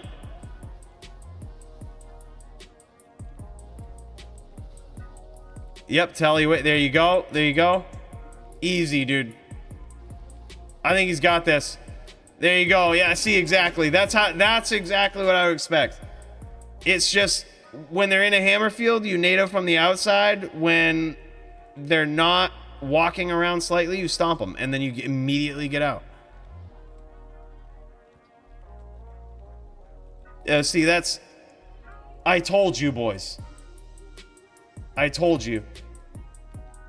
It's how it is.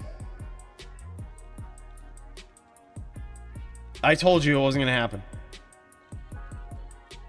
You just had to watch long enough.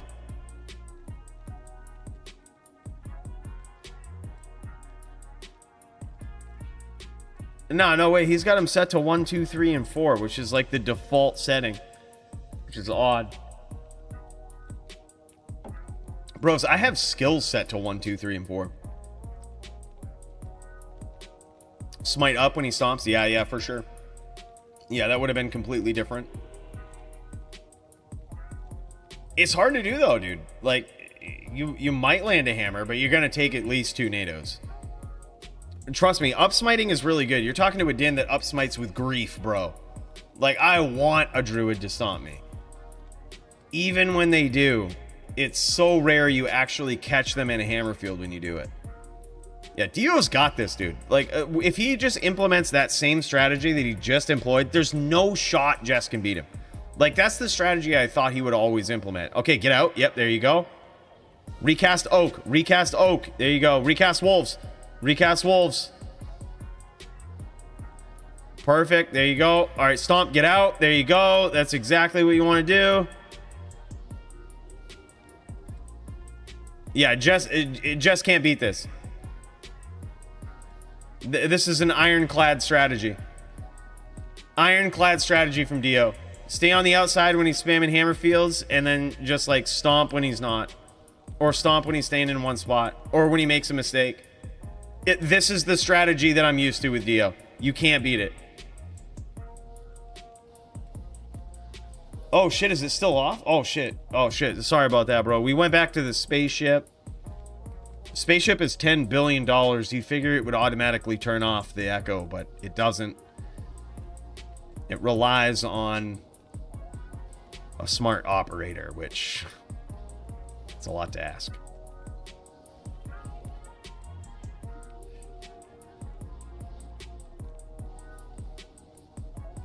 Look at this.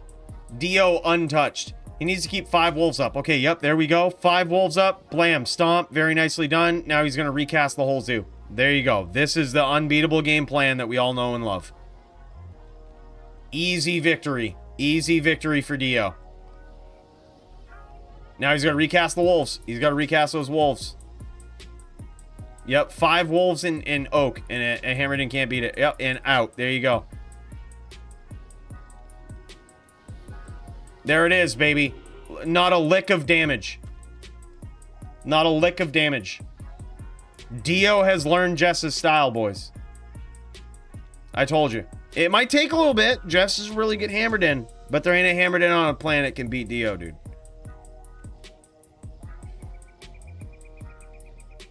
Prize would be top Ghostin E-Rep Claws 50k I offer. What? What? For what? The SAE strat? What's the SAE strat?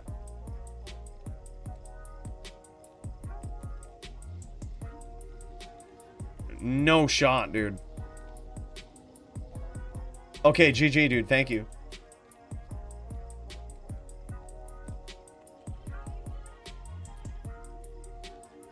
Yeah, I think so too. I think so too. He's like giving him a lot of time, but you also got to figure Dio's a very patient player. So like if Dio teleports in and he sees that Jess has a stack waiting, he'll just shoot from the outside. He's like perfectly okay with that. You know what I mean? He's perfectly okay with it. And especially if you look at like DFC rules or whatnot, it takes a lot more mana for Jess to spam a hammer field like that than it does for Dio to just teleport around and look for an opening. Like he's just being patient. That's it. Just being super patient. Yeah, as long as he keeps 5 wolves in Oak up, there's no shot Jess beats him. Like that's literally how to win on a druid.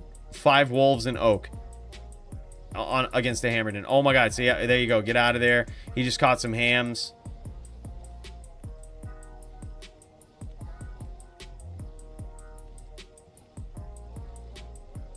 All right, now Dio's on the defense a little bit. I kind of like that. Nice stomp. Get out. Perfect. Yeah, this is perfect. That was a very bad stomp from Dio. He should have never done that. That was a very bad stomp. He tried to blind spot him on a druid. There's no need to blind spot it in. No need. That was a bad stomp.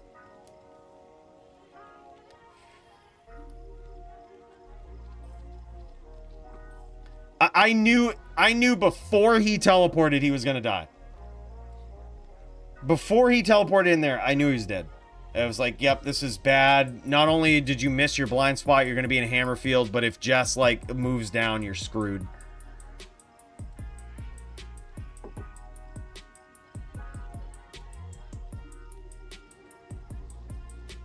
Warfist, 300 ED, fools, 40 IAS, E-Rep, Zotted, or F, Zotted already, no shit. Yeah, dude. Post them in trophy if you haven't already. They sound pretty sick. Bros, that is sick. Good duel between these two right here. Insane night of fights so far, man. Let's check this out. We had some shit go down, man. Hopefully we get to see Riz versus Root here. Have we seen that yet? Hopefully we didn't miss that, because that is just nuts. If Paulie wanted to go against 165 Hertz, we could do this for a second chance match right here. That would be nuts. Chew 30 also on the card for a second chance win against somebody. If anybody wants to duel the Sin that beat me, he's also on the card for a second chance. Okay. It's gonna be nuts. Alright, this official one right here was what, 4-0? 4-1 maybe? I think this might have been 4-1. Wow. Insane matches tonight, boys. Put me against Root? Dude, I'm down. If Root has to lose first to get a second chance, he's just the reigning defending champion. He kind of sits in his box. He sits in his box as the reigning defending champion. Just sits up on the throne. If it was Sin v Sin, Chew versus Root, my money's on Chew all day. All day if it's Sin v Sin. No shot Root beats Chew Sin v Sin. Zero shot. Like, that's easy money. Dude, I'm down. I'm down. Like a exhibition style match, I'm so down for that. If Root's around, dude, I'm so down for that.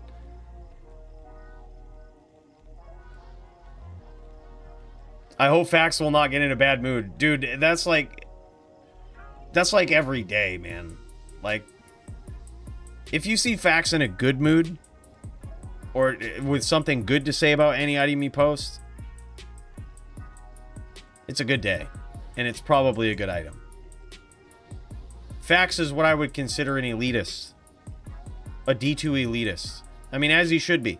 I think we all should be at this point. D2R's now been out for a couple of years.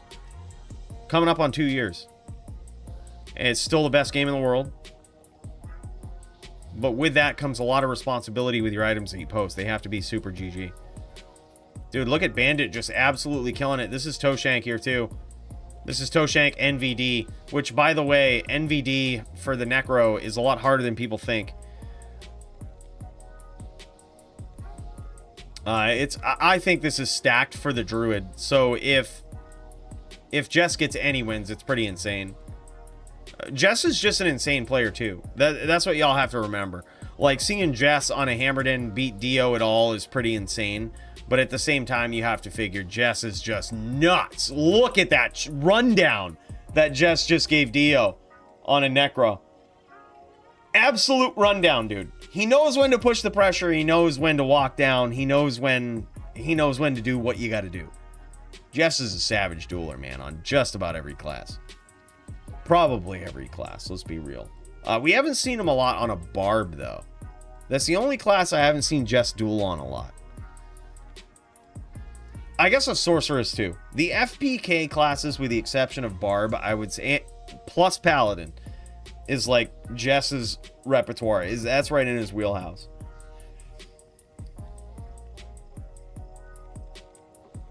NVD, pretty balanced matchup if the neck is good. I would completely agree. It's especially under current rule set of like no more than 3 wolves. I think it's as balanced as it could be. A lot of people use bear as well, which is not a bad choice. I think it's a very balanced, very skill-based matchup.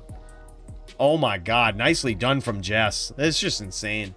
Yeah, it's a very balanced matchup for the most part. Like but it assumes the skill level. It's a sliding scale, right? So if you have 2 noob players and you have one on a Druid, one on a Necro wins 100% of the time. If you have 2 mediocre players, mediocre on Druid, mediocre on Necro, Druid wins 75% of the time. If you have a very good Necro and a very good Druid, 50-50. Like, it really depends on the skill level. The better the Necro gets, the better the duel gets. Yeah, I also think that's a very important part. In a in a very intense duel, you'll see the Necro and the Druid walking. Like, it's like in a very high level, high skill intensity duel, you'll see both the Necro and the Druid walking. But a lot of times the Druid can do exactly what Dio's doing right now and cut the Necro off when he walks. Very nice shots there from Toshank. Just insane, man. Guy's just good. Dio kicking around a little too long in those spears. Nice shots from Dio. See, this is what I mean, boys. High skill level matchup right here. That new Druid damage is insane. He's talking about the next hit delay. So, like, when he tele-stomps him and the Hurricane hits, his NATO can still hit on, like, a similar frame or a very close frame. He doesn't have the immunity frames anymore. Yeah, Druid got really good. Check the price check section, brother. All right, I'll do that. I'll check it now, my dude. Price check section. Oh, I gotta scroll all the way down. And the Punisher. Wow, those are good. Wow, those are good, dude. All right, hold on. Y'all gotta see this. Wow, those are good. Hold up. Hold up, boys.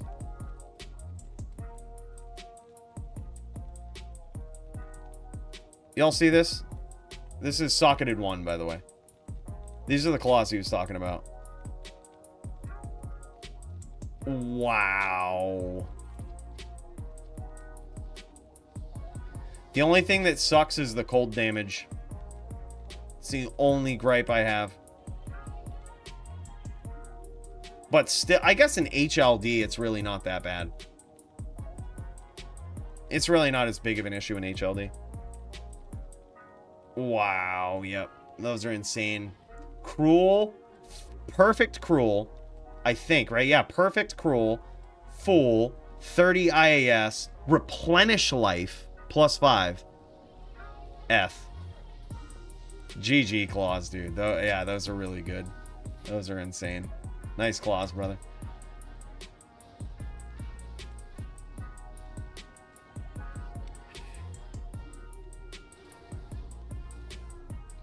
And Dio with another quick finish there. Look at this. That's 2-2. I mean, these guys are back and forth. High skill level duels right here. 50-50 matchup. I mean, that's what it is in Drew V-Neck.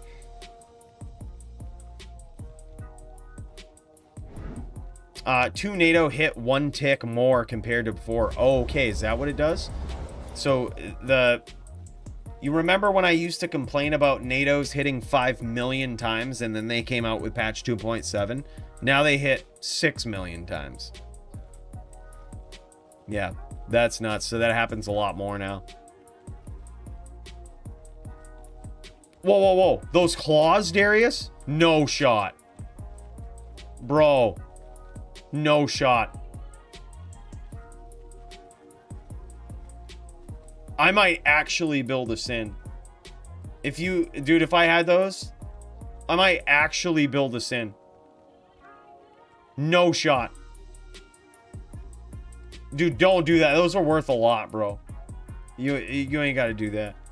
Those are worth a lot. You could probably sell those for at least 50K. Those claws are nuts.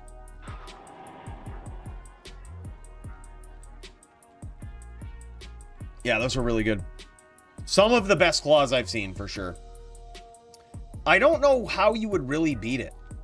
I don't know how you would really beat those claws.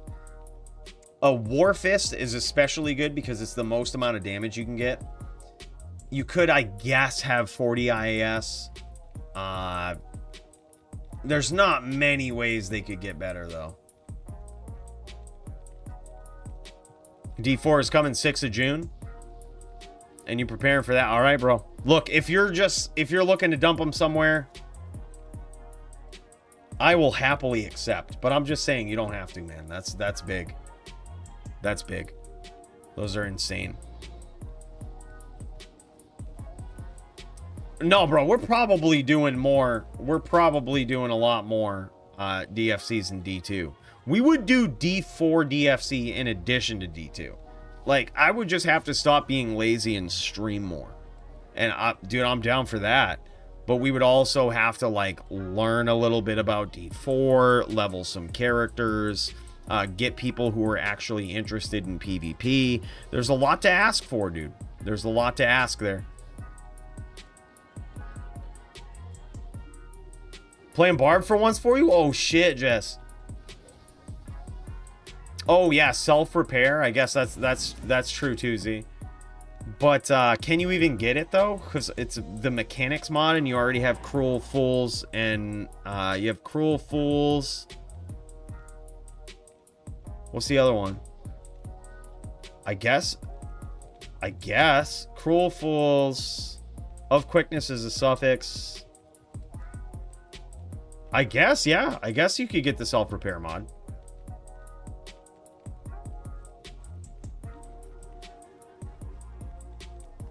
Dude, no shot. That'd be sick. That'd be sick. No way, Darius. All right, bro. All right. Post it up. Here's the catch, though. They have to duel on stream or else I get them. Because I'm sick of I'm sick of not seeing title fights on stream. They gotta duel on stream. Winner gets the claws. That's insane. That's nuts. Dude, that's crazy, Darius. That's like some crazy shit, bro. All right. If you're down for it, I'll certainly do it.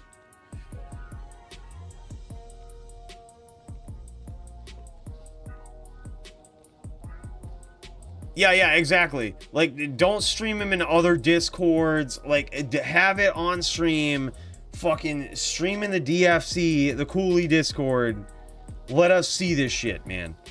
None of this horseshit juck fuckery. We need to see it. Exactly. It's a good point, Duke.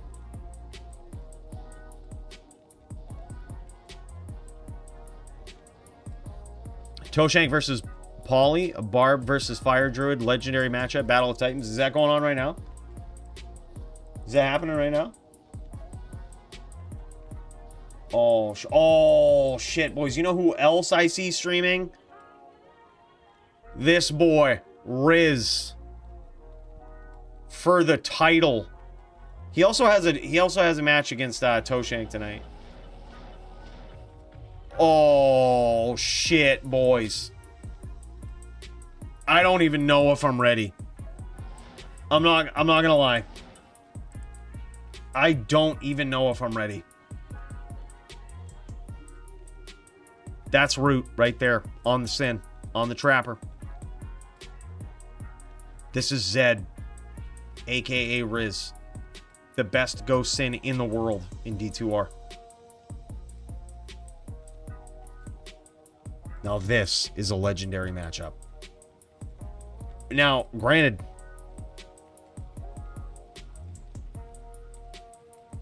I think the Trapper has the advantage.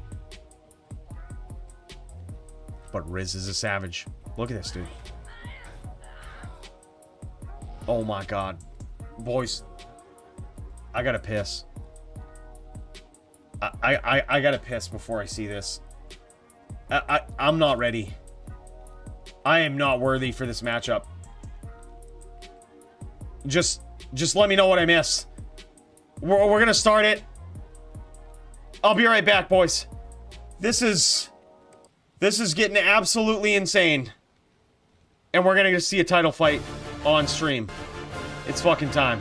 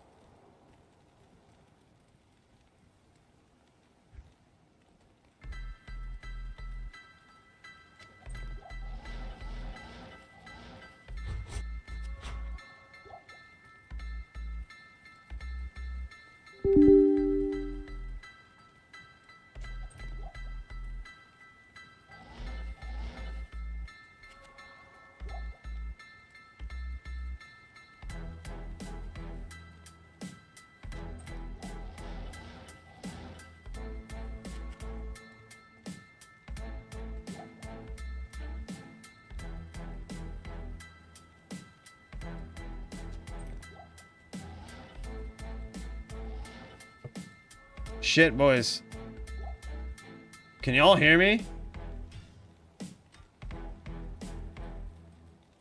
Can y'all still hear me? Now we can? Okay. Cause dude, I literally got this pop-up that says OBS has crashed. That's probably that's probably that virus thing though. Cause it still looks like we're still going, right? Like we're still going, but it says OBS has crashed. Look, I'm just gonna ignore it. Yeah, I'm just gonna ignore it. I'm a firm believer in that you can actually ignore 99% of your problems and they will go away. I'm gonna ignore that. I'm not gonna hit OK. I'm just gonna ignore it. It's probably the virus. I've never seen that before. We're just gonna ignore it.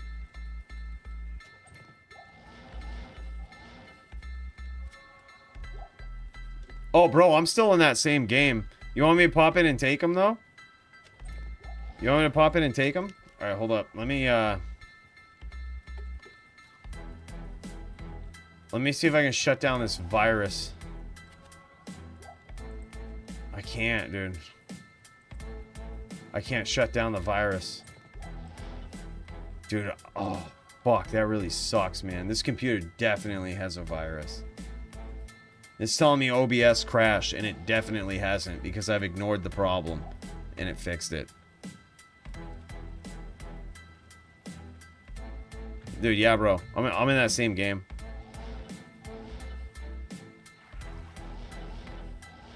Use those claws to buy yourself a new PC. Dude, yeah, I've never seen this before. This is some crazy shit. I don't even know how I got it. Alright. Well, we gotta do something about that. Yeah, no, dude, I don't download porn. I just go to Pornhub. That's it. I don't go anywhere else. Like, I'm a firm believer in if you pick one porn site and you stick to it, there's less of a chance that you'll get viruses. So it wasn't even porn, dude. Wasn't even that. You know, now run tell that. Explain that one. Yo, bro, are you in game?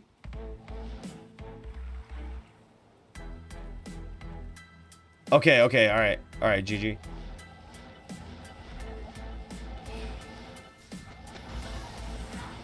All right, boys, here we go. This may be the first round, unless I missed one. Is this the first round of the title fight here? Now, I gotta say, Riz will have the opportunity to use mana potions. That's why you see a mana pool here. Whenever you have a hyper-aggressive character. Okay, now, Root also has a shield on, which makes me think that he's tried to go max block. You can't do that if you're a trapper. So if he's gone max block, you can't do it.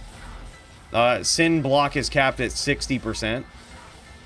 But it looks like he has a shield here. Possibly he's done it for DR, though. He could have done it. He could have done it for massive DR. Riz is clipping him, though, dude. Riz is clipping him, and Riz has not taken much damage. Oh my god.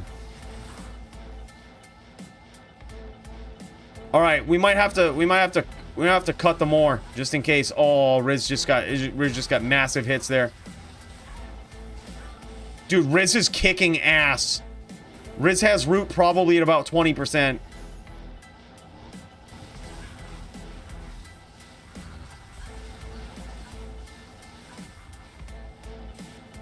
Oh my god, dude. Now Root's running. Root's on the back step here.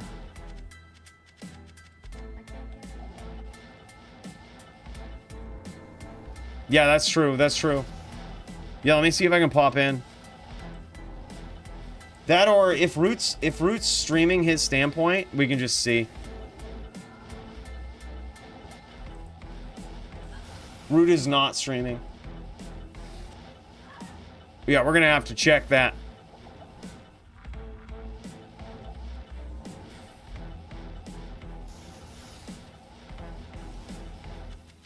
Yeah, that's what I say, dude. Like, if you're the title holder, you gotta be streaming. I think it's good. It's a good look.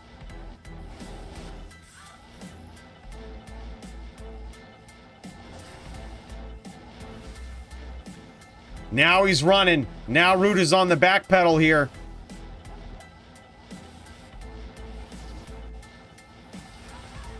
Oh my god, and Riz gets there!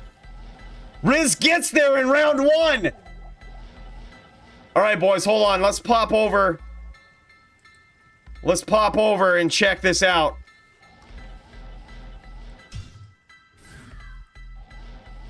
Let's see what we got going on. Let's see if we can get in this game. Alright, I'm gonna try to guess. I'm gonna try to guess the password. This is DFC 101. I'm so good at guessing passwords, dude. First try. No problem. Yo, Root. What's your block percent?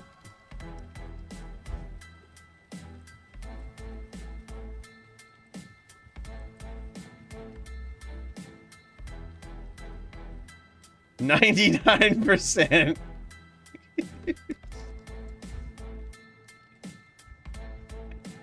You won't tell me. Can you stream at least so I can see?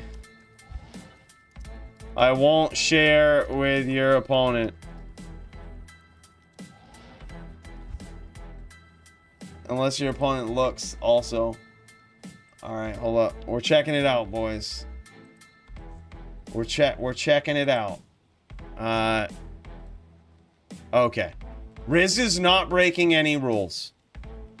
Root is not breaking any rules.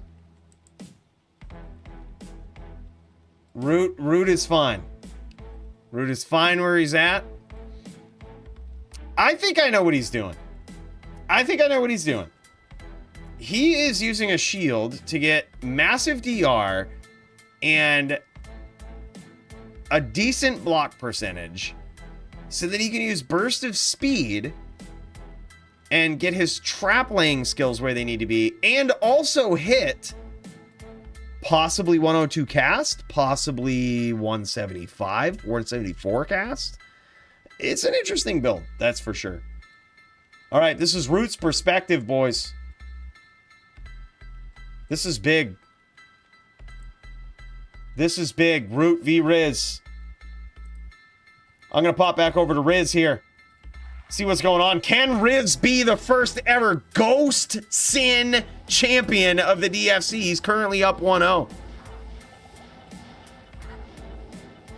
I cannot confirm nor deny, Max. It seems as though Root did not want me to share.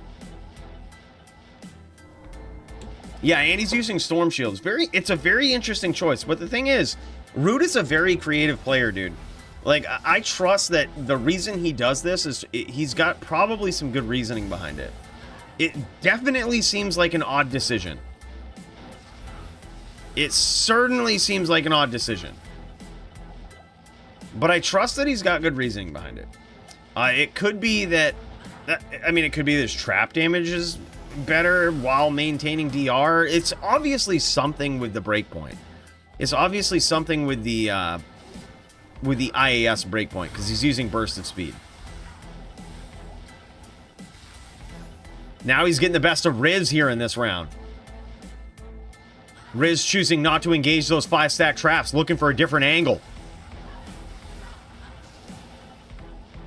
Incredible defense here from Root.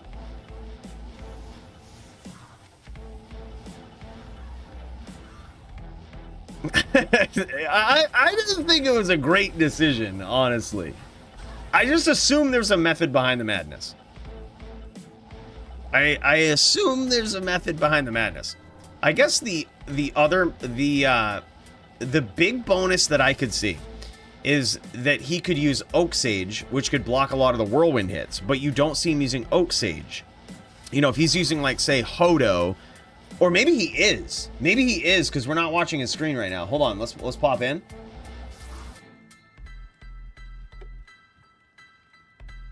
No, we do not see him use... yeah, he is. He's using Oak Sage. Okay, so he is using Oak Sage. A little bit of pixelation here. Don't worry about that. So he's using Oak Sage, his Shadow Master, And he's using that to you know, essentially block the whirlwinds that are coming his way. It's a very interesting choice. I think I see where he's going with it, though. I think I understand the method behind the madness. I at least get it.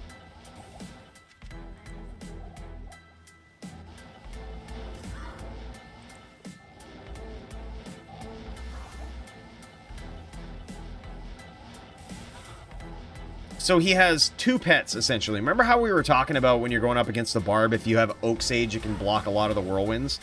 So what he's doing is he's using Hodo and Spirit, or I'm sorry, Hodo and SS to have massive DR and to be able to use Burst of Speed to keep him on the up and up with trap laying speed, faster cast, and also to have two pets, Shadow Master, Oak Sage. He's hoping that between that and, you know, some percentage of block, he's hoping to thwart a lot of Riz's attacks. And he's doing a very good job in this round right here. You can see it really paying off. He's slowly working Riz down. Very interesting setup. Yeah, Ghost is uphill either way. Interesting swap for Riz there. Riz swapping out his claws. Max, why did he do that? Why did he switch claws mid-fight like that?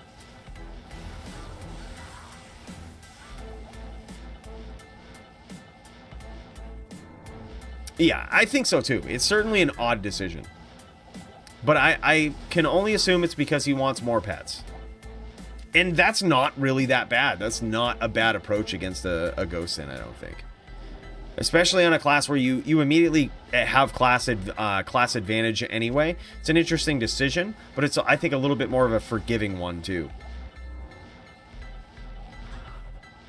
Riz looking to grab that name lock, looking to get some nasty whirlwinds here, and it looks like he pulls it off there. He might have landed a slew of good hits. Boys, this is a nail biter.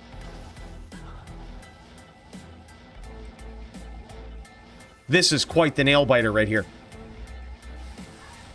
Probably wants to look for a flight. Yeah, that's true. That's true, actually. Yeah, he's looking for a D flight, so he's swapping his claws around so he doesn't have too much open wounds. Good point. Max, I knew it was a good idea to ask you. I knew Max would know what was up. So based on the DFC rules, he can't have more than 35% open wounds while using D-Flight, and he's probably trying to grab a D-Flight name grab against his opponent. So therefore, he doesn't want to break the rules, so he switches claws mid-duel to ensure that he has just enough open wounds. GG. Maybe Shadow Master for Chip, yeah. Interesting, dude.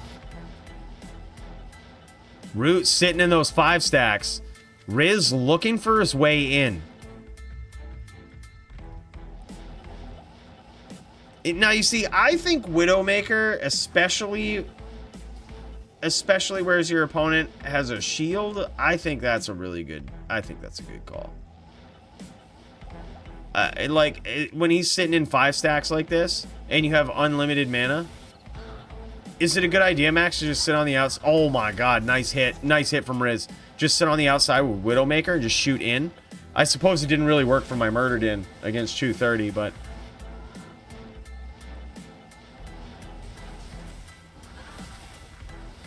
Nice name grab from Riz. This is insane, boys. This is insane. It's actually very close. Riz could actually get there. Oh my god. And a nice D-Flight right there. Automatic name grab. Root could be in trouble.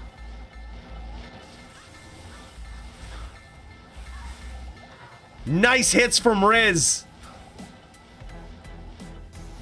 Yeah, D-Flight is really risky when your opponent has a bunch of 5 stacks up. And that's because whenever you D-Flight, As people who are playing the new Mosaic Sin know, who are, you know, kind of on a budget using D-Flight to teleport around, you have a little bit of an animation lag there. You teleport in, you have to cast those kicks, or you have to finish casting those kicks, and you're very vulnerable. In PvP, you're extremely vulnerable to all of those traps coming your way. And especially with next hit delay being what it is now, you could potentially get hit with 5 traps.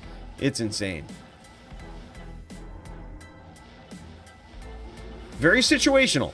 I like the fact that he's open to using it, but it's certainly very situational. Gonna be hard to hit a shield abuser? So wait a minute. I thought it was a bad idea to use it.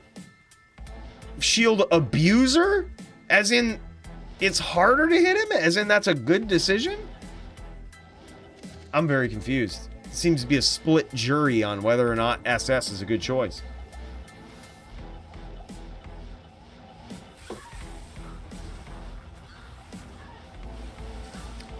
No. He only does that against Dins that rep back a ton of life and sit in the center of the map. Look. Coolio, you're seeing Pride v Pride, okay? Would it really be Diablo if it was not that? Like, boys, it's just a Pride v Pride match. Oh my god, Riz almost got there on that. That was very close.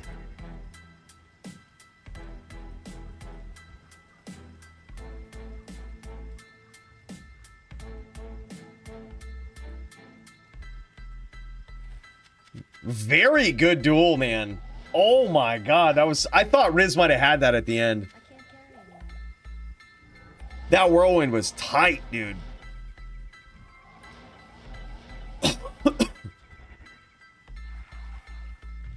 Riz clicking away at all these shrines, making sure they're out of the way. Wow, man. Root not making many adjustments here, still staying in the Moor. A little bit of pixelation here, so we might we'll give it a little bit. We might jet back over to Riz. Man, you can't help but root for the underdog Riz. This guy has been knocking on the door of the title for a very long time, and he finally gets a shot against Root, someone who is probably more known for his play on the ES Fireball Sorceress, but as do most champions when they achieve the DFC title, for whatever reason, they all seem to switch to trappers. And Root has followed suit with this. Root is on a trapper. He has a very interesting build here. This is right in line with exactly what you need to meet the DFC rules. Root is a very studious person with the rules. I didn't doubt for a second that he was in the wrong here. I knew that Root, of all people, had just put together a very unique build, and that's what we're looking at.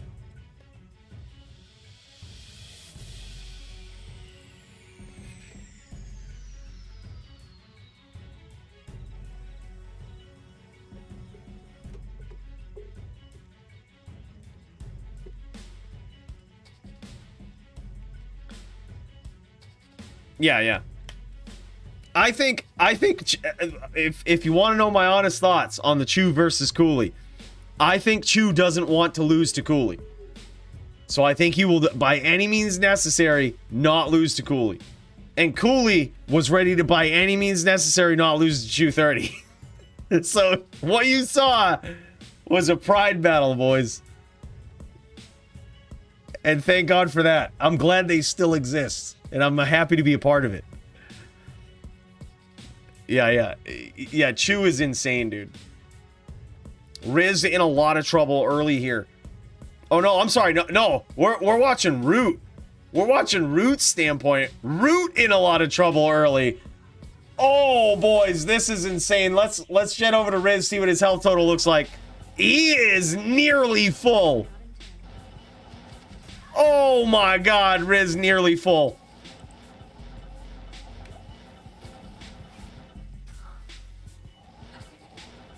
Riz looking to make this 2-1 very early on. Root is hurting, dude. Riz gonna take his time, be very patient, try to get these whirlwinds in there.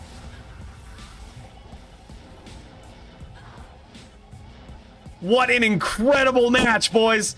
We were ready to count Riz out of this.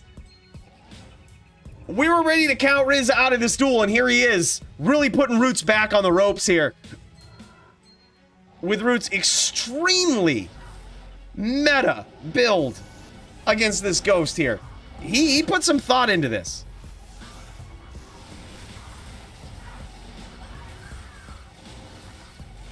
Root with some very nice dancing inside of those traps there, setting the traps and really realizing the timing of Riz, being able to escape his whirlwinds with very good accuracy and extremely good timing. High level play, boys. A lot of people shit on Root, but this guy is a savage.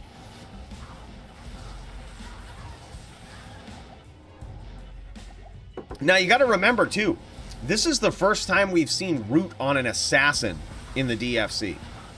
So the fact that he is going up against the top sin in the DFC right now, you got to put that in perspective. You're probably going to see a lot of people hating on Root, hating on Root's style. Some Root said, boys, you can't deny it. Root is a savage. This guy is good. The fact that he is contending right now with top sin in the DFC on a sin that this is the first time he's ever played it in the DFC. It's impressive. And he's making a big comeback, and there it is! Root gets there with the Shadow Bay Mind Blast kill, baby! It was only a matter of time. Oh my god!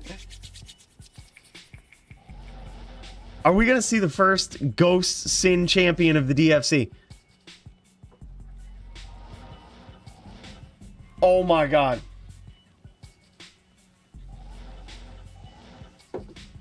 This is a big day. This is a big day. I mean, hell, even if Root comes back and wins this 4-2 right now, this is a big day for Ghost Sins all across the world. Like, I am so proud of Riz right now. This is insane. I mean, you have to figure the Trapper has the class advantage in this matchup. I didn't even feel good about putting this down because Root has been so deserving of a title shot, has been knocking on the door for so long. Root said he's back this week. I see that he's on a sin. I didn't even feel good about making this match because Root's a good player. He chose a sin. I knew he's on a Trapper. Trapper has a class advantage against the Ghost. But goddamn, this is nuts. This is nuts, boys.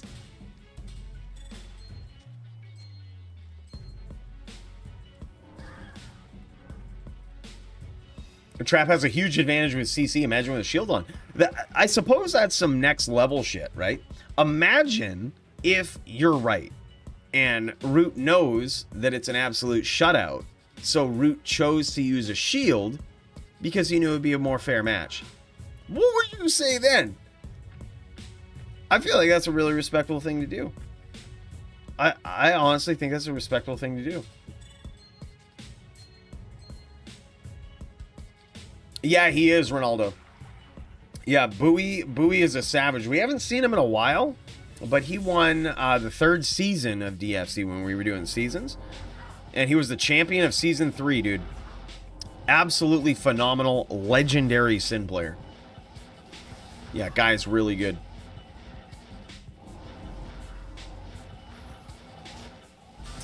Yeah, that's a good point too, Max. That right now, trap skills are buffed. So losing out on that is insane. Here's the other thing. Here's another reason.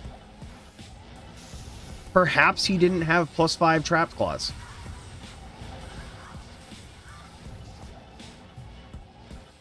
Granted, you could use 2 plagues, but we all know that the IAS breakpoints aren't going to be what they need to be when you do that. It would make sense. That's all I'm saying. It would make sense. If you don't have +5 trap claws and you still want to duel in this duel, but then again, why would you sign up on a Sin before matchups were made if you didn't have +5 trap claws?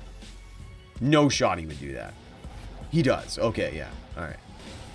All right. I'm just thinking. But then again, dude. Two Pets seems pretty good against Whirlwind, too. Riz has got Root's back against the ropes, man. Root is very low on life. And there it is. 3-1 so far in favor of Riz. We are knocking on the door of the first ever. Knocking on the door of the first ever Ghost Sin champion of the DFC.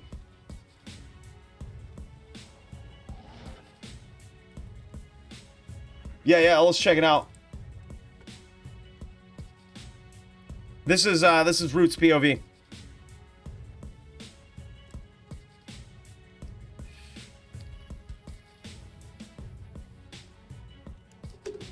Oh my god. He's even walking. Boys. Interesting setup. I gotta say I respect the setup, but it certainly hasn't panned out so far, but it's not to say that he couldn't make a serious comeback here. Root is ready. Riz is ready. And this could be the final round if Riz cinches this up. Yeah, this is Root's POV.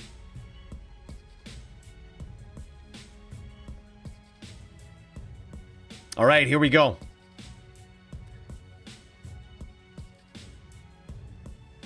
All right, the champion defense. This is the champion with his back against the ropes. He cannot lose another round against Riz.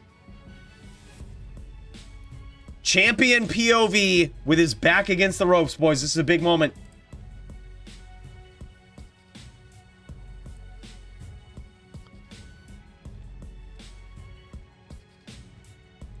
And look at this. He's setting up 5-stack traps, trying to skate around them and lure Riz into them. Interesting choice, though, to set him by that rock. There you go. You see him trying to move out to the center of the field here so that he can cover and attack Riz from whatever angle he comes in at. He's going to try to stay on the other side of his traps. Riz, very intelligently, setting traps up within Root's traps, confusing him a bit, making him move out of the way. That's one of the tools that a Ghost Sin has. Their traps don't do a lot of damage, but if you have over-prepared for the physical damage and you have not let your lightning resist be what it needs to be, not maxed anyway, those traps can do some, you know, I wouldn't say significant damage, but they can do some damage, some ping damage for sure. And Riz getting in some big hits early. Root cut open. Root could be going to 1 here. This could be it. Root is at 1, and it is all over, boys. That is it. Riz is the new DFC champion. The first ever Ghost Sin to get the DFC belt, boys. And that's what it is. Much deserved, well played,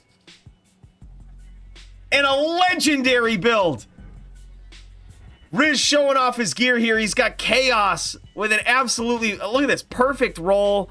Oh my God, boys. He just took it. This guy just took it, boys. 40-15 in this helm right here. We just witnessed history, guys. Oh my God, Riz, the new DFC champion. A 100% perfect Enigma, 100% perfect Tranks. This boy ain't messing around. 2020 Wisp Projector 2. Look at this belt. 6-point ring. This is what it takes. 100% perfect Shadow Dancers. Well played, Riz, and well built Sin. Look at this, showing off the character screen here. Oh my God, this thing is savage. This is incredible, boys. We just witnessed history. The first ever Ghost Sin to take the DFC belt. I mean, a solid Ghost. You can't build Ghost Sins better than this. This guy's got some nasty gear, some nasty stuff. I'm gonna pop into Discord, see if we can chat with him, dude, if he's around. If he doesn't want it, that's fine. But, dude, oh my god. Yo, Riz, you there? This is nuts, boys. Yeah, I don't think he will. Dude, holy shit. Wow, just good old open wounds and nasty play, dude. This is the best Ghost Sin that exists on D2R. And the best Ghost Sin player. You just saw it. This guy had a class disadvantage versus a Trapper and absolutely held it down, boys, against all odds to a 4-1 victory. These are the fights we tune in to see, right, boys? I never thought I'd see it. I felt bad making this matchup. But Riz, going above and beyond, proving that this guy is never to be doubted, takes the DFC gold. Well earned, what much deserved. That was amazing. Yo, Riz, you there? Oh, never mind. I'm hearing people. I don't think it's Riz. Dude, GG, man. This is incredible. Nicely done. We have a new DFC champion. I'm gonna give it to him right now. I'm gonna give him that DFC championship. I'm gonna give him that DFC championship belt, boys, in the Discord. Y'all better recognize. We gotta find him. Here it is. DFC champion Riz. Oh, it looks good. Oh my god. That's insane. Wow. I never thought I'd see that. I never thought I'd see it. He's going off to the stash, probably showing off what he's got for a setup here. Oh my god.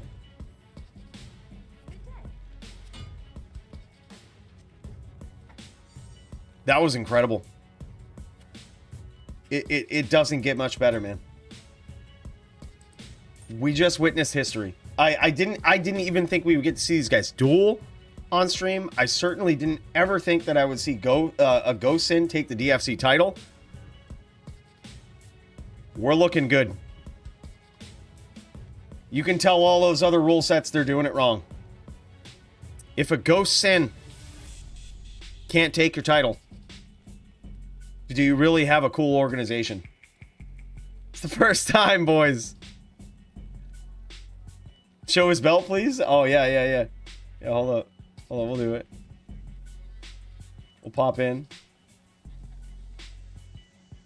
It's, yeah, here. This is what it looks like. Let me... I'll share the screen with you.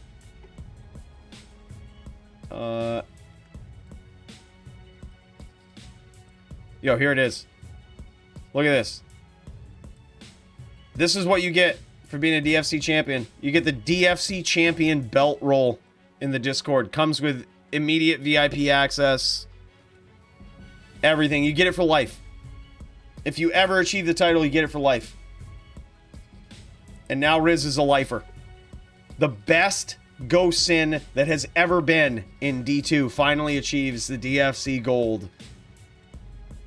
Man, I couldn't be happier. What an incredible win. Like, absolutely incredible win, boys.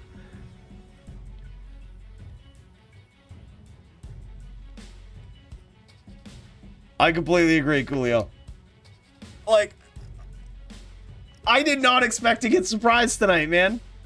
I did not expect to get surprised tonight. I told you I felt so bad. I felt so bad putting this matchup together. Because I was like, man, poor Riz. I was like, he's always been right on the cusp of the title shot. And then Root chooses an assassin this week. I was like, god damn it. Like, I know how this is going to go. But I was like, whatever, man. Like, you know, he's already the interim champion. Like, we got to consolidate these. We got to do this. And Riz just does it, man. That is next level Ghost skills. Yo, Riz, if you can hear me, dude, show off the skills. I think a lot of people are more interested to see what the skills look like on a Ghost Sin, because literally nobody can achieve, like, most of this gear here. Like, I think people will be very interested in the skills. So, it looks like he doesn't have much in traps. He has maxed out Claw Mastery. He's put a lot of points into Fade, maxed out Mind Blast, maxed out Venom, maxed out Weapon Block. Interesting. Maxed Weapon Block. So, Mind Blast, Weapon Block, Venom, and Claw Mastery. What does the martial arts tab look like? Just 1 point into... He puts the rest of his points possibly into Dragonflight, or he has claws that give him Dragonflight. I think we already saw those, but he puts 8 points into Dragonflight. So the rest of his points, you know, he's obviously very high level. I think level 99. And he puts the rest of his points into Dragonflight. Now, the reason why it's so important to be level 99 on a Ghost Sin is because, yeah, he is level 99. It's because you are bringing in constant calculations of whether or not you hit your opponent. That's all based on AR, it's based on defense, but believe it or not, it's also based on level. So, those are all important calculations. It's very important, I think, with this particular build to get to level 99. Riz did that. He has an absolutely perfectly built Ghost Sin. And this thing just took the DFC crown, boys. What a hell of a night. This is nuts. Absolutely nuts. Now this is his stash right here. He's got a few different setups, man. We saw the setup versus the Trapper, which seemed like pretty straightforward. It seemed pretty straightforward. His inventory is likely Shadow Disciplines Grand Charms along with max AR lifers. That's what I would guess. So the small charms that you see in there are likely 320/20s or close to it, and the grand charms are Shadow Discipline Grand Charms. Yeah, pretty classic with 4 to 6 Shadow GCs. Damn.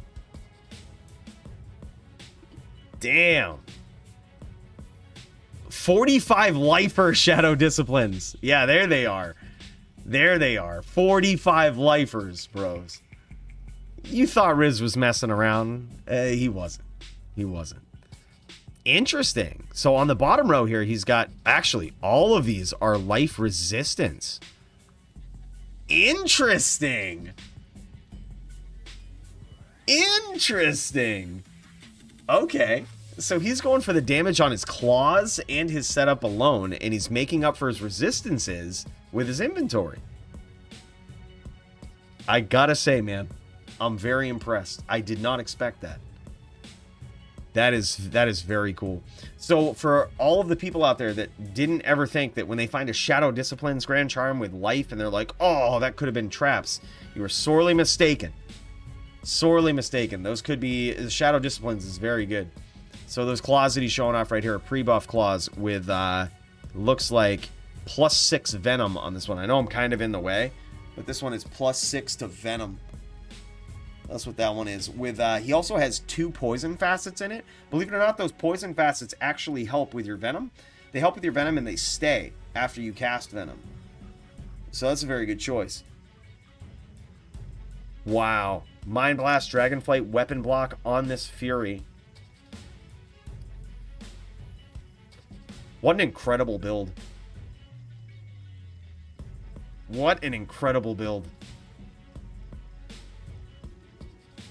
Wow, man. 27 rep life. And look at this, 119 magic find. You could you could MF with this build, boys. 119 magic find. And you thought dueling was for chumps. You want PVM with this guy? You might be. Wow, dude, this is sick. I'm so impressed, dude. There has never been a DFC belt that has been more deserved than Riz. Incredible night. Boys, I don't think we can top that. I think it's impossible. Like, what an incredible duel. What an incredible duel. Now, look. GG's, Riz. Nice job. Congratulations, brother. Amazing. He's saying, GG's, thanks for watching in game. What a good guy. Wow. All right, boys, this is what we're going to do. We're going to set up, Polytheist was so patiently waiting on deck for a second chance. Who showed up that we think we could give a second chance to for Polytheist? Who do we think is fair? I want to give this guy a match. He is already high up on the rankings, but just in case. We can't give him me, boys. I've already had 2 fights, and I would hate to just crush Polytheist like that. I know he beat me last time, but I don't want to do that. In our game... Oh, Chu is up in our game now. Oh, shit, okay. All right, yeah. Yeah, Chu gets his second shot. All right, yep, Polytheist. All right, here we go. Did he pick a good build? I hope he didn't go with Assassin, because that's absolute cheese-ass bullshit. I hope he didn't go with that. Hold on, let's get this going.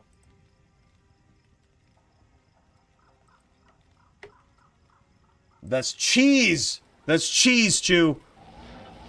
Don't you go with the sand. That's too easy. Too class advantage-y. One more, boys, to cap it off. We just witnessed history. And now, Chew versus Polytheist. Good day. I just won a duel. Do I get a second one? Oh, that's a good point. Dio trying to move up. Trying to move up in the rankings. You beat Jess tonight. What an incredible duel. Yeah, dude. Where's Max at? Max is in game. I'll give you Max. If you can beat Max, that's a hell of a win. Max needs 2 fights. Polytheist and Dio, just 2 druids. He's gonna tear both of them up. That's my official prediction.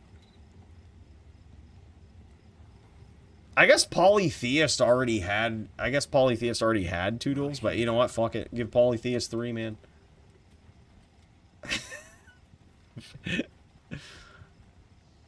Theoretically. Or we could just switch his main. Well, I'm gonna do this. This is what I'm going to do, because Polytheist would have had 3 fights. This is what I'm going to do. I'm going to make a switch here. So that you get 2 Dio. I'm going to do it like this. I'm going to edit this. And I'm going to go Dio versus Max. How's that sound, dude? We'll switch up. Drew v. Sin. It's going to be an uphill battle. It's going to be an uphill battle. It's not at all fair, but it is what it is. All right, let's pop back over to... That way he doesn't get... That way it's kind of balanced. Yeah, this makes sense.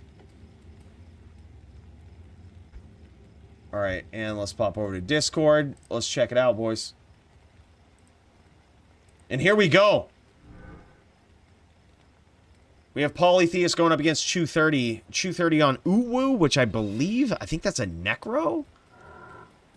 I think he's on a Necro. I could be wrong. I'm not 100% sure, boys, but all I know for a fact is we're about to see an insanely decisive battle between these 2 titans. Let's check it out.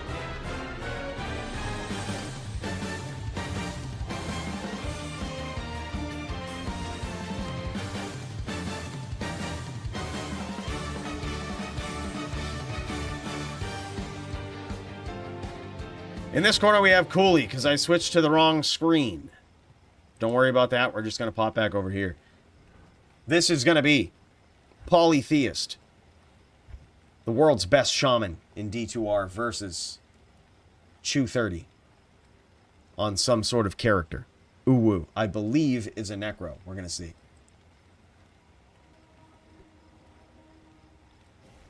Okay, these guys are figuring out some stuff. Please, before I ask Root and end up with 160% Fire Absorb and 250 DR, percent Sword plus max. Yeah, 95 is the max. So Chew 30 is asking what he can have for Fire Absorb.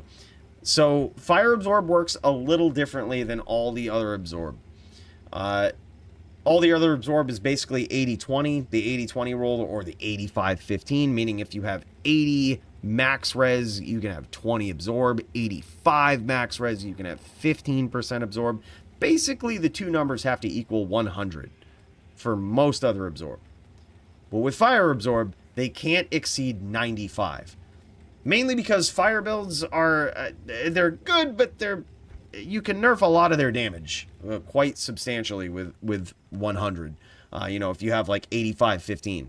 Like if you have Infernos and Dwarf, it nerfs a lot of damage.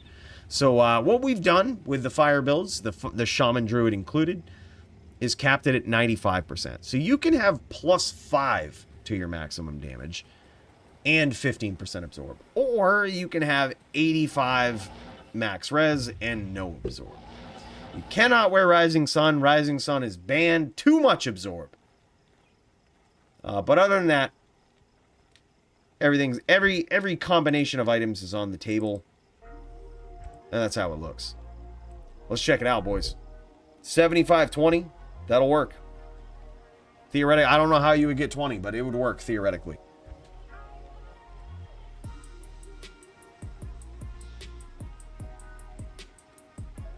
You can't wear Hotspurs, because with most classes, unless you're on a Necro, or wait, unless you're on a, there's some exceptions. Some classes can wear Hotspurs. Barb, theoretically, can wear Hotspurs. I think we changed that, though. Hold on. These rules are always getting adjusted. Let me double check these. Might get a gray screen here. Let me check these. We'll check the fire absorb rules. We're always adjusting them to make sure that they are the absolute best rules on the planet. Okay, so find fire absorb. Okay, fire absorb cannot be used in conjunction with lightning absorb. Okay, so that is a rule.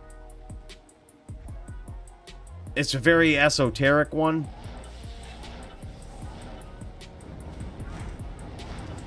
This is probably why 230 brought up a concern.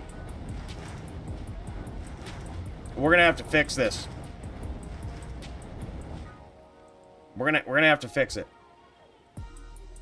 at some point. Percent absorb can't exceed 20%. Okay, yep. So you could go 75-20. I don't know how you would do it, but yeah, max res 95% when 95 when added together. Okay, cool. That's what it looks like, boys. Looking good.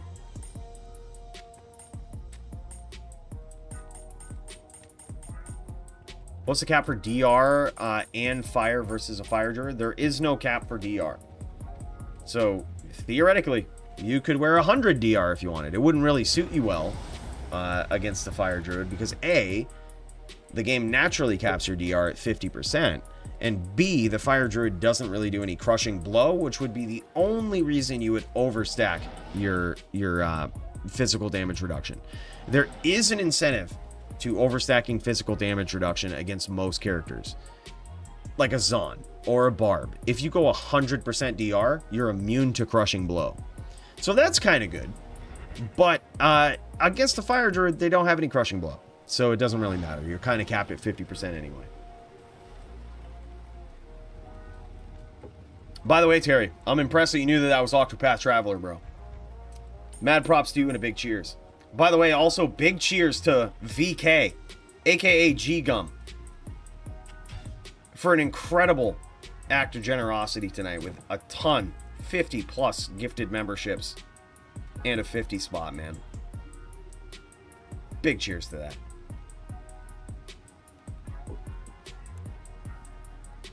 Dwarf and MDR are pretty strong versus Fire Druid spells, other than Armageddon. Yeah. Yeah, MDR is very underrated, I think. Not a lot of people really understand the power of it. It's very good. And what Max means by that is magic damage reduction. A lot of times in PvP or even in PvM, all across the game, that is sort of overlooked, MDR. It's so good. We pointed it out in the Immortal Sorceress build, but when it comes to builds like the Fire Druid, where you're dealing consistent damage over many different hits, it can especially be good. Because then every single one of those hits is reduced. Now, as Max showed, Phoenix is pretty insane. Phoenix is a pretty insane addition. Now, theoretically, Phoenix is allowed in the rule set. You could use a Phoenix because it would bring your max res to 85%, which is good. You can't use any other absorb, but we only talk about percentage absorb. There's integer absorb on Phoenix for fire. So theoretically, that's a thing. No one's really abused it, so we haven't been forced to make any rules about it. But it's theoretically a thing. You could do that. Dirty says, I need second chance duel.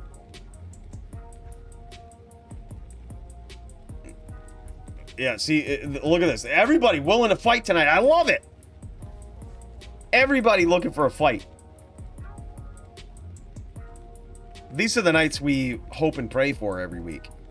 We get to see a new DFC champion with a very unique build. We get to see everybody looking to fight. Man, this is the best game in the world. This is the best night of the world. This is the best night of the week. Every week.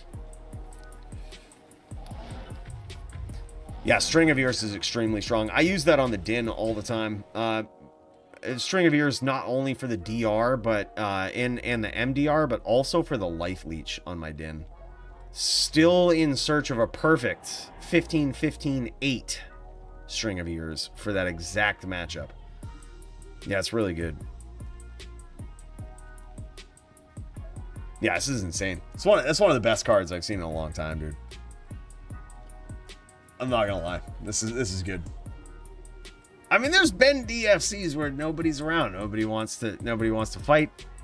I'm gonna have to ask Cooley. All right, so am I allowed to use Spurs on, what was it? Am I allowed to use Spurs on a Barb? All right, let me check. Is he on a Barb right now? If he's not on a Barb, I'm gonna be so tilted. All right, hold on.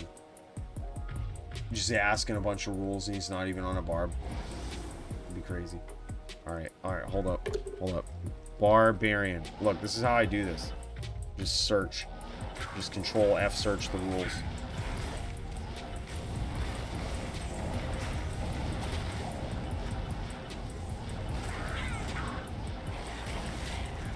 Okay.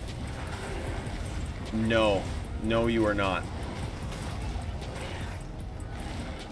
You are not allowed to use Spurs on a Barb.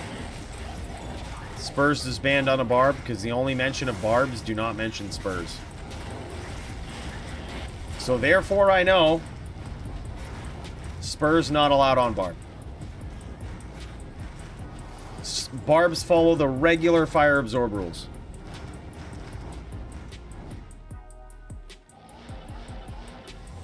And we know this through a lot of testing, actually. When we built the ES Fireball Sorceress, we tested that out, took it to some duel games. It's like practically impossible to beat a Barb that is wearing Spurs. I hit one Barb in particular with 13 fucking meteors. Meteors! Not fireballs. Meteors! Before I killed him. You know how hard it is to hit a Barb with meteor? It's fucking impossible. Like, they have to make a big mistake. It was like a 30-minute duel. I hit him with 13 meteors and finally killed him. No need of that. Just accept your loss like a man. Like, you weren't gonna win. Just accept it. Yeah, Vex Bear COA with, yeah, Duke knows what's up.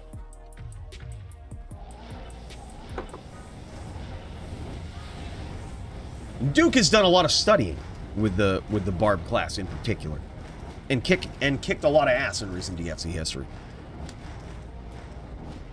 All right, boys, Chew 30 with a second chance versus Polytheist.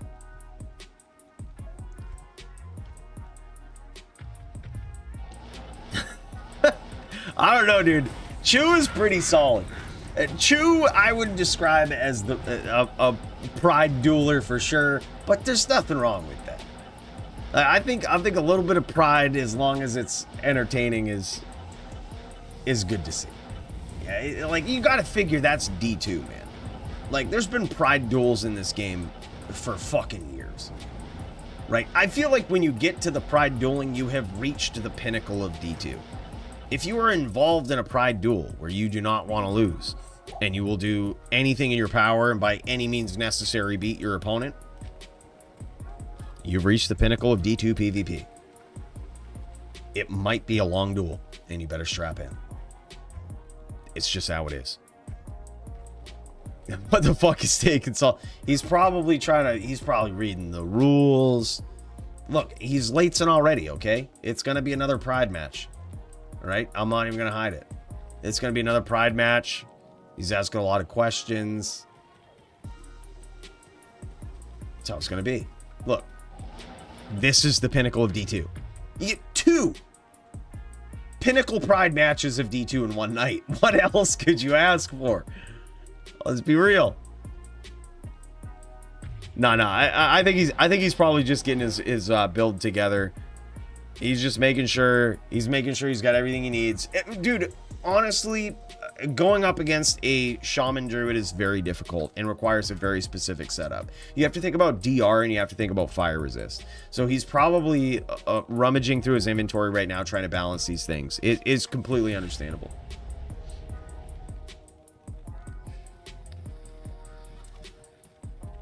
Yeah, Vex Bear COA. I like that. He's certainly wearing a COA right now, so I wouldn't be surprised if he put Vex Bear in it. It would certainly be a good choice. That with Dwarf brings you to exactly 95%. It's a ton of DR on there. The only thing is you're giving up a little bit of cast, but on a Barbarian, all you really need to hit is like 38 cast and you can catch most casters. Barbarians have the same cast frames as a Sorceress, so they're very fast casters, which is odd for like the hardest hitting melee character to also be a very fast caster. It is weird, but at the same time, still Barbarian worst class in D2R. Go figure. It ain't all about the frames, boys. It's all about the skill. I gotta say, I'm rooting for Paulie here. I love these unique builds. Then again, you got the Barb, too. Everybody's underprivileged in this duel. Who do you guys think? Do you think Chew 30 is going to take it? Chew 30, previous DFC champion, looking to make his way back to the top? Or do you think Polytheus is going to get there? Maybe we see a Polytheus versus Riz fight next for that title. Especially if he pulls it off tonight. Here again, this could be a good indicator. If Polytheus wins this against a Whirlwind Barbarian, he might be next in line for that title shot, man. Yeah, Barbs are so cool to watch. It's certainly the most exciting style of play. It's certainly the most skill-intensive character, because it has to be. You can't be a bad Barbarian and get wins in like the DFC or really competitively in general. You have to be very good. You have to be good at chain locking. You have to be very patient. You have to wait for your opportunities. You have to know when to aggress. You have to know when to back off. Like, you have to just be very good. You have to be well-versed with your Barb. Yeah. Dude, people will hate on your Barb. Fuck them. Like, tell them get good. Anybody who hates on Barb, just tell them get good. Like, when I complained against the Barb in a pub game who was wearing Hotspurs on my ES Fireballer, I actually had a moment where I sat back and I said, no, I just need to get good. Barbs suck ass. Like, then I hit him with 13 meteors and finally killed him. Like, that's the thought process I think we need to have. But unfortunately, a lot of people just complain. They just shit talk. They just, that's the norm.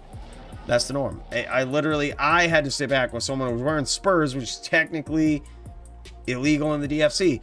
I had to be like, I just need to get good. It's a Barb. You know what I mean? That's how it is. But then you run into savage Barb players like yourself, Duke. and like Demented. Like there's a number of good Barb players out there. Even Stadium is a savage Barb player. He was the guy that defended Gain didn't defended the DFC belt on a Barbarian. Guy's insane. Guy's a great player. I should say, did he gain it? Wait, there's been a number of champions. Did he gain it? Was he DFC champion? I remember he had some. Yeah, he was. He had it and defended it against. He defended it against Doombringer in the Chaos Sanctuary. I remember that fight. It was insane. It's back and forth. It was the time I thought Doombringer was going to be DFC champion. Yeah, that's what I thought. And he defended it, dude. Defended it on a Barb. Bad matchup. Like, well, good matchup for the Sorceress. Bad matchup to go up against the Cold Sorceress on a Barb. This guy used a fucking. He used a Whiz Spike in his main hand on his Whirlwind Barb. He's that type of Barb player. Very creative. Yeah, it was insane.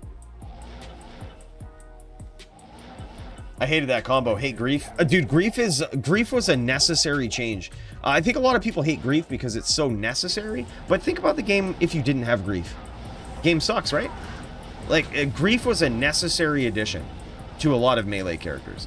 Now, just imagine if Grief didn't exist, you'd have all of the melee characters in the world asking for some sort of melee buff. And then they would make Grief and we'd be like, oh, thank God, finally, right? The game sucked before Grief. It's unfortunate, but it's true. Grief is like the Enigma, right? Everybody hates on Enigma. Everybody shits on Enigma. Enigma saved the game. Like, it gave other classes teleport, finally. Same thing with Grief. It made melee characters actually good. Unfortunately, it made other classes really good too, but it's super necessary. By the way, Chew 30 gets round 1 against Polytheist with some insane chain locking here. Polytheist trying to stay on the outside, couldn't quite do it in round 1. I can't carry anymore.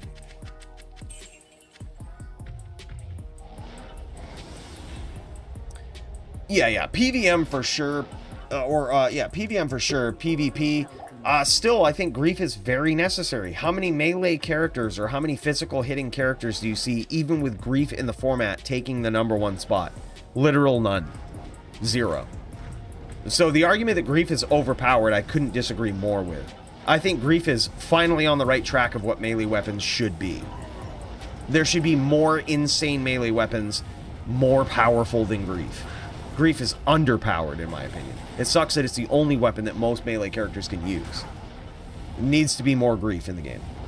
But unfortunately, the internet just sucks, and everybody has an opinion. The wrong ones often complain the loudest, and Blizz hears those, and they think that somehow Grief is just overpowered. It's not. It's exactly where melee items should be, and there should be more like it. That's just a seasoned vet. Like, I've seen enough of this game to know there's a reason why every melee character uses Grief, because there's no other good items in the game.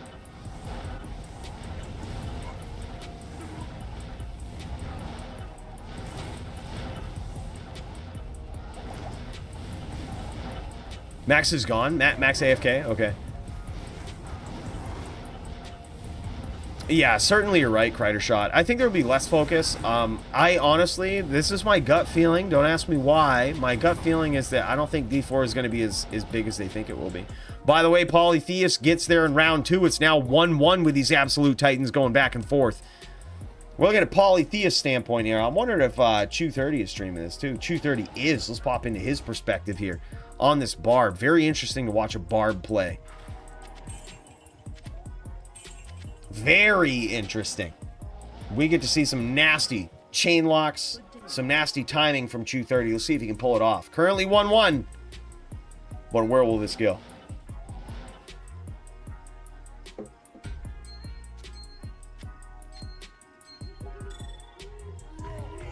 Yeah, and with Grief, I think it's even appropriately priced with runes. It costs a fucking low rune. That's it. Doesn't even cost a Jaw or a Bear or a Zod or anything. Grief is so good. Grief is like exactly where all melee weapons should be. Like, because think, if Grief didn't exist, you would need, with the current rune words and all of this stuff, PVM and PvP, you would need the nastiest melee rare weapons, E-rep weapons, to even compete with anybody in PvP or to even make any viable build in PvM. Like, it's not that Grief is the problem. The problem is melee weapons in general, and Grief is the only viable one. Yeah, for sure, easily affordable. There, like, the flat damage suggests that damage should be calculated differently in the game. The fact that the flat damage, the damage that gets added on after the basic damage calculations, the fact that that's overpowered just suggests that the damage calculation in the game in general is pretty fucked. Like, it's not on point where it should be. Snorlax, aka Chew30, getting some good damage in against Polytheist early. Polytheist back against the rope. He's going to try to lure Chew30 into a whole bunch of these Armageddons here, but it's not enough. Chew30 gets there with a nasty, very quick chain lock and whirlwind. Very nicely done. 2-1 so far in favor of Chew30. Yeah, like the damage calculator, but also the hit calculator is pretty messed up. The fact that any physical hits have any 100% guaranteed chance of missing is fucked up. Like, why even do it if it can miss 100% of the time? Like with Zeal, whirlwind hits too work the same way. Like, there's a lot of messed up stuff. But it boils down to this. That video that we recently put out about items that should change, like Astrion's Iron Ward could be such a good item. And they had a good idea with the flat damage there. They just need to boost it up. Like, and then it could actually be a good item. Dins might be a thing. There might even be some different barbarian builds. It's not just for the paladin. There's a lot of different builds that could find itself on. It's like even Sin builds. Like, granted, the damage plus doesn't work with a lot of their attacks, but like the chance to cast amp, the slows target, like even the damage reduction, the crushing blow. There's so many good things about Astrion's Iron Ward. But unfortunately, the damage calculation formula is so messed up that damage plus is necessary. Or yeah, plus damage or whatever it is. The shit that you find on Grief, it's necessary. It's how the calculation should have worked in the first place. Yeah, we haven't played the full game. I just think, no, honestly, Kreider, the only reason I say that is because I think the PvP will be pretty unbalanced. So if the PvP is unbalanced and looks like D3, and that's just my honest opinion on it, I think it's going to look a lot like D3 PvP where everybody just gets one-shotted. If that's the case, PvP won't necessarily be a thing. So the Fields of Hatred won't necessarily be a thing. Hardcore players certainly won't do it. You won't see any exciting stuff going on in PvP. So that means the PVM is the only end game, which relies on the developers releasing new stuff every quarter or every season, which is not a sustainable pattern to get into, I don't think. It's certainly good. It's certainly possible to make the game good if you put a lot of work into it, but just having good PvP makes the game have staying power for years to come. And I have yet to see good PvP in D4. We have not seen any PvP, and the PvP that we have seen has completely sucked where everybody gets one-shotted. And also the setup of D4 currently and how it looks, that will certainly be the case. That will certainly still be the case when the full game's out. So that's all I'm saying. I think that will certainly be something in D4 that is a setback. Not a huge fan of what we've seen of the PvP so far. I think it will suck. But the game looks good.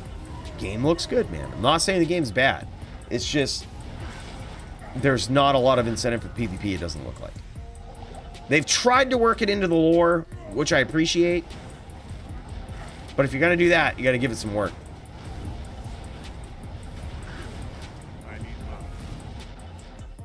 All right. Chew30 in trouble here in this fourth round.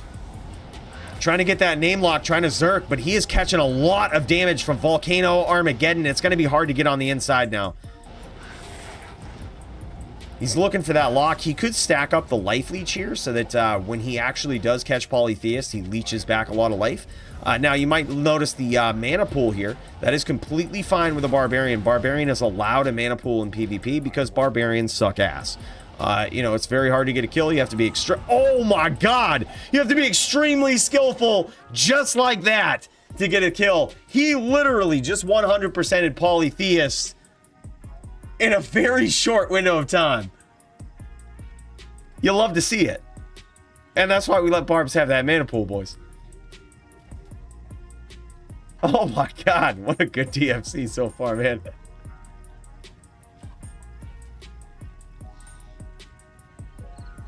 100% Kreider. I think same thing, dude. Like, D4 would be an amazing game. Here's the one big gripe that I have already about it, right? This one little change about D4 would force the devs to balance PvP. It would force them because they would have so much community feedback that they would have to respond. Here's the one change D4 needs. You ready? Spoiler alert. Make it so you cannot choose to not engage in PvP. You go into the Fields of Hatred, you can get ganked. It doesn't matter if you've opted out of PvP. Someone can kill you if you go in the Fields of Hatred. And provide a good incentive for going through the Fields of Hatred. You're in the Fields of Hatred, you can get killed. You can't opt out of PvP. That's some bullshit. If someone wants to kill you, make it so they can kill you in the Fields of Hatred. No, none of this opting out pussy bullshit. Someone wants to kill you, they can kill you. And now you're forced to balance PvP. That's a simple change. Like, if you walk through the Fields of Hatred, add a good incentive for doing so, but make it so that you cannot opt out of PvP. You choose to be here, you choose to get ganked. That's just how it is. Be good. Get good. And that way you can grief players. It adds a Wild West feel to D4. If you don't want to engage, then you don't go to the Fields of Hatred. You don't go to the Field of Hatred. You don't get XYZ in the game or whatever. That's fine. But you cannot opt out. You cannot opt out. Yeah, Generation is too soft to make a good game. I think that's fair. There's a lot of people that complain about everything, and those people's voices are usually the loudest. And unfortunately, Blizzard listens to those people. Like, they need to realize, oh my god, and he gets there again. Is that 4-1? That's 4-1, boys. 230 gets there on a barb. I'm impressed. I gotta say, did not expect that. Yeah. They need to realize, though, to finish that thought, Blizzard and all gaming companies need to realize this one fact about the internet, and as soon as they realize it, life will get easier. The internet is dominated by toxic males that love griefing other people. Simple as that. You got trolls, you got people that love griefing, you got people that exist in these games. You need to support those people too. Unfortunately, for whatever you believe, those are the people that keep your game alive. It's the unfortunate truth about all games and about life in general is that things are dominated by males that have a large level of toxicity, and you actually need to cater to those people because they're kind of cool too. Like, you know what I mean? It isn't like they're just some bully. It's just like everybody that gets bullied speaks louder than the people that bully them. So suddenly they think that everybody's oppressed. But really, most of the people that are in the game having fun with it are the people doing that. Like, that's the majority. It's sad but true. Yeah, I mean, it's those people that are having fun with the game. Like, it's the people griefing other players, waiting in the Fields of Hatred to gank some noob coming in that shouldn't have been there in the first place. Let me do that. Oh, some guy's like, man, I'm killing all these monsters in PvM. I'm going to Field of Hatred with my druid. And then they die immediately. That's a wake-up call. It's like, oh shit, I'm not good at the game. And then that one person quits. But for every one person that happens to, I can promise you there's 10 that's like, all right, I'm gonna fucking do that to noobs too. I remember that happened to me as a noob. I'm gonna do that too. That guy just got all of my essence or all of my whatever because I sucked and I thought I was good. One guy will quit and he'll go on all the forums and tell them how he just had to uninstall D4. But there's 10 people that are like, shit, that's the level I need to be at. I need to figure out what that guy's doing. And I'm going to do that to all the noobs. And then eventually you run into people that aren't noobs. You get good fights, you get good duels, and you're like, hey man, let's be friends. It's just how it happens. I'm just telling you really how it happens. Yeah. That's where you know you have to level up, not just in a leveling sense, but you have to get good at the game. The internet is dominated by toxic males, and that's just the. But also, as males, we all have a toxic side, and we all let it come out in video games. It's not that we're toxic or bad people. It's just that you need to learn how to play a fucking video game, and we're gonna punish you for not knowing how. It's the way of the males. But there's a bunch of women that play it too, and they talk a lot, and they're better at talking. So the world changes based on that. Women are the most powerful things, man. They're the most powerful things on the planet. It's just how it is. But really, the internet is run by the toxic competitive males that just like to grief the noobs. This is not an opinion, boys. This is fact. I'm just telling you the facts. Yeah, women have crafting. Yeah, they have the crafting ability naturally. Yeah, it's really good. Yeah, they got a lot of benefits, man. A lot of benefits. GG's, boys. There it is. 230 gets there. What an incredible night of fights, man. What an incredible night of fights. We have Dirty. Is Dirty trying to get up in this bitch? Hold up. What the hell's Dirty doing with his widescreen? Look at that wide ass screen. It doesn't even fit on my screen. What a wide ass screen player. I can't carry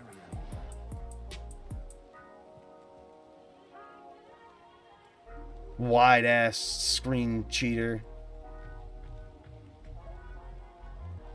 What a cheater. Well, these guys going at it? Hold up. Let me see if I can switch this up a little bit. Let me see if I can make this look a little better. Boys, I do things quick for you. All right? I do things quick for you. I don't want to hear nothing. It's a little bit pixelated, a little bit squished. I don't want to hear nothing. Look at those skills. Just, you can thank me later. Or you can thank me now. It's just making your viewing experience as perfect as it can be. Yeah, that is a significantly wide screen, though. Like, if you go watch it on the Discord, if you're actually dialed into the Discord and you pop into the join the stream channel, like, you can see this screen is fucking wide. It is a wide screen. And it certainly does provide an advantage. He's going up against Dio here. Dio, we'll call it second chance, we'll call it whatever. But damn. Yeah. It's especially bad on Blizzard. So you remember, and dude, Doom has a widescreen monitor. You remember that, yeah, that's why he's such a nasty, like, off-screen sorceress, because he just has widescreen and he just CT casts off a widescreen and fucking nails you from 2 screens away. It's demoralizing. But at the same time, dude, what are we gonna do? We can say you can't have that monitor, you could go buy another monitor.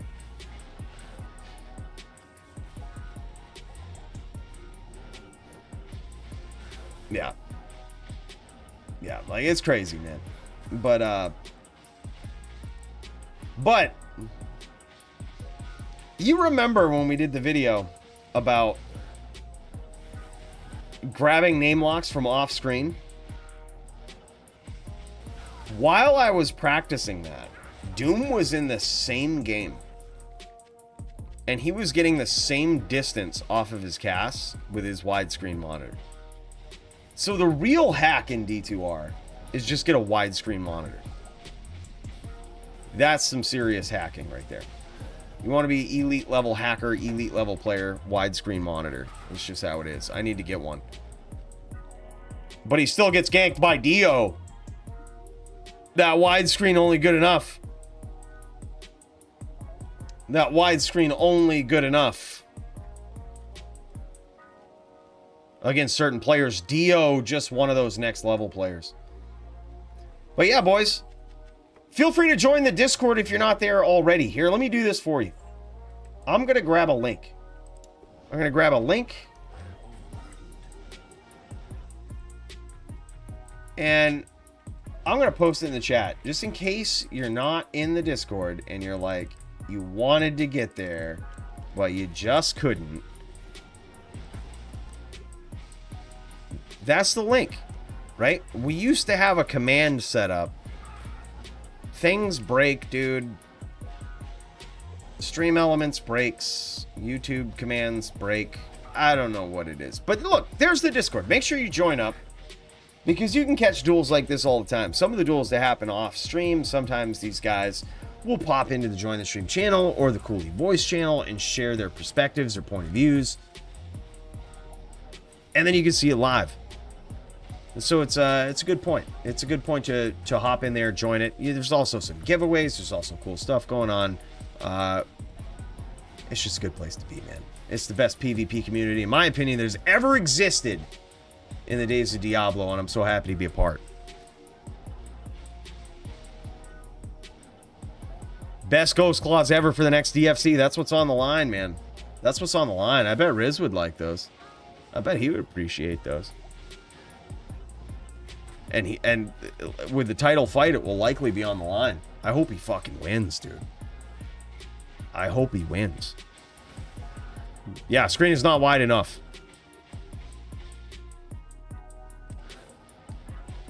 Dio getting sneaky. Look at this. Dirty trying to do this dirty teeth play right here. I like what he's doing. Oh my god, he had a good plan, but he walked out of it. He had a nice little invisible bone spirit train waiting there, and he walked downwards out of it, which is an interesting play. Very interesting play.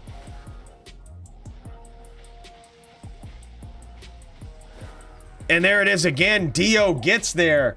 What a savage. I think we need a wider screen. I think this needs to go, or is like 4,000 by 1. Like, it really needs to be, needs to take up an entire 3 desks, right? I think that would probably be the play. I think that's what we need. But boys, I gotta say, tune into the Discord, jump in there. This duel is going on live if you want to catch it right now. But boys, thank you so much for joining me. I'm gonna end it here. I gotta hopefully get some sleep here. I might stream tomorrow and level the sin, boys, because eventually we're gonna have to build a sin on ladder, but eventually permanently we're gonna make a sin. It's the best class, and there's no shot of it ever being nerfed apparently. So we're gonna do that, boys. We're gonna level it up tomorrow. Be sure to join that. We're gonna no life it. We're going to get there. We need to get to 99 this season, and we need to do it while the Mosaic Sin is still on top. So we're going to level. We're going to do 2 things tomorrow. We're either going to get to the level 92 to be the top sin on my account, or we're going to get an Enigma. One of those things is going to happen. We're going to do it tomorrow. So we will see you then. Crider Shot, good night, brother. Good to see you. Boys, thank you so much for joining. Another big shot. Big shout out to VK, dude. Thank you so much, brother. I can't tell you how much I appreciate your generosity. Means a lot. Guys, I hope you enjoyed this DFC. It was certainly one of the best events I have ever seen in my life, let alone been a part of. What an incredible night. Boys, we will see you very soon. I hope you have a great night, a great weekend. But before then, we'll see you tomorrow. Hope to see you. I'll be over on Twitch, so make sure to tune in. Take care, boys. Have a great night. Peace out.